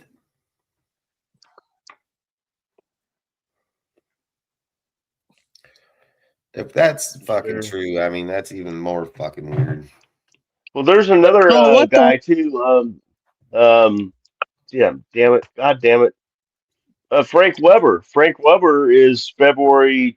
He's the day after mine. He's February 28th. Yeah, because we're 1 year and we're 1 year and 1 day apart. So he's February 28th. That's Frank Weber. Yeah. Right, the day before leap year too. Right, man, that must suck for people. That sucks, bro. They gotta celebrate it on the 20th. Yeah, I got a neighbor down the street. She was born on a leap year on February 29th. Yeah. That sucks. They had a news crew. They had a news crew out there for her last leap year. They had a news crew out in front of her house and doing a little thing. One of those morning shows. One of those stupid morning shows. Yeah. Yeah, I bet you it feels weird not fucking celebrating your birthday each year. Usually celebrated on the. Oh, what were you saying? Well, I'm gonna catch y'all. I'm gonna catch y'all tomorrow. I'll try to get on a little bit earlier. All right, dude. See you tomorrow. Okay. All right, later. Later. Good talking to you as usual. How many people have went for the Patriots? Do you know? Yeah, I can tell you how many people went to the Patriots. Let's see. 1, 2, 3, 4, 5, 6, 7. We had Seattle. We had 1, 2, 3. Fucking 30. No, not that many. It's a lot closer than I thought it was going to be. 1, 2, 3, 4, 5, 6, 7, 8, 9, 10, 11, 12, 13, 14, 15, 16, 17, 18. Hell yeah, that's hella close. Yeah, I thought it was way closer. I was thinking we could get like 4 or 5 Pats, Yeah. But I mean, you Yeah. got a shitload of people in there. So you had like I think that makes like 21 people that you had voting on this show. It's your Nice. show. Nice. Hell yeah. That's I pretty mean, damn good, man. why We not never do heard from Black and Mild. We never heard from Wild West. That's the only two we didn't hear from. Yeah, facts. You Yeah. said that about the comment and then How was that? never or I'm gonna check.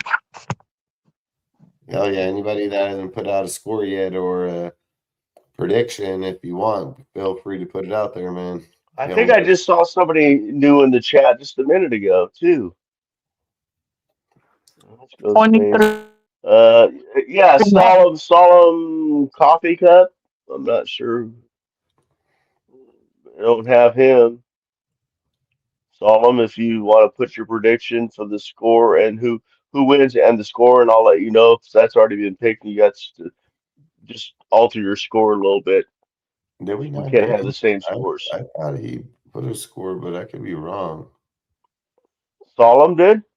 Solemn, I if you could be did, wrong, man. I could be 100% wrong. well, you could have. I mean, you said that before, and you were right. I was wrong.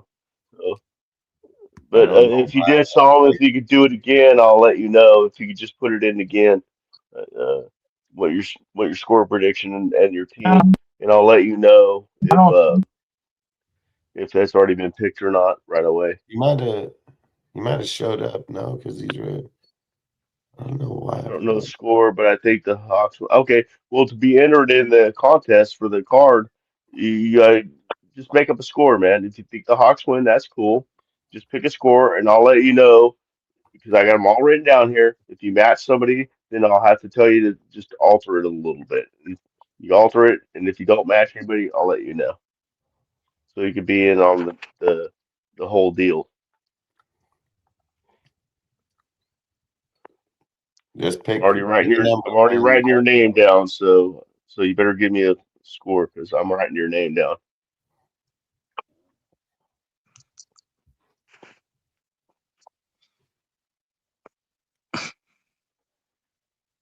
He says 24-21 Hawks. 24-20. Oh, wait a minute. Hold on. 24-21 Hawks. That's got to be picked. No, 24-20 is not 24-20. No, I know. No, there's a 24-21 Pats. 24-21, 24-20, 24-20, 24-21. It is, my brother. 24-20. 20 Hawks. There we go. Gotcha. Salton. Coffee cup. Salton coffee cup. Hell yeah, thanks. Gotcha. No problem, man. That's 44. Okay. Got it.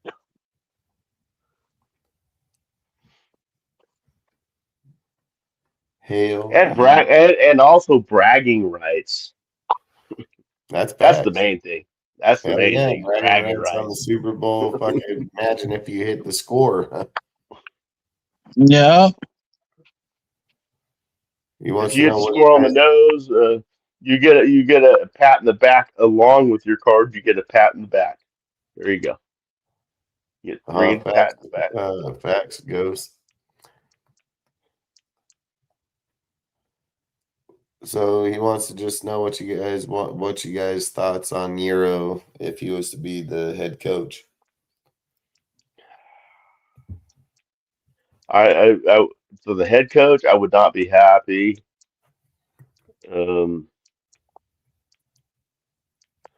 I think Cliff Kingsbury would be a better option. That's what I think. If we can get him, I mean, if we're just throwing out names that are left. What do you think, Aaron? But what was the question? He said, "What do you think? Your thoughts on Euro?" Euro would be a good DC. I don't know about a good head coach. Right. I would say I'm still all Go. I'm still all in for Kubiak. Kubiak's gonna be the head coach. Yeah, I think he meant if we couldn't get him, or maybe he didn't mean Oh, that. then yeah, He my just said, second "What's your option. thoughts on Euro?" He's basically just asking. I would say my thoughts are, I mean, he comes from a really good link tree. Like I said, he comes from McVay's link tree. He comes from Kyle's. Well, he comes from the same West Coast link tree, but he's come from not Kyle's, but he comes from McVay and Sean. The guy has got. I mean, he's gone and taken pretty bad defense in the Panthers, man, turned them around into a pretty good defense right now. I mean, being a head coach is about being a leader more than anything, and I think he has that trait for sure. Plus, he runs a good defense, man, on a broken team. So, I mean, I've said it. I want to be against Euro. He can get a good staff. I know it for sure. So, if we were to get Euro, I wouldn't be upset. I would just think like, would they?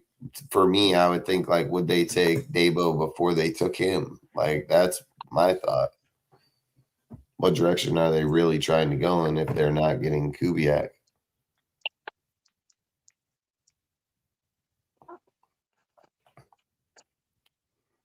Yeah, but shit, I'm about to jump off, guys. You guys have a good night. Hell yeah. I'm probably All right, not Aaron, you have a good one, man. here soon for sure. Yep. Kubiak as the head coach, Kingsbury as the OC. Euro that won't happen unless they trade us late, man. All right, good night. All right, good night, late. Good night, Aaron. Yeah, Euro ain't coming here unless we trade. I don't know if they'll trade for him. Like, I don't know if they would give him what they asked. And then, but I can most definitely see the Kingsbury Clinton for sure. But I don't know if it would happen, but I can see it. Can you imagine having to trade a draft pick to get Euro as a head coach? Holy shit! Head I mean, coach, no. Head coach, no. Defensive coordinator, yes. Okay, yeah. Oh, be less of a draft. Yeah. Yeah, because he can't make lateral move from right, unless we pay them, yeah. Yeah, so you'd have to make a trade or hit him up and they're not going to just let him go because you just give him the contract. Or they may just say no, fuck no, I don't give a fuck. They have the right to say that right away. They have the right to tell him that you can't even talk to Euro. Right. So I think like if you had Clinton and Cliff, and then if you had Clinton Clay, his brother, I mean, there's a few good options you can get, man, that would actually work out really well. But we just got to hope to God we get Clint first. Well, look who just fucking showed up. Michael Guerrero. What's up, Michael? He said fire Deuce Gruden. I mean, I would fire fucking almost everybody on this squad if it was me, dude. I would just go rebuild the whole thing. You know the reason they can't fire Deuce Gruden because they can never find him because he's always standing behind somebody. He's a tough motherfucker, man. That dude. Oh, he's a stout little motherfucker. No doubt, he's like a little fire plug. Yeah, I know. He did some crazy lifted like this crazy lift here recently, and he is strong as fuck, man. Like, I'll tell you that straight up. So you want to tell Michael what's going on? Yeah, tell them all. We can do it one more time. So tell them all so we can get them in, and then I gotta hop off. It's already 1:30. Yes. Okay. Michael G, as I call you in the chats and stuff. We're doing a thing where you pick either Seattle or New England for the Super Bowl, and then you uh, give us a score, and then if that score hasn't already been predicted, that's your score, and then you're locked in. If that score comes up correct or you're the closest one to the score, Dustin is kind enough to offer a gift card. It's offering a gift card, and if you pick a score that's already been picked, I'll let you know. You have to adjust it a little bit just to where until we find a score that you like that is not already been picked. I haven't seen anybody else new since then, but if anybody else is new that I missed, if you haven't put your score in, this is starting to sound like this is you're running out of time. So Michael G, come on, man. Seahawks. Seahawks 41, Patriots 13. Ass whooping.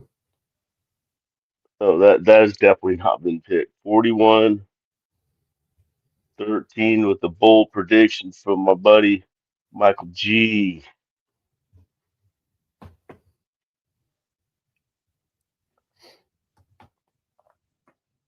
Clay in DC. I mean, DC. Nice.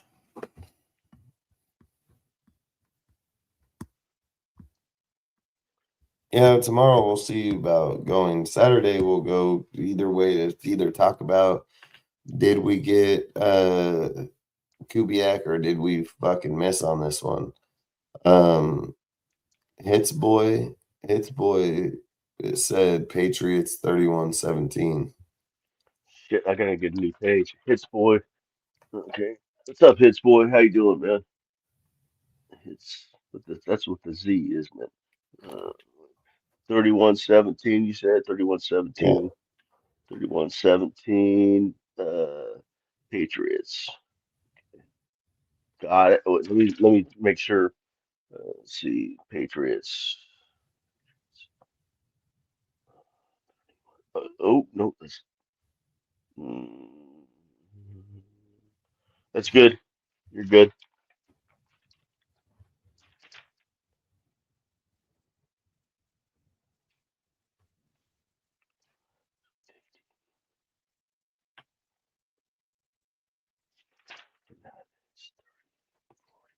Yeah, and I was thinking about it. I can probably just do $25 too, just Venmo or something. I would have to ask my woman. I don't do those Cash App shit, but she Hmm. might have it, so I'll figure all that. But like I said, if they want the money and I can do it through the app, I'll have her Just so do you it. don't have to go to the post office and actually mail something. Yeah, I I'm understand not that. mailing shit. I'm just Mm. what I'm gonna do if they're doing the card. They're gonna tell me what it is. We're gonna go buy it online or at the store, and then I'm gonna give them the code, and they can buy that shit online and have it delivered or picked up at whatever store they're at.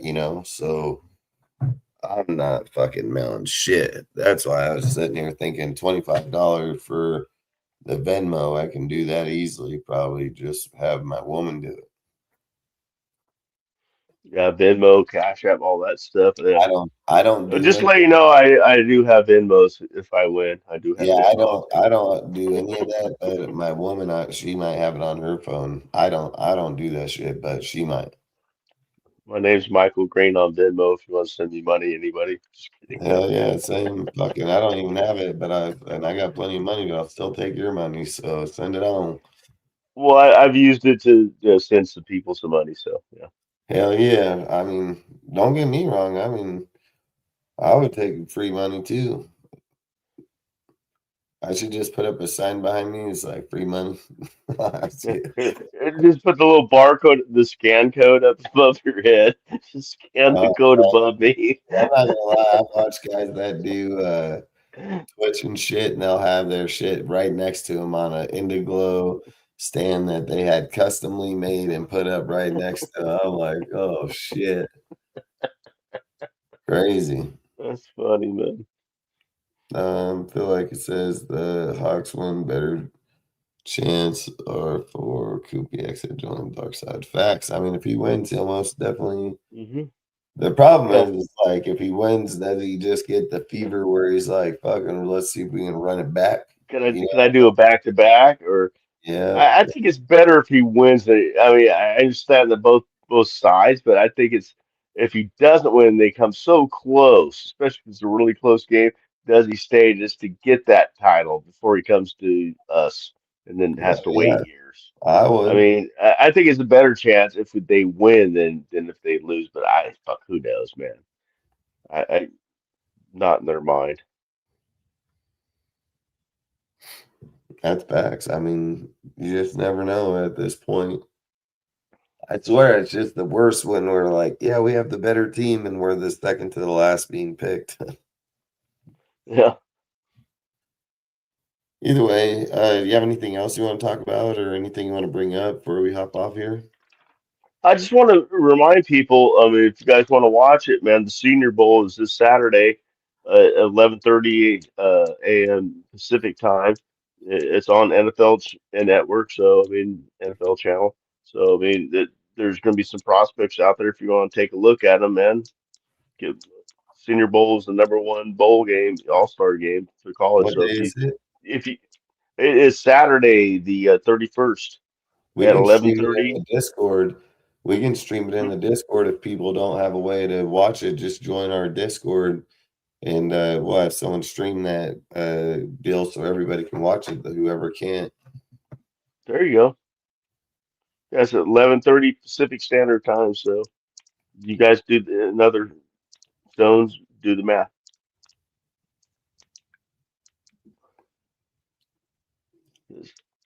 I'm beyond doing math right now. I'm concentrating on these scores and shit.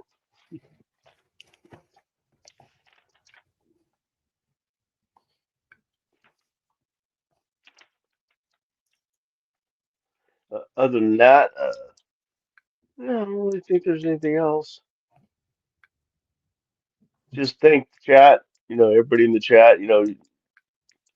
Just getting a steady stream of new people all the way through the show. That's great, as well as people that have been here for a really long time.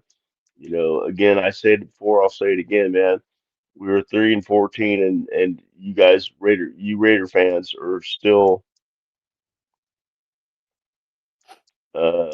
looking for Raider content, and I just saw that. Yeah, what was that for? Anybody that don't belong to the Discord, you can join that link right there. It'll take you to our Discord. Basically, in that Discord, we stream every single home and away game for the Raiders. So if people don't have a way to watch it, you can join in the section that says Game Day VC. You'll usually see a list of people in there. You can just join in Game Day VC. We'll have the video up, and you can talk to anybody that's in there at the same time. And just like I said, if they have games like this and people don't, we can always put it up and people can go in there and watch this game too. So, so you're saying we can watch the game together and then chat with each other while we're watching the game? Oh yeah, dude. There's so many times, dude. Well, during the season, I mean, they'll have 30, 40 people in there just watching the game, all yapping while we're watching it. So, hey, would you mind sending that to my IG? Yeah, if you can. Yeah, thank you. Yeah, because I might do that during the Senior Bowl just to check it out. Yeah, we do. Like I said, we stream almost every single game. So, I mean, not almost. We stream every single game. So, the Senior Bowl, I just got to talk. I mean, we can stream it either way. I don't think that's the issue because I got Adam can most definitely do it. Taz, we got numerous people. I can. I think that was the day of my kids, but I'm staying here, so it doesn't matter. They're all going up north for this outdoor sand shit deal. I'm gonna stay here and go sleep on my couch. No. Either way, but we can stream it, yes. That sounds fucking cool, man. I've heard you say the Discord, but I never knew what it meant. I always meant to ask you off the air, but I always forgot to ask you. So that's what it is. It's just a streaming thing that you set up. So Raider fans can chat and watch a game. So in Discord, what it really is so I built it years ago. And what it is it's a platform you can use for all kinds of different things. So for instance, in that one section of the Discord, any post that comes from any Raider, any type of content, any deal, it'll instantly post it into that chat. And then any videos, any YouTube videos, it'll post it into that chat. It'll share all kind of information. It's got gaming for people that play, Xbox, PlayStation, PC, want to go on there and game like COD, Madden, all that shit. You don't have streams for watching movies or things. We got them. You don't have ways of watching games. We got them. I mean, the Discord is where we all used to hang out all the time. Now it's like Instagram chat, like we're build your own chat rooms, but Discord, that shit, we were doing that shit like 4 or 5 years ago. I mean, shit, that thing was popping like motherfuckers. So, yeah, because I've seen your DSR, your DSR chat with a bunch of people in there and stuff. Yeah, like 250 just in there talking Raiders all the time. So I know, man. Trust me, man. I get it's like all day long. I keep seeing the pop-ups coming down. There's people in there all the fucking time. It's like boom, boom, boom, boom, boom. They do. I want to try to click on some of the top of the screen. I go, God damn it, damn it. I ain't gonna lie, that shit will irritate the fuck out of me too when I'm trying to write something or do something and it goes like, and it takes me to the link. I'm like, what the fuck? Yep, shit. Okay, I'm not the only one then. Yeah, it pisses me off. I'm not gonna lie to you, man. Well, shoot, dude. Like I said, I appreciate everybody popping up here tonight, man. Really do appreciate the conversations. I hope we'll see you guys here tomorrow or the following day on Saturday. Like I said, if we got stuff to talk about, which we always got shit to talk about, so we'll just see how tomorrow goes. If not, we'll be back Saturday for sure to talk about either Clint or even Senior Bowl. So like I said, we'll be back here and we'll go from there. But I really do appreciate all you guys, man. Appreciate the support, appreciate the conversations, the interaction, man. Like you guys been killing it lately, so really, really do appreciate it, man. So thank you guys very much. And like I said, I know it ain't much out there just to give it, but at least there's something, you know what I mean? Like at least give us something. So outside of that, hope you guys have a great night. I always say don't drink and drive, man. And peace out, Raider Nation. Appreciate you all, man. Good night, everybody.